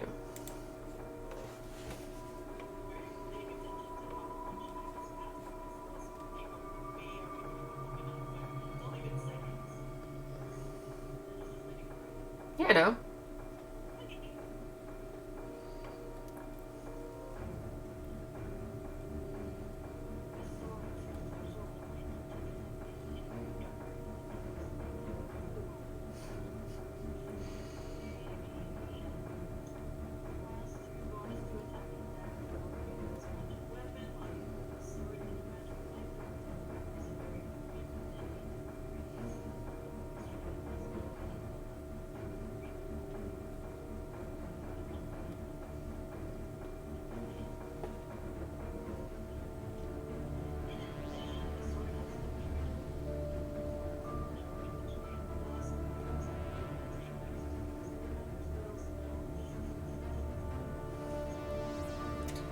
I didn't write it.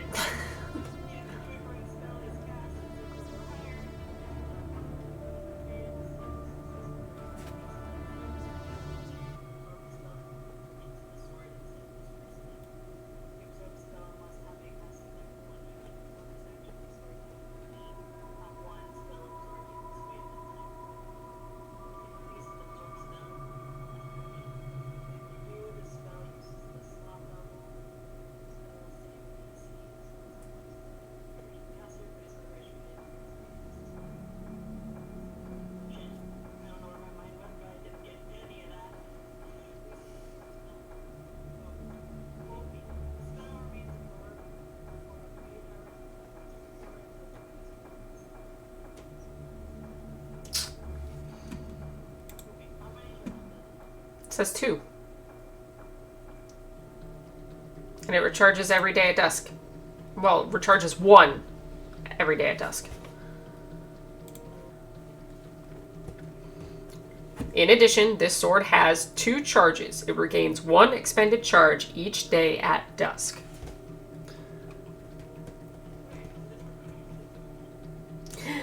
Yes.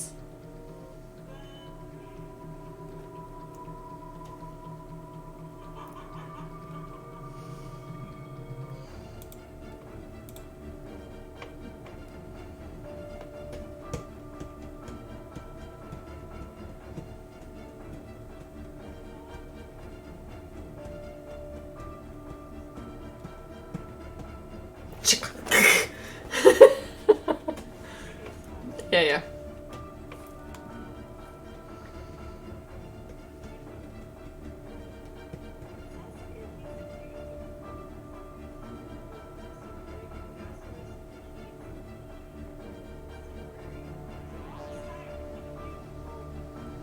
Well, until he was in that circle. That means, yeah, it's one of those things that you need to write down in a list of what each of your characters receives from the magic nonsense, because, yeah, he did get it from the wild table.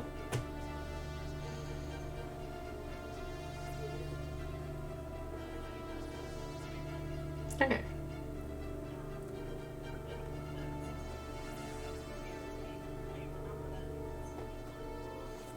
I mean more like in a sense of, like, get a physical piece of paper and put it down in front of you.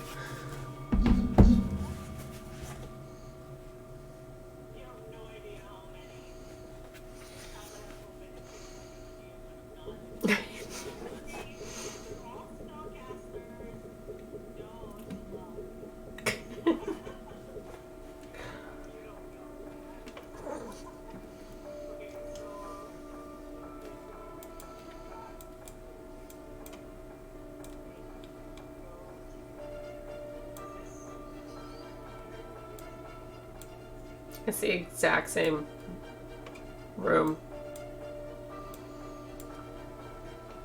Yeah.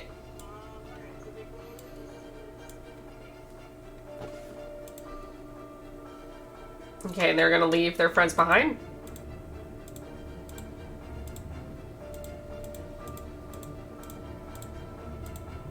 Friends.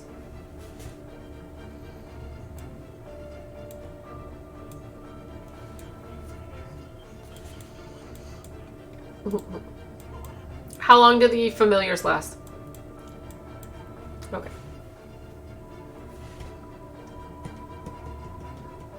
Yeah, you'd already been sitting there for at least 20 minutes before you cast the spell itself. And it took a little while for your body to unlock, so...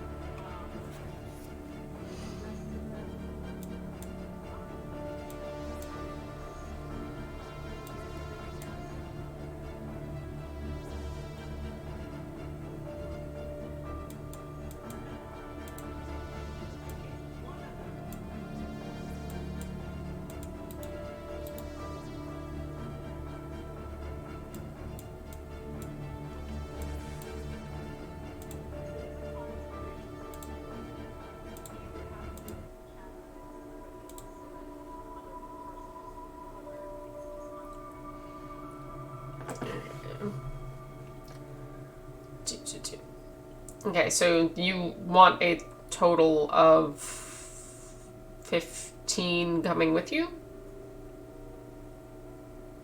Yeah. Okay. Okay, then I'm gonna do this the easy way. Because you're going up the stairs. So I'm just gonna delete all of these guys and just make new ones when we get there. Instead of try to remember which sprite I left behind and then one at a time bring these guys over. Instead I'll just make one and duplicate.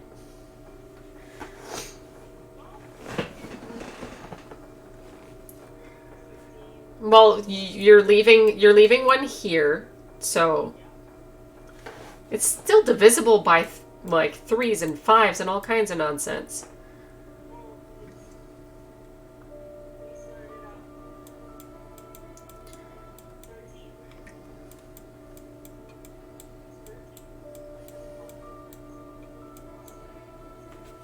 Another 13 would make it 8. I know, but is that your OCD brain requiring you to spend more spell slots for no reason, or? We don't have to take those and he can only remember the touch spells in this type of state. So while they're on one here, it's better to have more. Because I don't know, he's he doesn't know like he has Mars and then he can divide. Okay, so so he's bringing 18 with him upstairs, or is he leaving some down here? Okay. Okay, so you're casting that spell twice.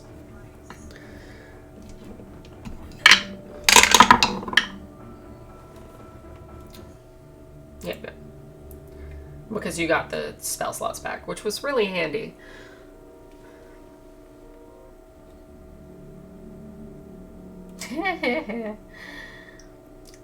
He's not gonna like this one. It's familiar. Shit's happened before. So he casts the spell, and boop boop boop, 3 more pop up. We'll pretend. And then he feels the familiar sensation of crawling and climbing and clawing at his legs.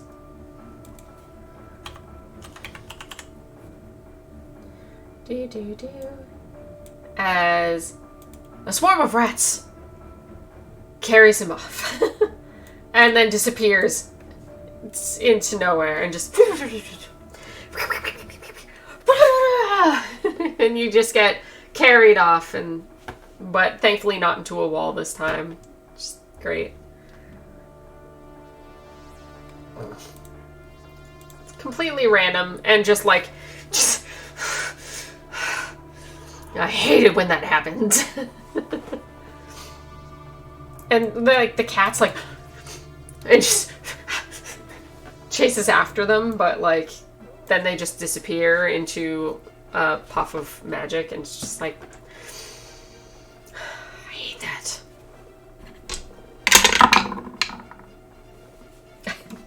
Poor Alonzo.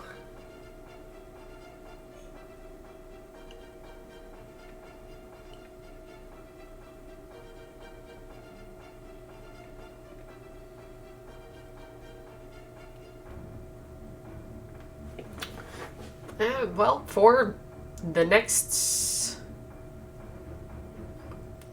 Well, depends on the spell. Gonna keep that open.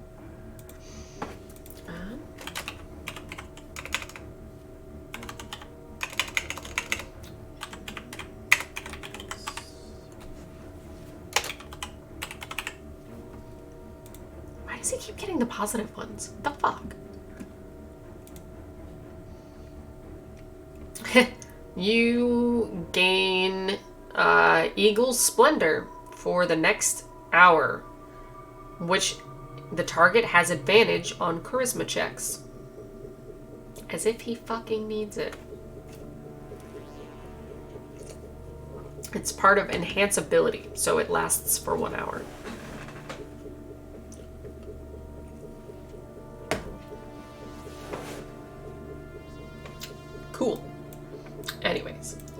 So yeah, we're heading towards the stairs.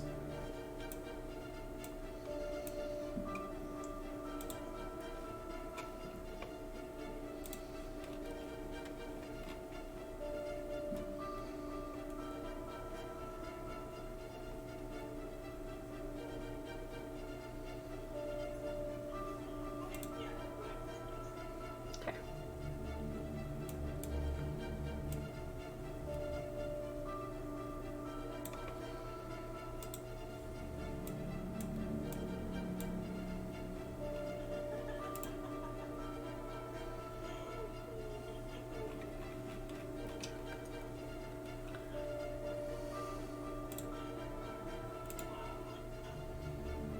What?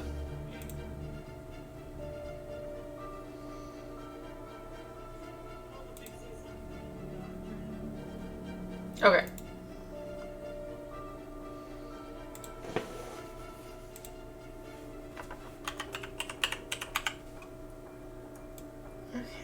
Yeah.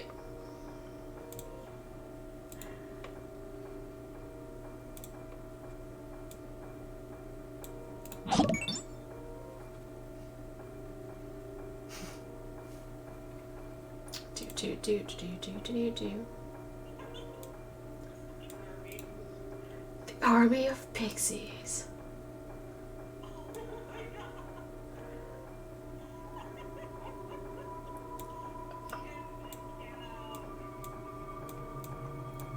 Jesus Christ, why? Okay, so that's 5, 10, 15, 16.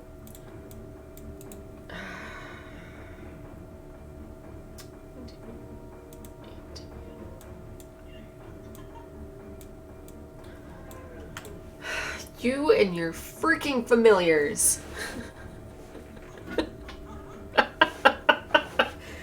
What have you done? And you want me to sit here and assign to player. Jesus Christ. 18 assigned players. 1, 2, 3, 4. I guess there's probably a faster way to do this. I'm just bitter.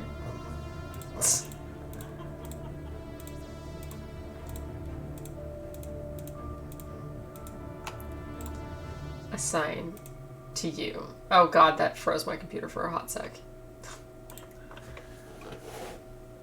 They're yours. To do with as you please.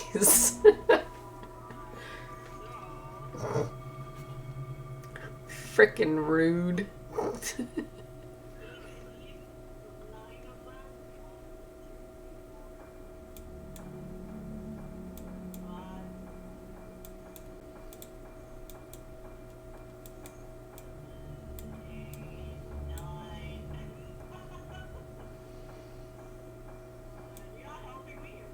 Nope. You dug this hole.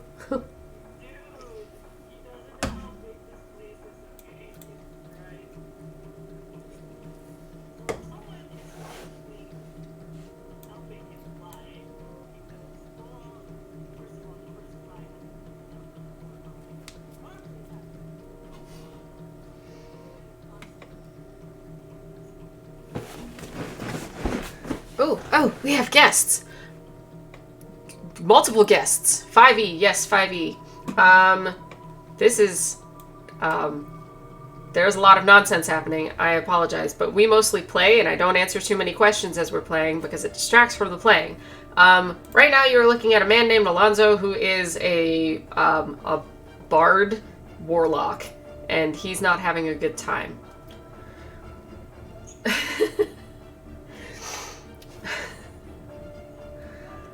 And he summoned an army of pixies. Yeah, because there are too many pixies.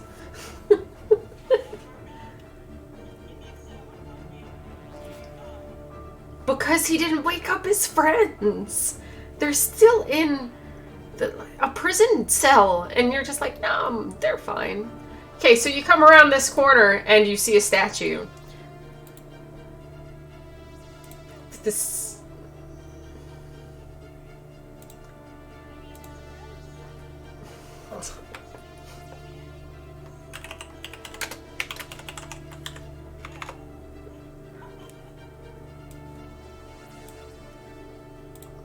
I hate that they're so small.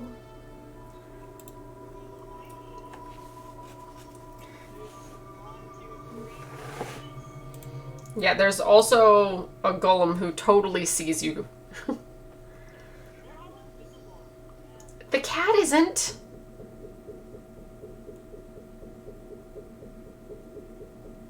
Alistair is not invisible. So he's walking along.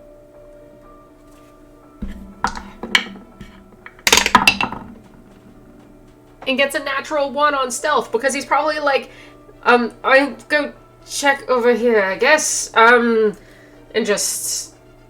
I don't know where they are, you know. I just... What am I supposed to do? Like, this is unfair. I have to walk with them. I can't play with them. And... I don't know where they are.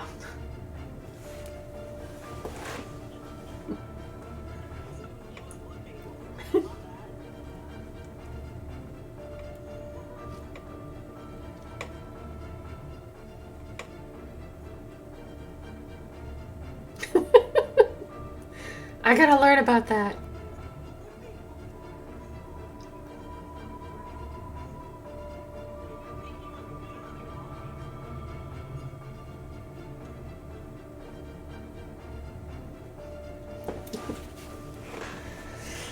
No, he's walking. He was on your shoulders at one point, and then you were like, go do things. And he was like, okay. Walks because, he has to stay with the pixies.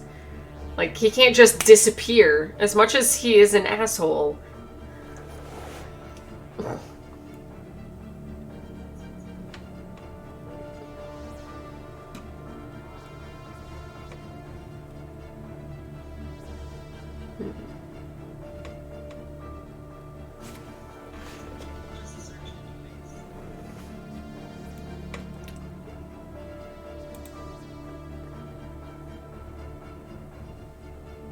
Apparently, you can't be heard on the video.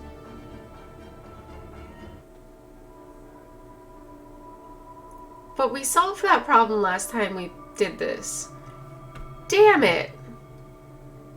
I didn't do anything different this time. I don't know, man. I'm sorry, I thought I solved the sound problem. Ruh-roh, indeed. I'm sorry, guys.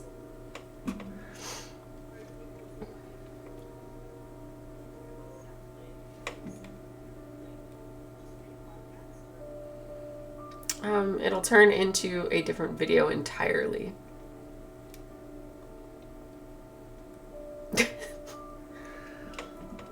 Oh.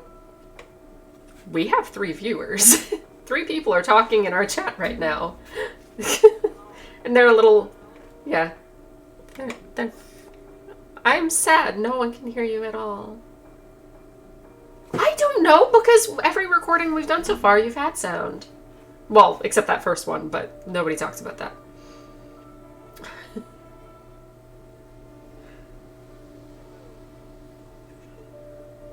Can we hear her now?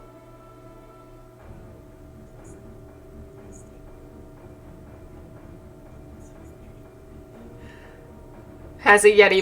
Nope. Apparently not. What the fuck? What did I do wrong?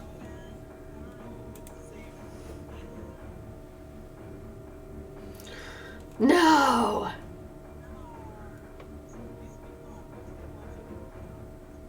Yep, I'm just here talking to myself. It's fine. She's not really here. It's just me and my multiple personalities. I don't know. Nope, that's not right. Da da da da da da da.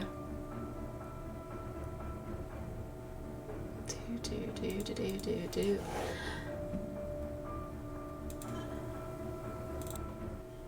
Why is this a thing?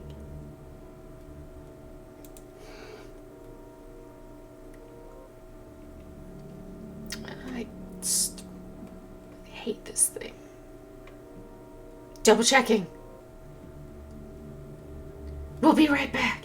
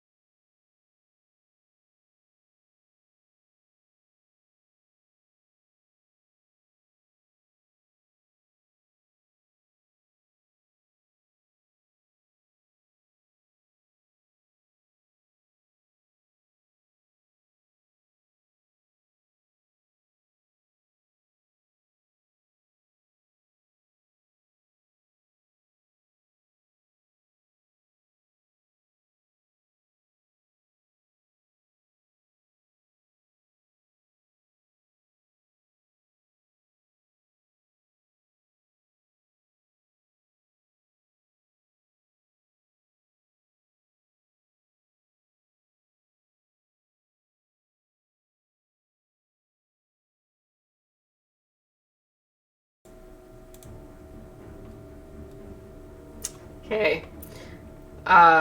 Speak now or forever hold your peace, apparently.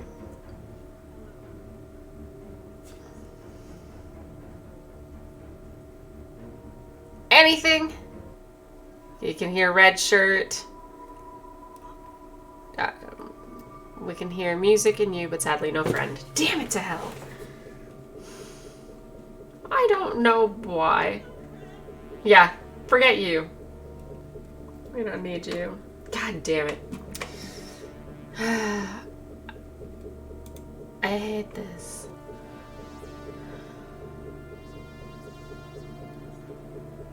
What did I do? Because you're on all the recordings of everything else, so I don't know what's happening.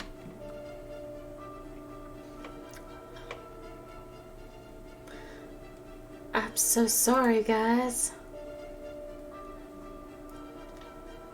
Man, I'm using the Twitch studio itself, and it's not doing what it's supposed to be doing. Okay? I'm so sorry.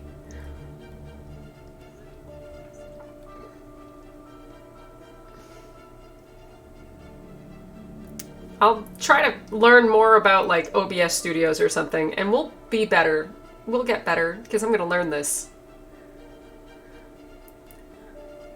I'm going to learn this. Anyways, it's 3 a.m., and I want to at least get you through this. So I'm sorry if you're going to be missing half of what's happening, guys, but I need to get her through this so I can go to bed.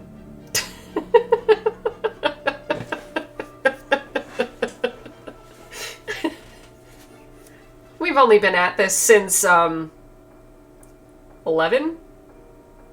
Yeah. Yeah, it's been a while. Thank you. I do have a dope channel vibe. Anyways, sorry. We apparently have a dope channel vibe, and I'm losing all speech ability because I'm embarrassed and flustered, and I'm happy we have someone who's watching. I'm like, people? Like, what do you mean when you post stuff on the internet, people can see it?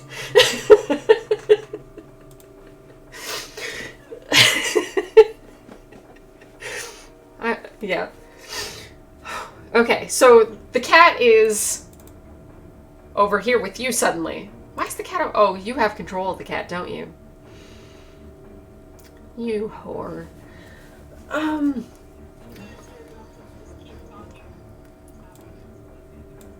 Yeah. So, yeah. Quick character update. Alonzo is a warlock with the patron of Titania, the Archfey. I don't know. And I'm white. I can't pronounce anything. It's fine. And this is his familiar, not familiar, who is... He's a guy who's been loaned out to follow him by someone in the Feywild named the Puppet Master to ensure that Alonzo finishes a play on time for him, while Alonzo deals with trying to save his girlfriend, not girlfriend, from her ex. And that is the fastest version of that I can give you.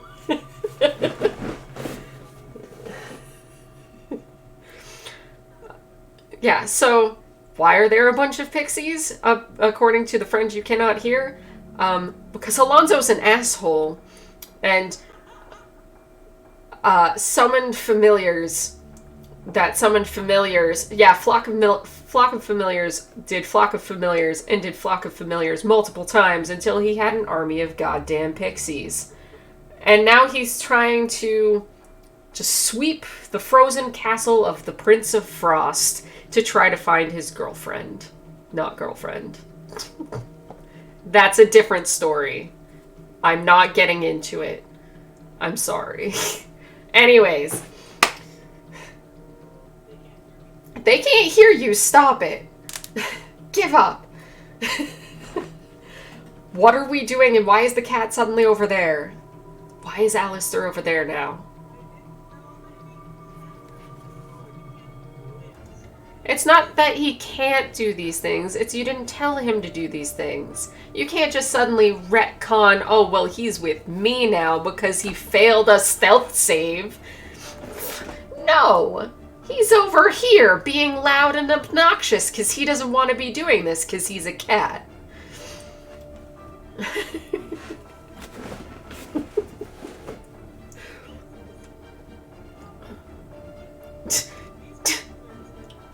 Yeah. Yeah, okay, so spreading, which I gave them all to you, so spread them. The disease plague that is.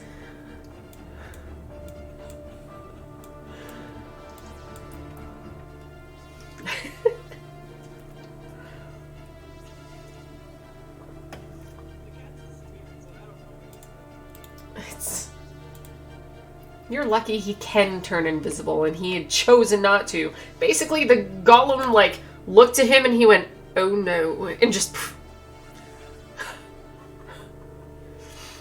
I just like giving you shit, because it's... like, you can't just retcon because he failed to save.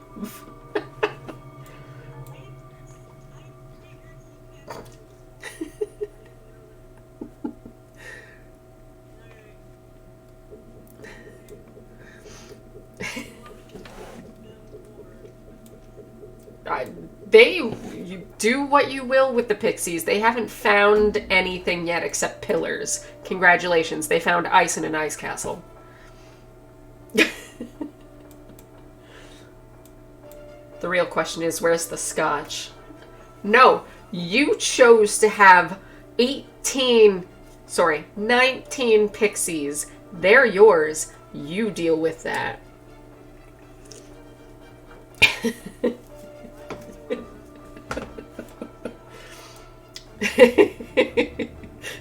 Yes, they are laughing at you. Yeah, okay. Show everyone at home the lovely map that is. There's nothing on the map for a reason. She will find it as she finds it. That and I'm lazy. This is what you see. Close-up of a frozen brazier that was probably once fire, but is now frozen flames. Like a flash frozen fire. I'm assuming the one down here. Alright, army of pixies. Strength check. So what you do is you roll all of their strength checks and just like add them together. Because it is -4, -4, -4. But there are 6 of them. Maybe they can open this door.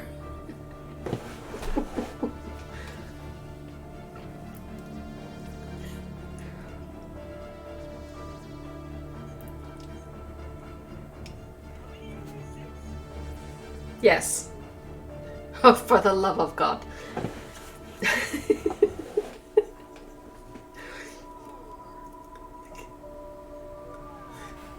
Momentary break for math. Collectively,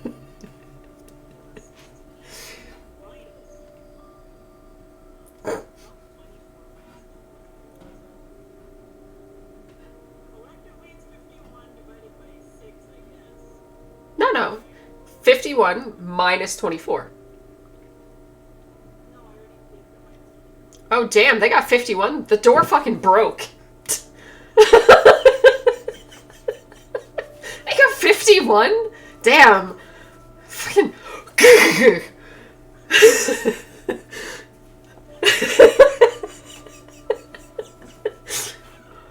That one really overeager pixie is just like, we can do it! We have the power!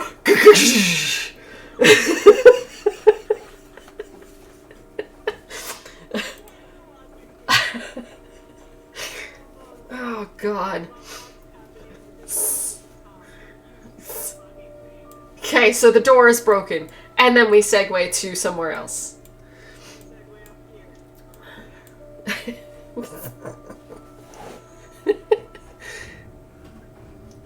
Nah. It probably is just one roll with advantage, but I like the thought of a bunch of pixies powering together to just break things. Yes, it did. Oh. Chat, it's fine. You keep going. Oh, the door just got Alt F4, like, yes. It's obliterated.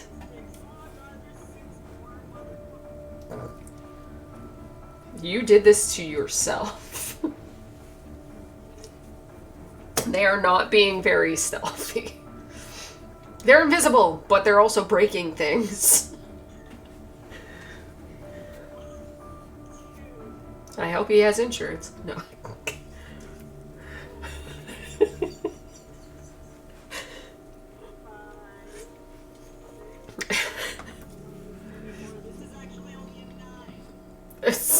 See, collectively. See, the 6 pixies that broke the fuck out of the other door, they only got a 9 on this one. All 6 of them, collectively, got a 9. So they're pushing on this door and it's not budging. So this is the lazy group who's just like, eh.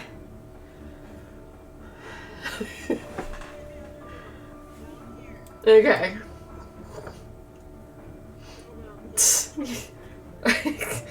I'll try the second door now. It's fine. This is the lazy group. It's like, they're just like, we checked. He'll never know.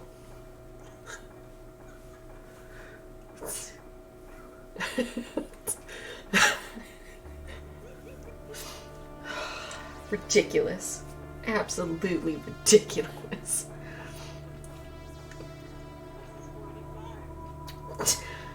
Okay. 9 on the first door. Maybe it was frozen solid and it looked like a door, but like time and just not being touched for a while, it didn't want to go anywhere. And then they're like, okay, ready, men, and just poof, break through with a 45.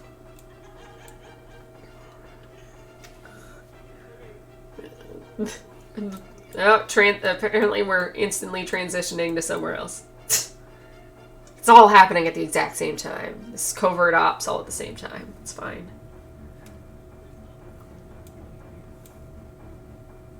I apologize. One moment. Let's see if that is a door. Oh, look, a door.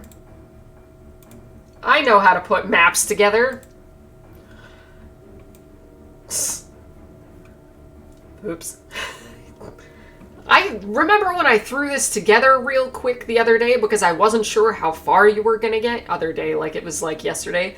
You mean 4 weeks ago when I put this map together real quick?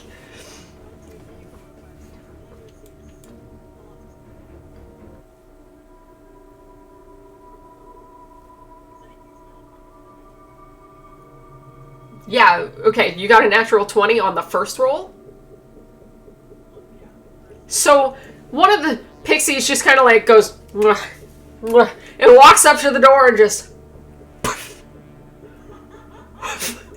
Apparently this is like the big buff one. It's fine. We've got the mountain as a pixie. It's great. It's fine. And the door just blows off whatever hinge doesn't exist anymore, and the door opens. Yes. Patrick from the episode of SpongeBob. God.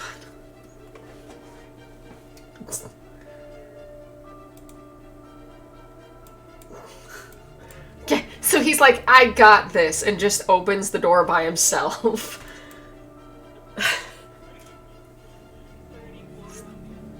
34 opens the door. If I, would remember to put the doors on the map. Casey. Look, a door opened. So, yeah. You see a bunch of barrels. Oh, why is he crooked? He fell down. He accidentally, tried to walk past, this Arnold Schwarzenegger fucking pixie and knocked himself over. He was invisible. He didn't see it, so that's not his fault.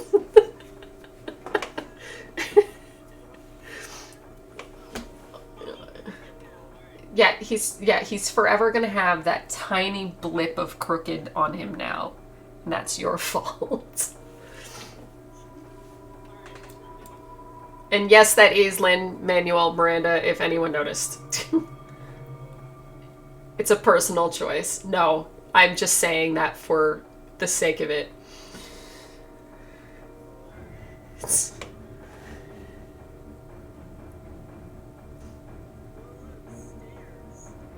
It is role-playing with dice.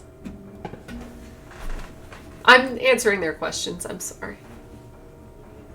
Oh, it's like role-playing, but with dice. Yes, this is in fact the graduation of how we got from role-playing to D&D. It's the same thing, but now we don't control everything. It's fun. Yes, they are. Great. Okay, so, sorry, yeah, you transported to the other side. So each one of these beds, like all of the things before, this is what happens when you suddenly oh, I changed scenery. Tell me when you change scenery, because you went, I opened the door, and then you're and now I'm over here. Tell me. So all of these beds have, bodies in them. Frozen, guard, servant. You can't quite tell because they are coated with a layer of ice. They were sleeping. They looked like they were at rest and just suddenly, solidly were frozen. Yeah, it's the same as all of the bodies you've seen so far.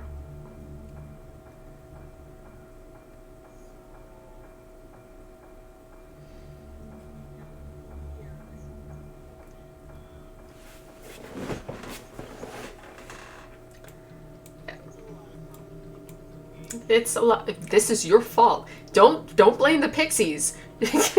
You brought them here. Oh, where Alonzo is? Down? Okay. Wine. Just, it looks like casks of wine and whiskey. It's, honestly, you kind of walk into this room and you can... It's still there. It's the scent of, oil.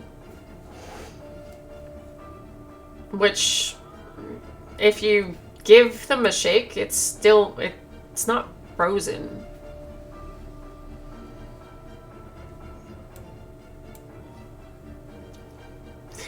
Hashtag Pixie Army.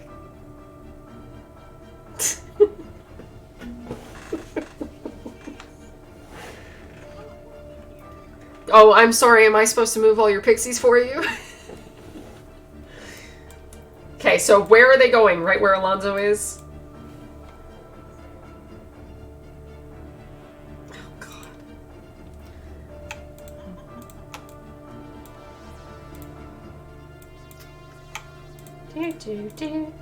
Do.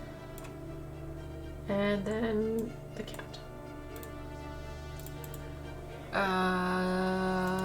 Show. Kitty. And that is your goddamn army.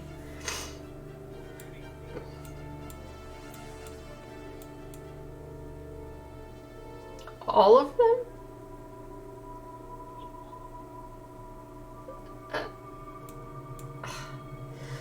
Hold on, I gotta kill all your pixies so I can take them to the next floor.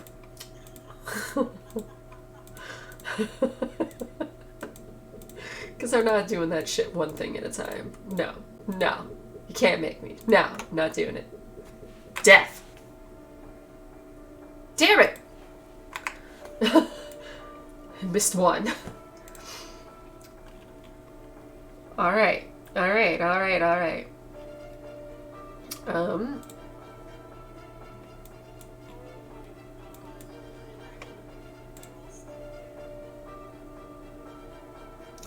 I'm sorry, what?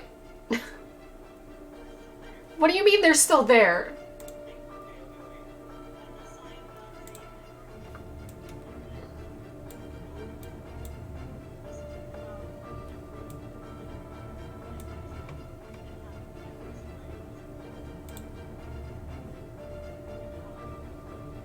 The group? Oh god, they are all still there. Okay, so I have to unassign, like, my characters from myself so I can do it. Or else everyone is teleporting.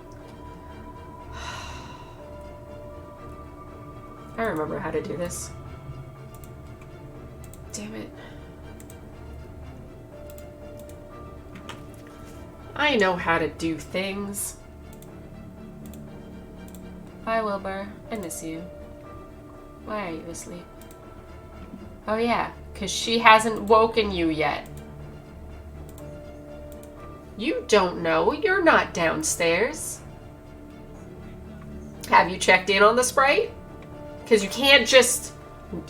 You gotta tell me. You can't just... Oh, and I've been looking through the whole time. Because no, you've been looking everywhere else. You can't just say that. Okay. Down.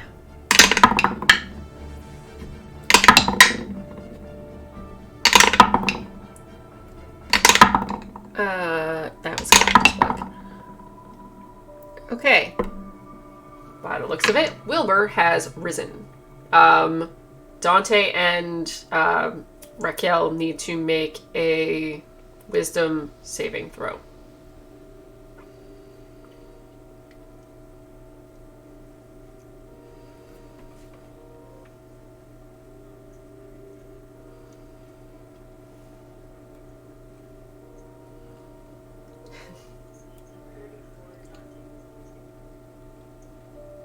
$34 wisdom save. Hot damn.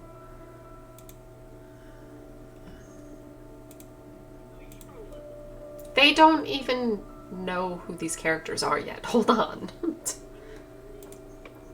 Oh, but that I will tell them. Hey, we're playing epic levels. Everyone in this game right now is sitting at level 22 except one NPC that was picked up at complete random who could probably die at any time as he's only level 12.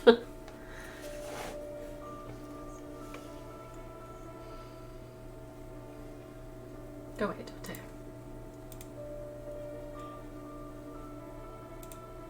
See, this way is actually longer than my way. I had to unassign all of these characters and then I have to reassign them later. Why did you tell me to do this?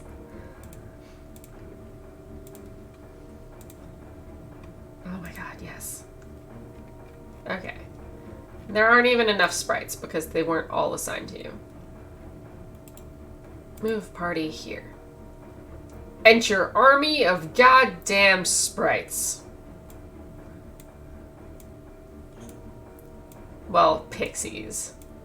Jesus H. Christ. And now, because of the mass summoning, my computer's gonna deal with loading all of that for a while.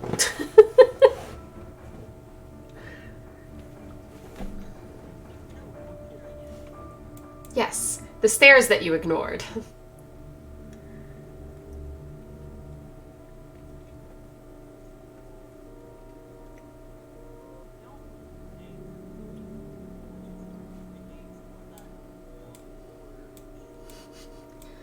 Yep, still not letting me move all the pixies. Cool, it's fine.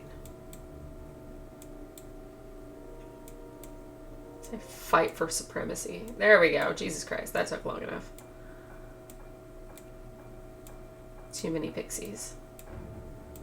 Hashtag too many pixies. Oh my god. I give up. It's the worst roundup ever. Jesus. Okay, but there are in fact exactly 18 of them.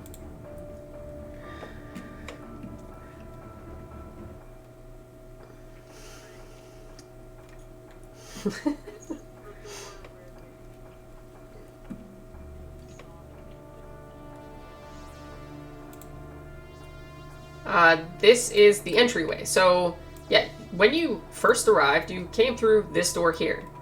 And then the room that you fought all of the golems and everything is right through there. The two dead constructs are still sitting here.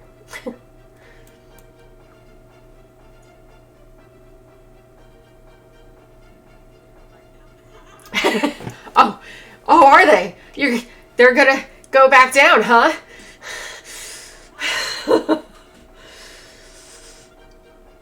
Chicken? Easy for you to say. We're gonna, like, fast travel you at very least of... There was nothing down there through the basements. So you, assuming you want to go all the way back to where the cages were, basically.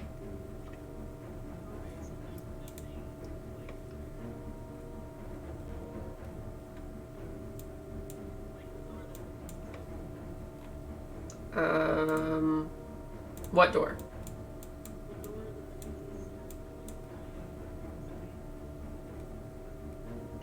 Oh, you're going back to that door?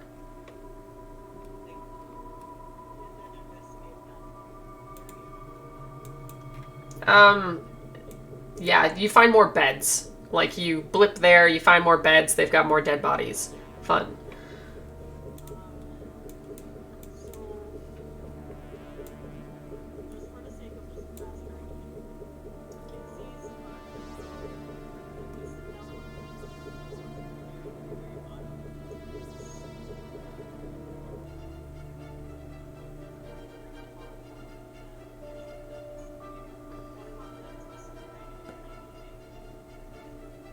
Yeah, so by the time you get back, you only really have the 6 of them, because they were the last 6 that were created. The other ones, poof, poof, poof, and all disappear.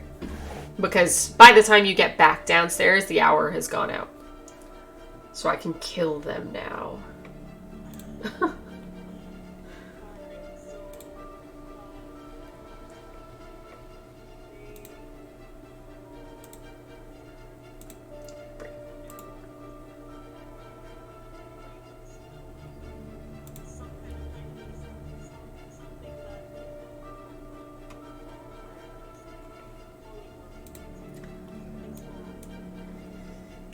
Lo and behold, she's using the Pixie's polymorph on her people, which is where I knew this was going.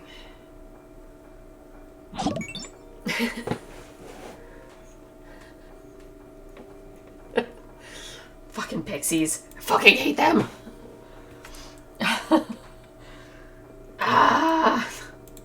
so many. No, I'm killing most of you. 1, 2, 3, 4, 5, 6. No, one too many. On a sign! Die. No, I think I only removed them. I don't think I killed them. I think I pressed the wrong button. Oh, thank God. No.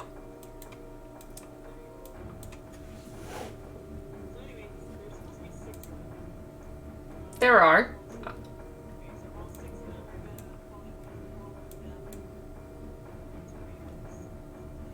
Okay. So your team, the ones that are awake, are confused as fuck and are turned into ravens and flitter through. The ones that were knocked out, at very least, awaken as ravens, now confused, but flitter to freedom. And are ravens for an hour.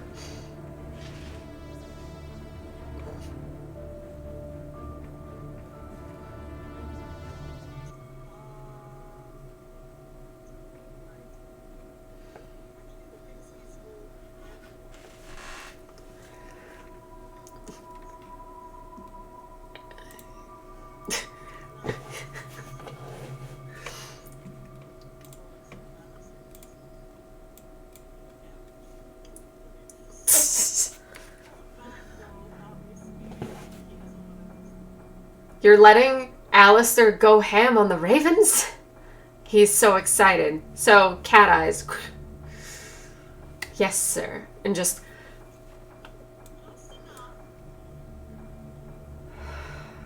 You're no fun. And he just... Blip, blip, blip, blip, blip, blip. Chances are he... Okay, apparently the Wilbur Raven's just like, no!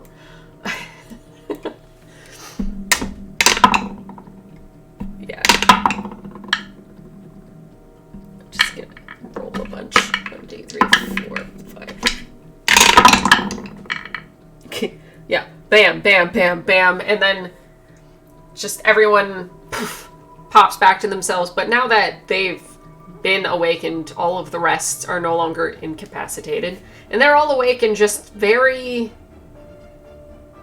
Like, what the fuck was that?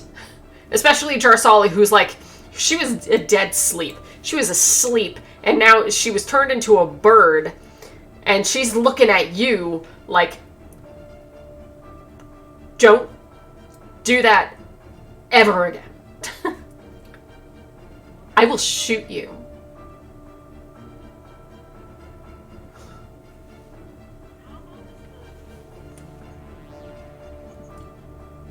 They have about 30 minutes, maybe 20 minutes.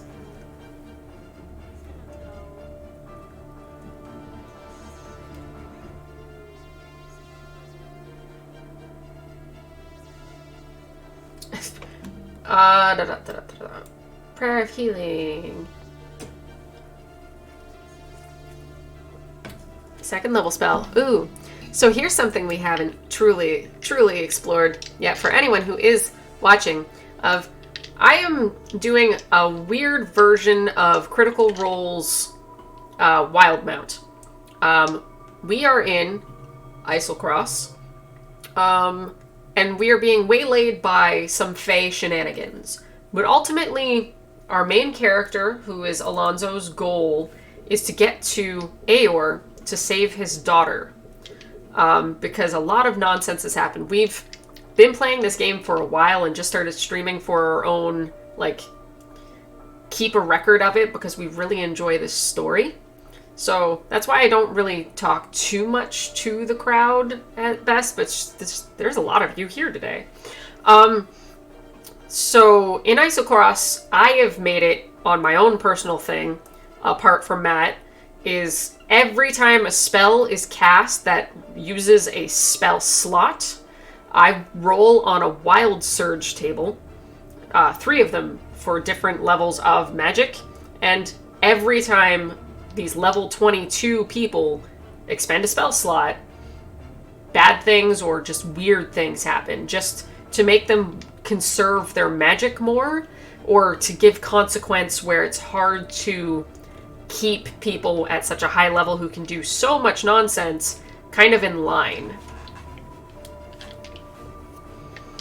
So you said a level 2, sorry? Level 2? Okay. You can't nod at me, I gotta hear you. 66.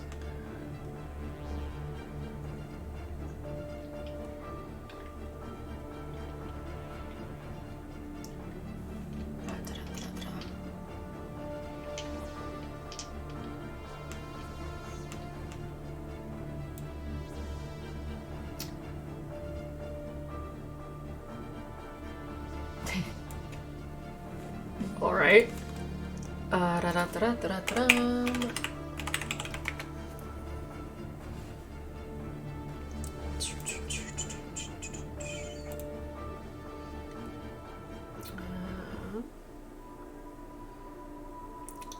Make a dexterity saving throw.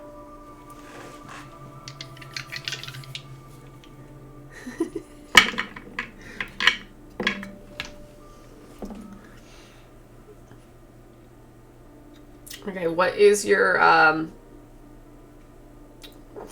what's your DC? Yeah, you don't make your save. So as you cast your spell...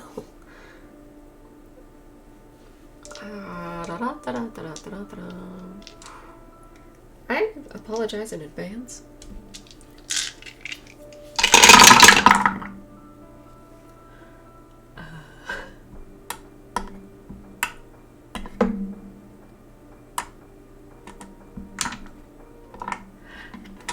So, as you cast your level 2 spell, just you hear this crack, and just lightning lances through you, and you take 34 points of lightning damage. But your suit's charged, and your like wings pop out like Buzz Lightyear, which is great.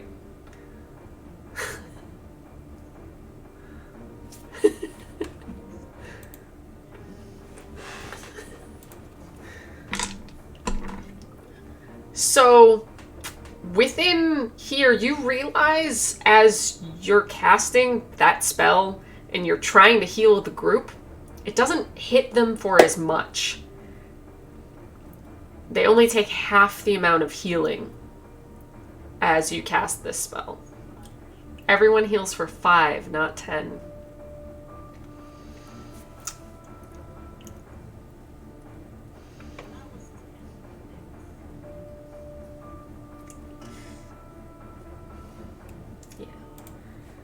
So, I'll give 5 to everyone. Did you physically give it to him on Astral or no? Okay. I've been trying to keep up with making sure everybody's numbers are right.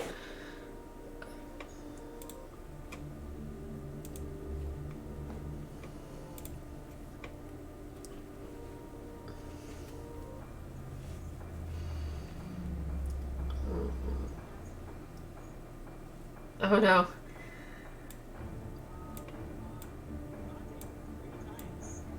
Oh no. Okay, what level are we doing this at?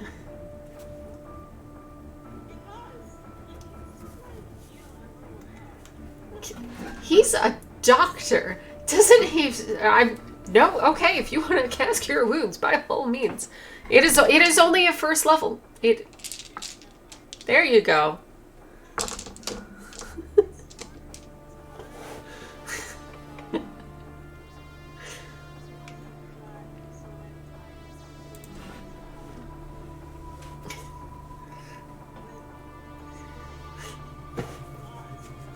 It's actually episode 6. I just sucked at changing the name before we started playing.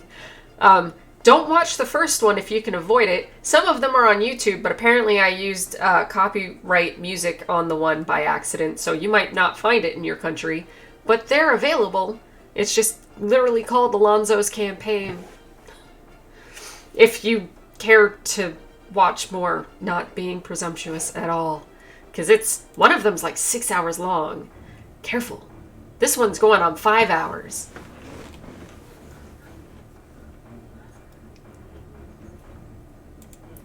Ooh.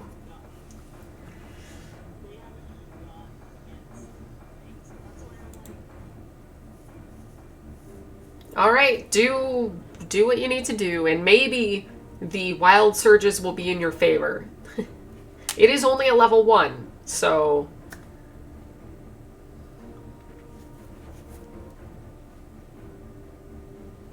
And we thank you for joining us. It's been a privilege.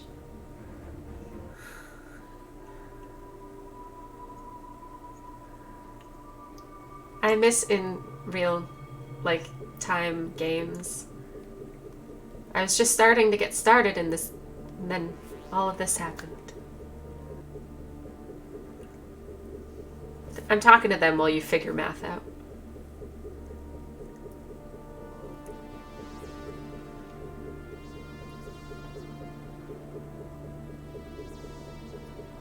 I really wish they could hear you. Your reactions are hilarious. I'm gonna figure this out. We're gonna use something other than the beta studio. I'm gonna do it. Because now I need to know how to do this right.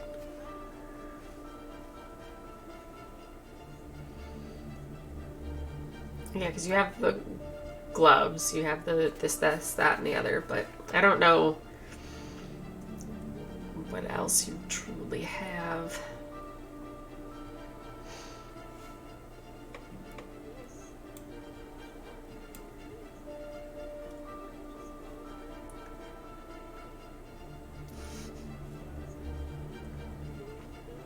Mm-hmm.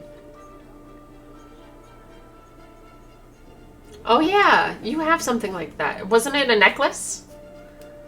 Did you sell it? I don't know, you sold some stuff. Hold on, let's see. It's healing stuff, yeah, so...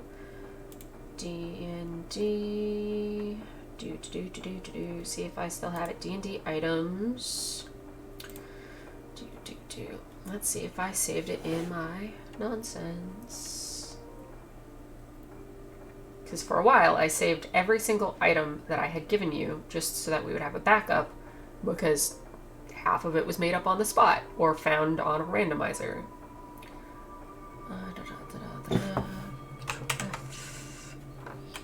Heal. Search. Blessed boots you didn't take. Nope. No, you had something, because I remember that now that you're saying that. 20 Rings of Wonder, Edible Hat, Conjurer's Mask, Graspable Boots, Blessed. Icy Shelter. Go back. There you go. What was it? I told you it was a necklace.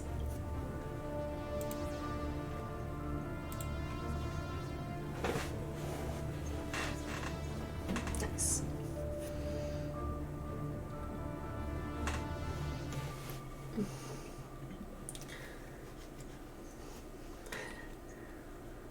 Yeah. Sorry. Like, yeah. This healing break brought to you by the fact that he is a Dr. Bard of some form. What? Dr. Bardlock.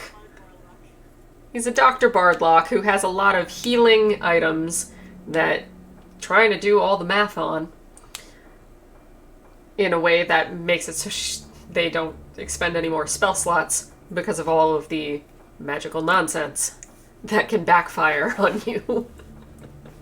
So much backlash. Right now, one of the characters who I will close up on, who is supposed to be a dude, is actually right now a 21-year-old girl because of a lot of magical backlash, who spoke in bubble speech for a while. Every word they said didn't happen for a round for the longest time. Our general cast and characters. This is Wilbur. He is a level 12 rogue. This is Alistair. He is a cat Sith, or however Scythe Sith. I'm sorry, I suck at names. This is Missy. She is the best runic fighter ever, and I need to play her from level 1, not just level 20 and on, because I love her so much. I only got halfway through. What do you mean, guidance?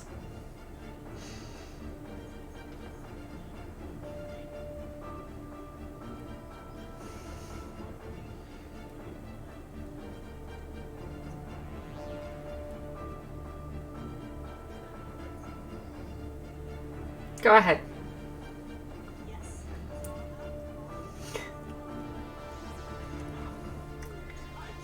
Hold on! I didn't know this was happening until... No! What? No! You don't get to...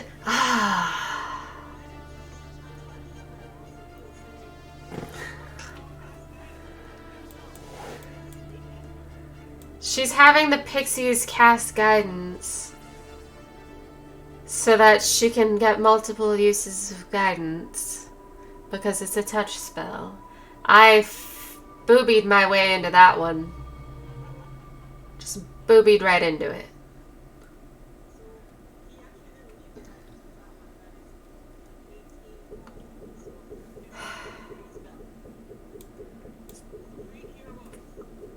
All right. And yes, we're keeping a pixie because one of them tried really hard for Alonzo. It was just doing the best work it could have ever done. It kept getting natural 20s or really good, investigation. So one of them's being kept. It just needs to be named. And apparently neither of us are ready to name it. So if you have a non-sexual, at very least, name for a pixie that works real hard, go for it.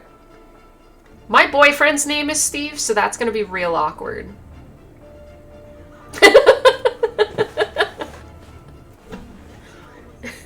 Eugene! Done. We have Eugene.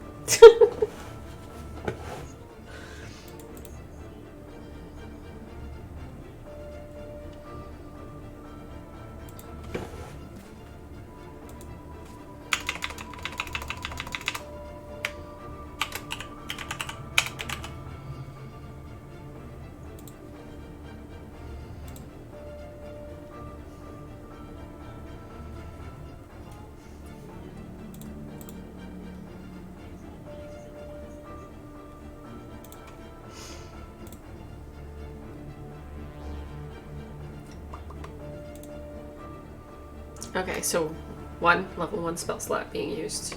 And we'll keep finger tabs on whatever the fuck's happening.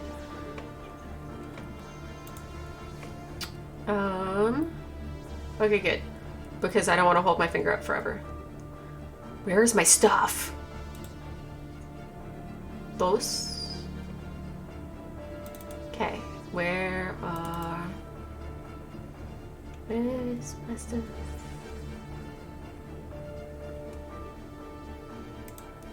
Okay, personality quirks of Eugene.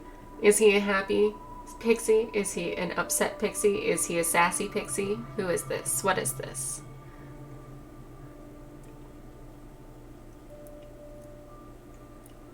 We're a depressed pixie? Mood.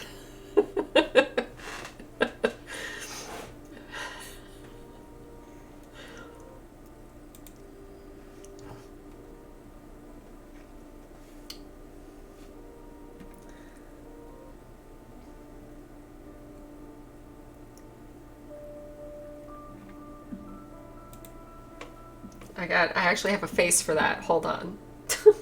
I think I have a face for that.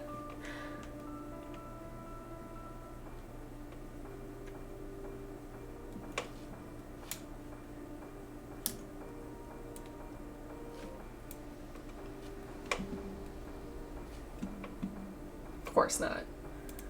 1 second. Imported. Go. Look at that face. He looks so unimpressed. But he works hard, damn it.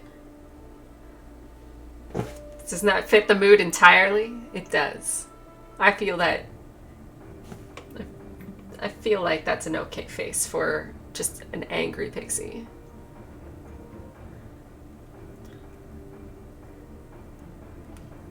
Getting the job done so he can go home and have a fucking cold one. It's fine.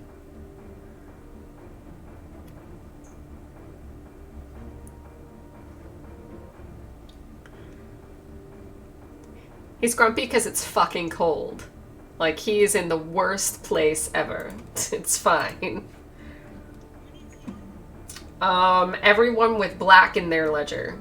Everyone with black needs healing. Mostly Missy. Mostly Dante, Missy, and Wentworth took a little bit of a beating. Okay, 34. Yeah, she has a lot of health, and so, like, it feels like you're giving her a lot, but really no.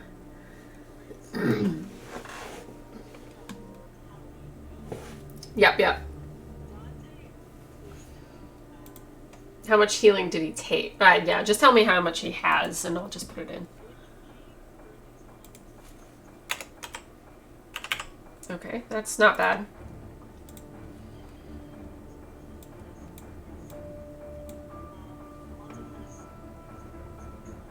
Used 4.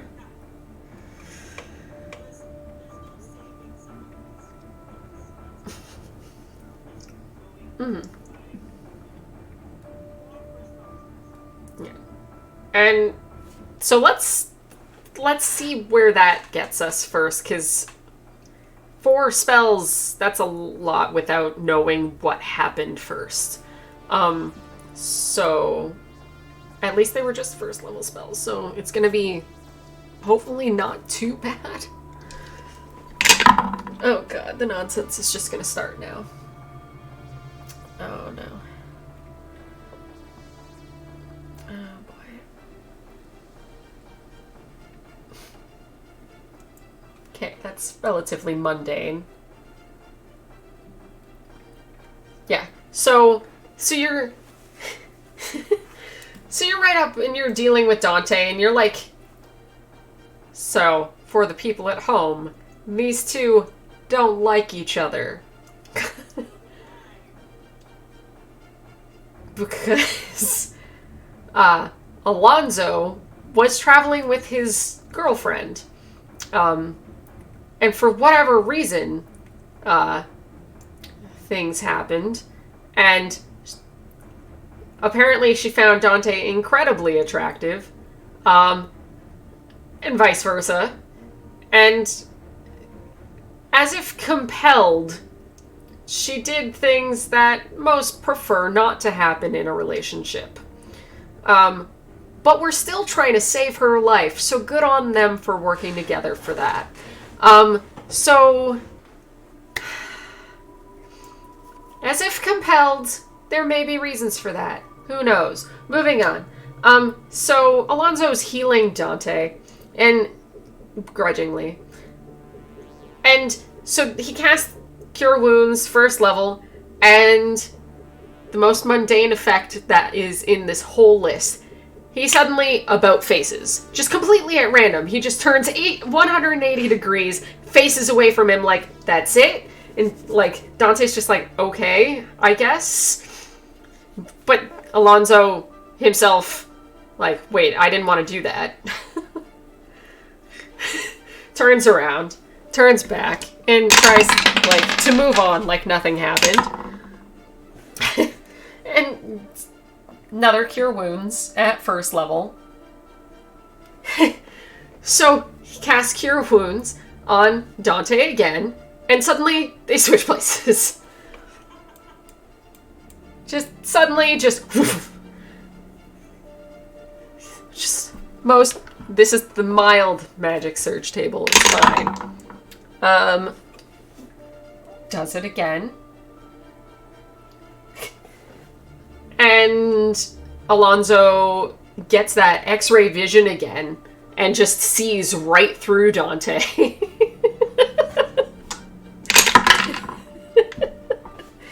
Oh, God. And last one. See, these ones aren't so bad. This, like, level 1's usually pretty basic. Oh, no. Well, I said that. Well, it's still one of those, like, it's still kind of mundane. It doesn't cause harm. It's just... So you're looking at Dante, and things change again. So you're looking through her, because Dante is in a female form. And Dante sees Alonzo do the same thing.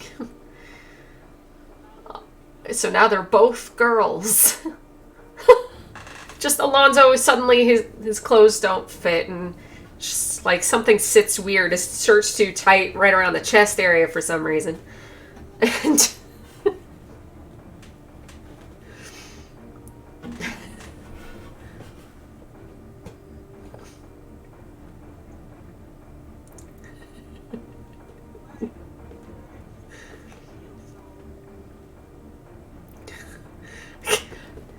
the chat thinks Celine and Eugene have a good chance.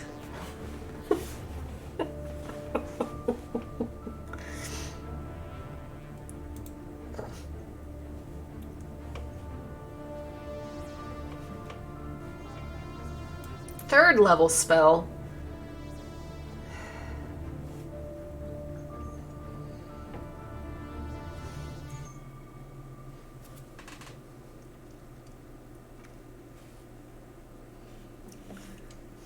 The girl they're going after is a bard, too, of eloquence.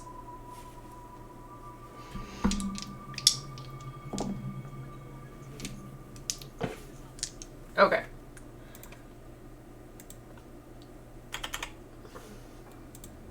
Ooh, wrong direction. Let's try to heal her next time. Jesus. Alright. Yeah.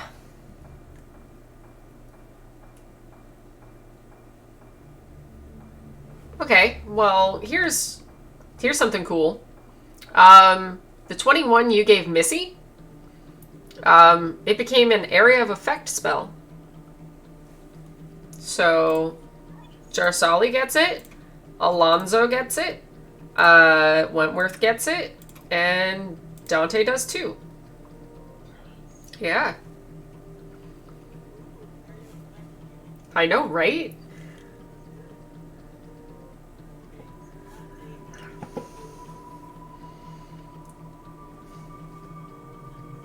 Uh-oh.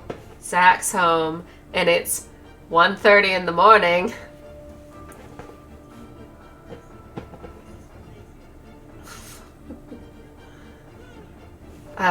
He brought food.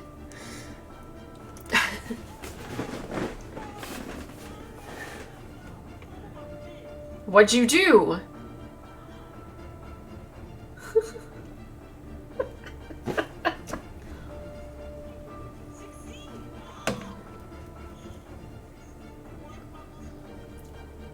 Oh no. 4th level, huh? Jesus Christ, you're just asking for pain.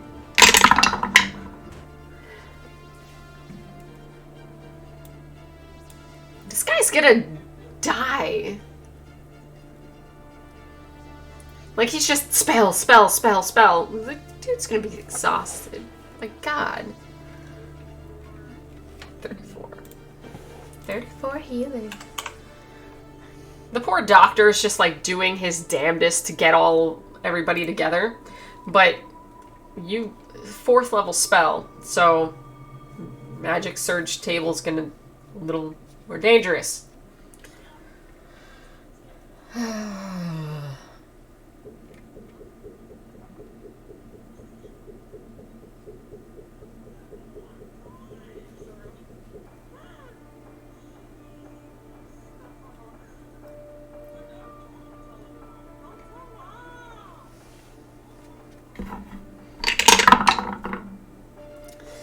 You didn't let the dog out.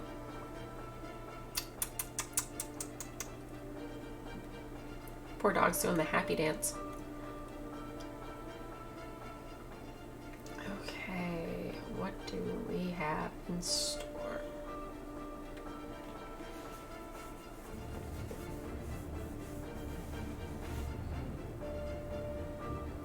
And yet, somehow, he manages to get away with something decent. And I hate you for it. For the next hour, you may cast Hellish Rebuke up to 2d6 times. So that's a reactionary fire spell in a place filled with ice. So, yeah, so you 8 times. You have an hour to use Hellish Rebuke to your heart's content.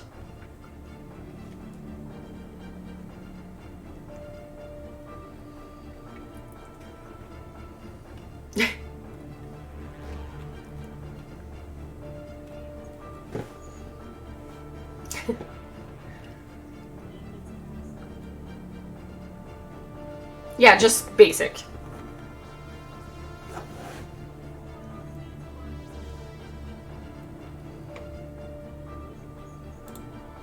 She's not full, but she's also sitting at 221. So that's your call, because she has 268 as max. I think she'll be fine. It's at 139 out of 183, but let's see if he's got any dope monk shit.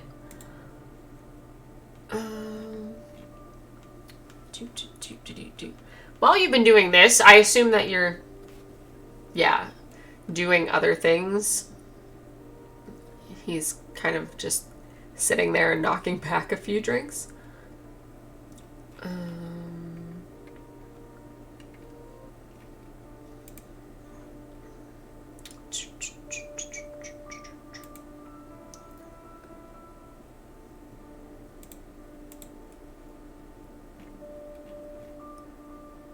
Yeah, he can actually do a couple things. So he'll be fine. Leave him be.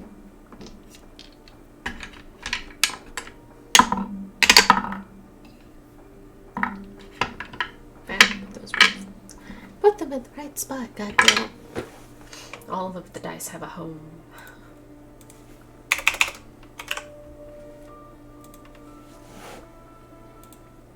Shame on you.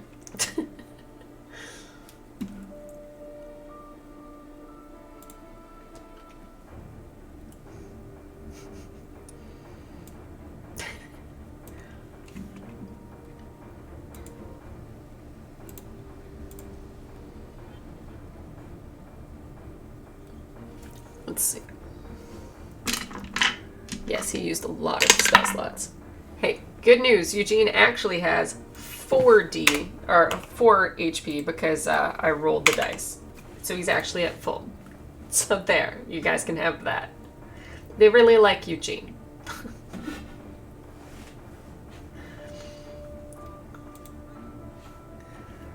All right. Okay. No, fuck you.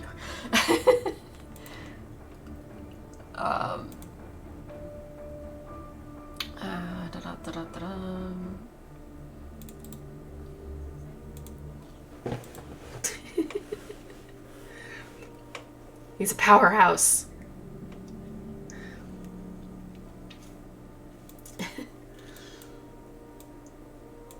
All right.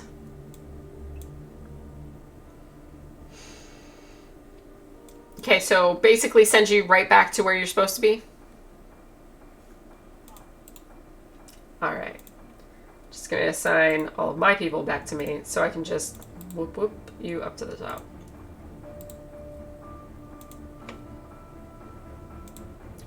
To the map. You're like, I'm back for round 2, and like, the prince is just like, oh goody.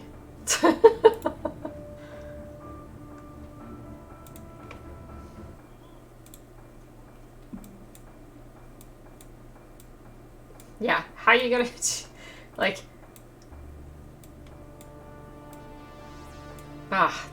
too many people. Oh. Nine, you need to refresh your page. Oh my god.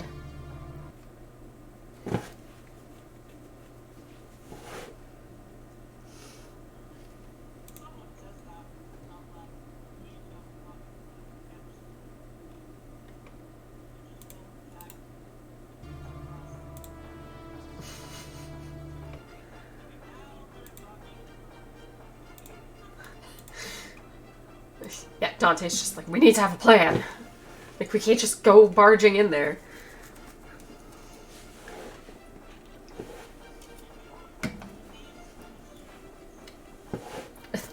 So Drarsali's just like, I have one. How about we get the fuck out of here while we still can? Like, is she worth this? From people who haven't fucked her? Is she worth this?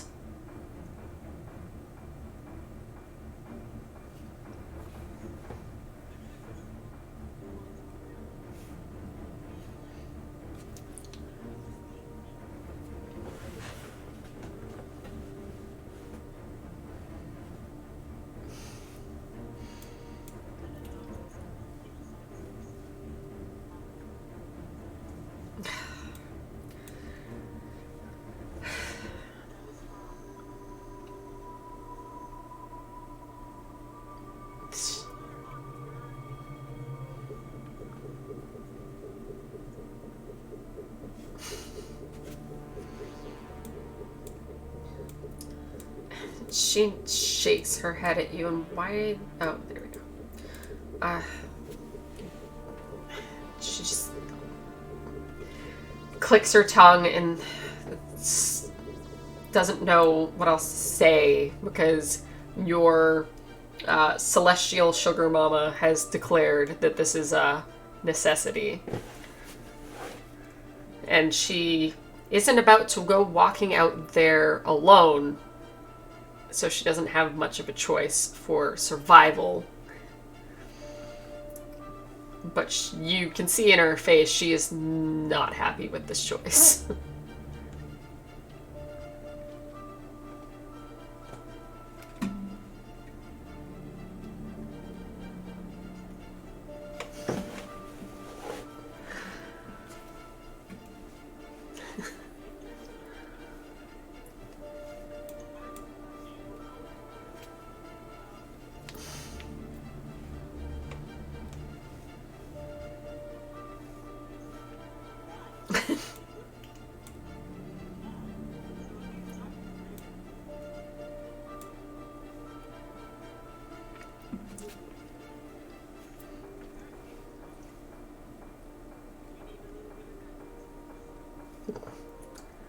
Alright. Well, just due to the general time, that is probably a good time to stop anyways for you to, like, think up a plan between your 3 people.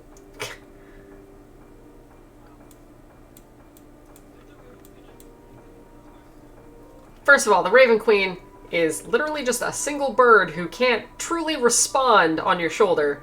She's, like, through her familiar, she can only squawk like a word and, like, nod and shake her head. So, if anything, I will... If the people in our lovely chat want to hear very short descriptions of who these people are and why we're doing this. Because, we have people actually asking questions. It's the strangest thing in my whole world. It's not a homebrew world, but I make a lot of the shit up as I go. um, sorry? Like, stop talking with food in your mouth. I know they can't hear you, but I still like to hear you. Yeah. I base the world in Wildmount because I am an original and I am a big fan of Critical Role.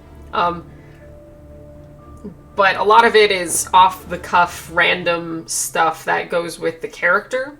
So the main character started out as this gentleman up here named Alonzo, who she has made Lin-Manuel Miranda. She loves him. But he is a doctor from Zadash, and his life started out pretty normal. He was just a doctor.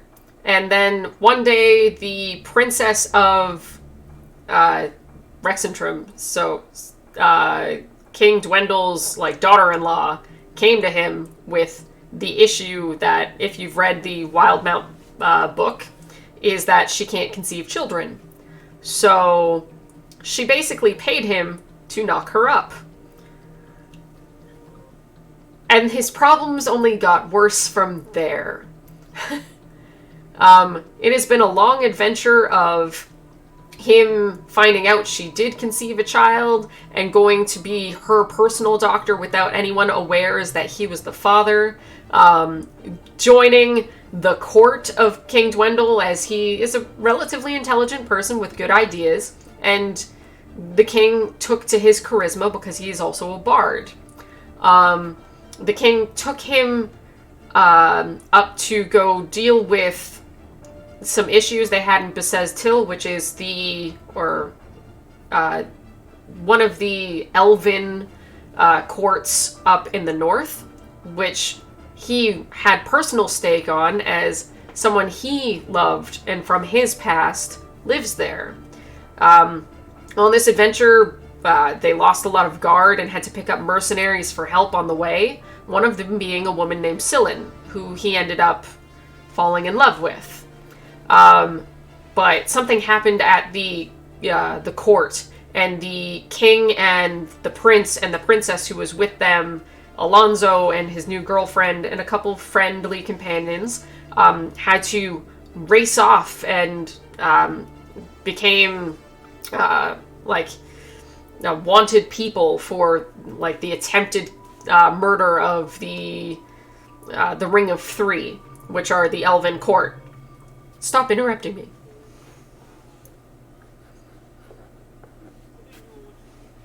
We'll get to her.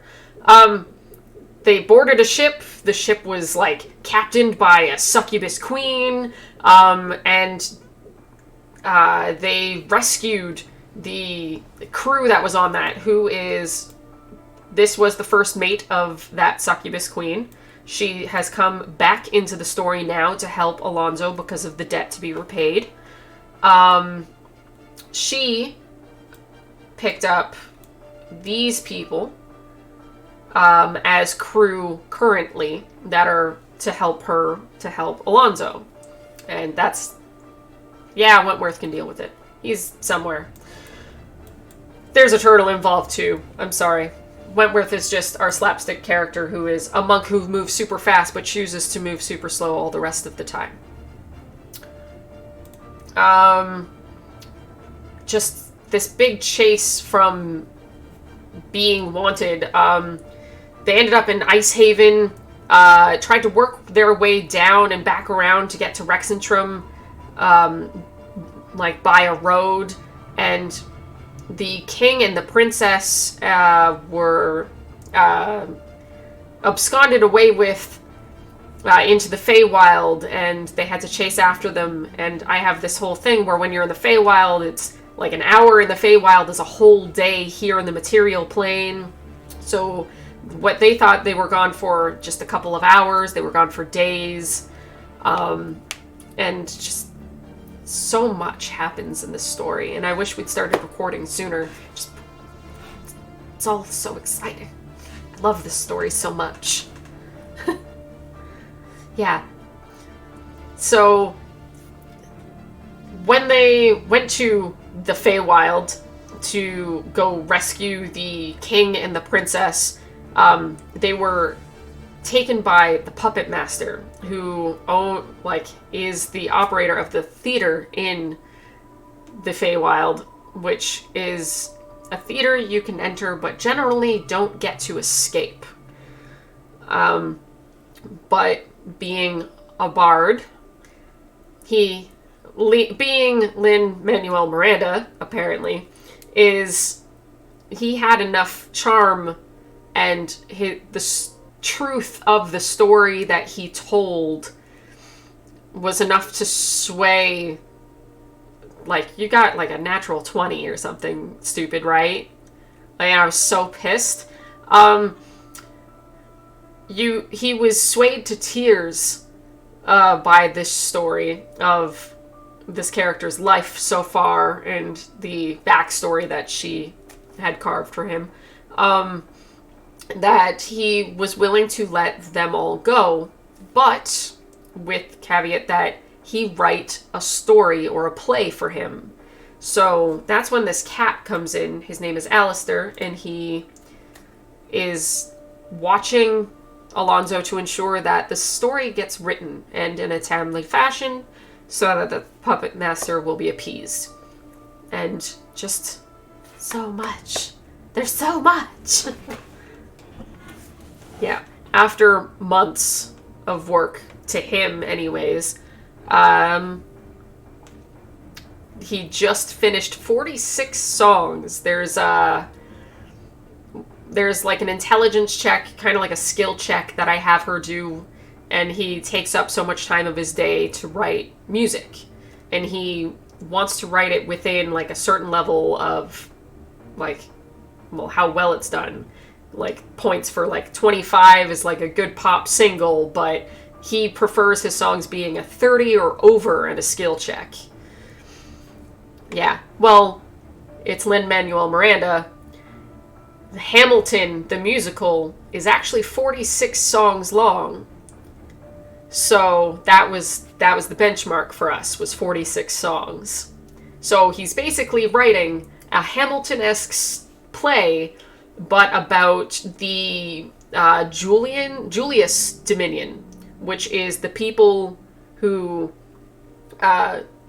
ruled the area before the Dwendalian Empire became a thing. There was, what was his name? Enoch Julius. Yeah, so the good Baron was the ruler of the area, and all. There's not a lot of information, so it's left open to interpretation enough that you can make a Hamilton-esque play about Enoch Julius, and that is her creative bit for what this character's true goal in life is, and that is to write Hamilton.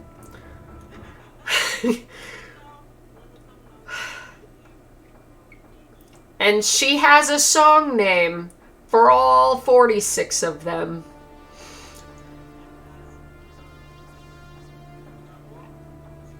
And she knows the skill check, how good each song is in comparison to the others, how well they were written, how much heart and soul were poured into them. Because as a true bard, she only knows how to be extra.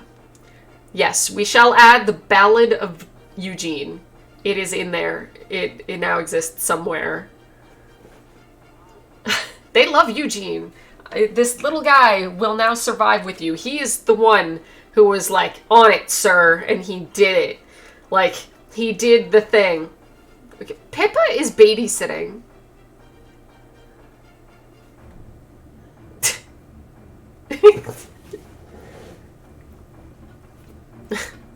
Yeah, Eugene has plot armor now. We are sitting at, we've had three that have been sitting with us for a while. We've got Murky, Shining Prism, and I'm gonna go with Michael. Or it's either... Yeah, I'm sorry. Names that are all the same are... It's either Michael is an Ewok. Okay, at least my brain did that, because my brain saw McAllis and went, but no, it's not.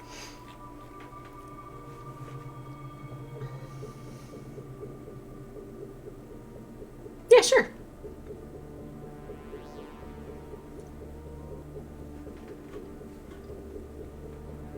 Servant. Yeah, my bad. There's people here. There's all kinds of people. I don't know. They're all coming out of the woodwork. It's weird.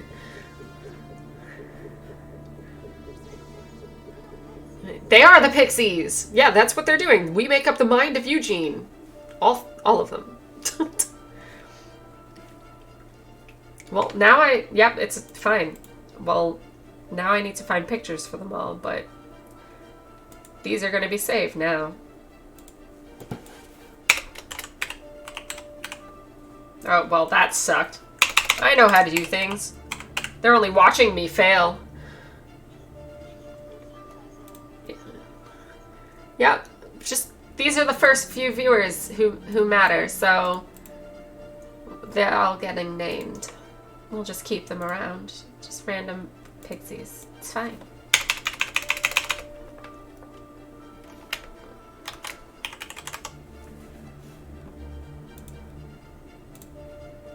Whoop. We dedicate these pixies to you.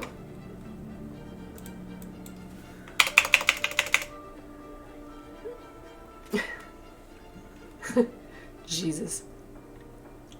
Question is, does this one get named Michael? Yes. Michael. I will find faces for these. Oh, and servant. Do. Ah, damn it, I did it again. Doesn't erase when I'm trying to erase. Bam. And now there's just one lonely pixie's like, I don't have a name. How do they get names? Kicks at air.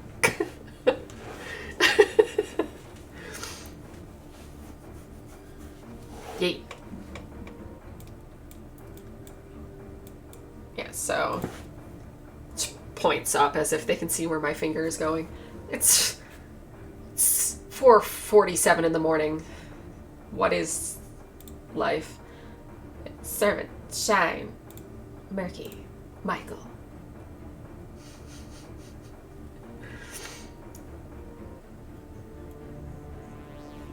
Yeah, just the one pixie who's just like, yeah, it's just the runt of the litter. It's just like, I don't have a name. My name's Mud. Sad face. Well, one of them's like, we should just... Well, they didn't say euthanize, but my brain was like, let's replace kill with euthanize. Like, okay. Like I said, it's 4:30 in the morning or more. Just kill it.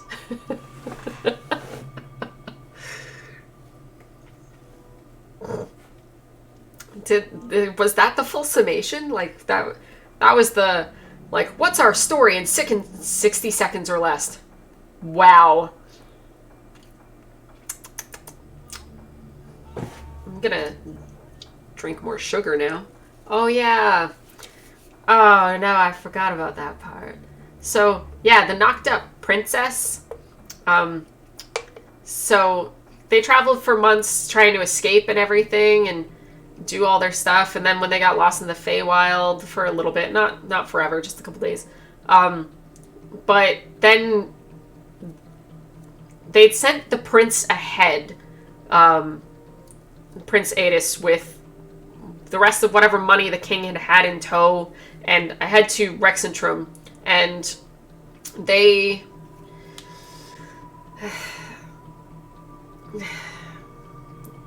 The king had an idea of the faster way to get to where they're going, because I created this building called Gwyn's Inn, there was Gwyneth and Gwendolyn, who own an inn tavern that is also a gateway from the material plane to the Feywild, and it travels because they can make it move wherever they want. So he got it to have them dropped off in Nicodranus, and we went to Yusa's Tower for anyone who knows Critical Role enough. So they could use the teleportation circle to go straight there, because they couldn't get the Gwyn's to bring them closer to Rexentrum. So further away and then teleportation circle in. But Yusa was in the Happy Fun Ball, or the Halls of Halas. And time is also weird there. It has a name, yeah. And time is different there too. So they lost a couple months in there. And when they came back, the world was basically falling apart due to a different campaign that used different characters somewhere else, but tied into the storyline. That involves Alonzo's teenage daughter, and that's who we're trying to save here in Aeor. Because you all know the nonsense that's happening in Aeor in the game. Well, before they even got to Isilcross in the game, I had already planned something using that. So Vess Drogna still lives in my world because she was still alive when I started planning this. But regardless, she managed to pull a bit of Aeor out of Isilcross and is now hovering over Rexentrum for my own personal amusement for my campaign. But yeah, back in the Halls of Halas, they lost a few months. And when they came out, the princess was giving birth to Alonzo's child, the illegitimate child of him and the supposed future prince or princess of the Dwendalian Empire. And the princess herself died, but the child survived. But now there's this random child that no one knows isn't royal waiting around.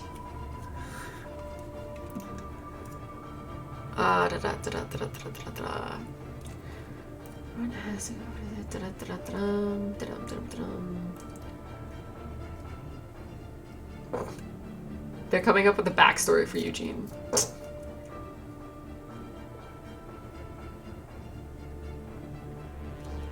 Oh no.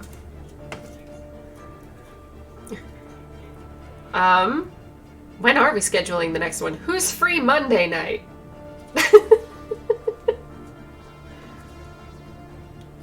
I am Eastern Standard Time. I don't know what time is because you're not Eastern Standard Time. I follow your time schedule, not mine, sweetie.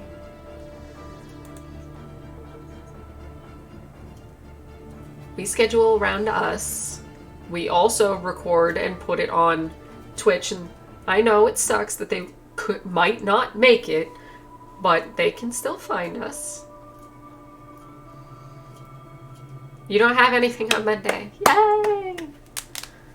Because all I have is work from 3 to 8, so I'll be fine. As long as my manager actually shows up for work on time, then I won't have to work a 9-hour day. Okay, there has to be a way to send a picture to me that isn't just open, blatant nonsense. How do I get a hold of people individually? Fine, go to bed.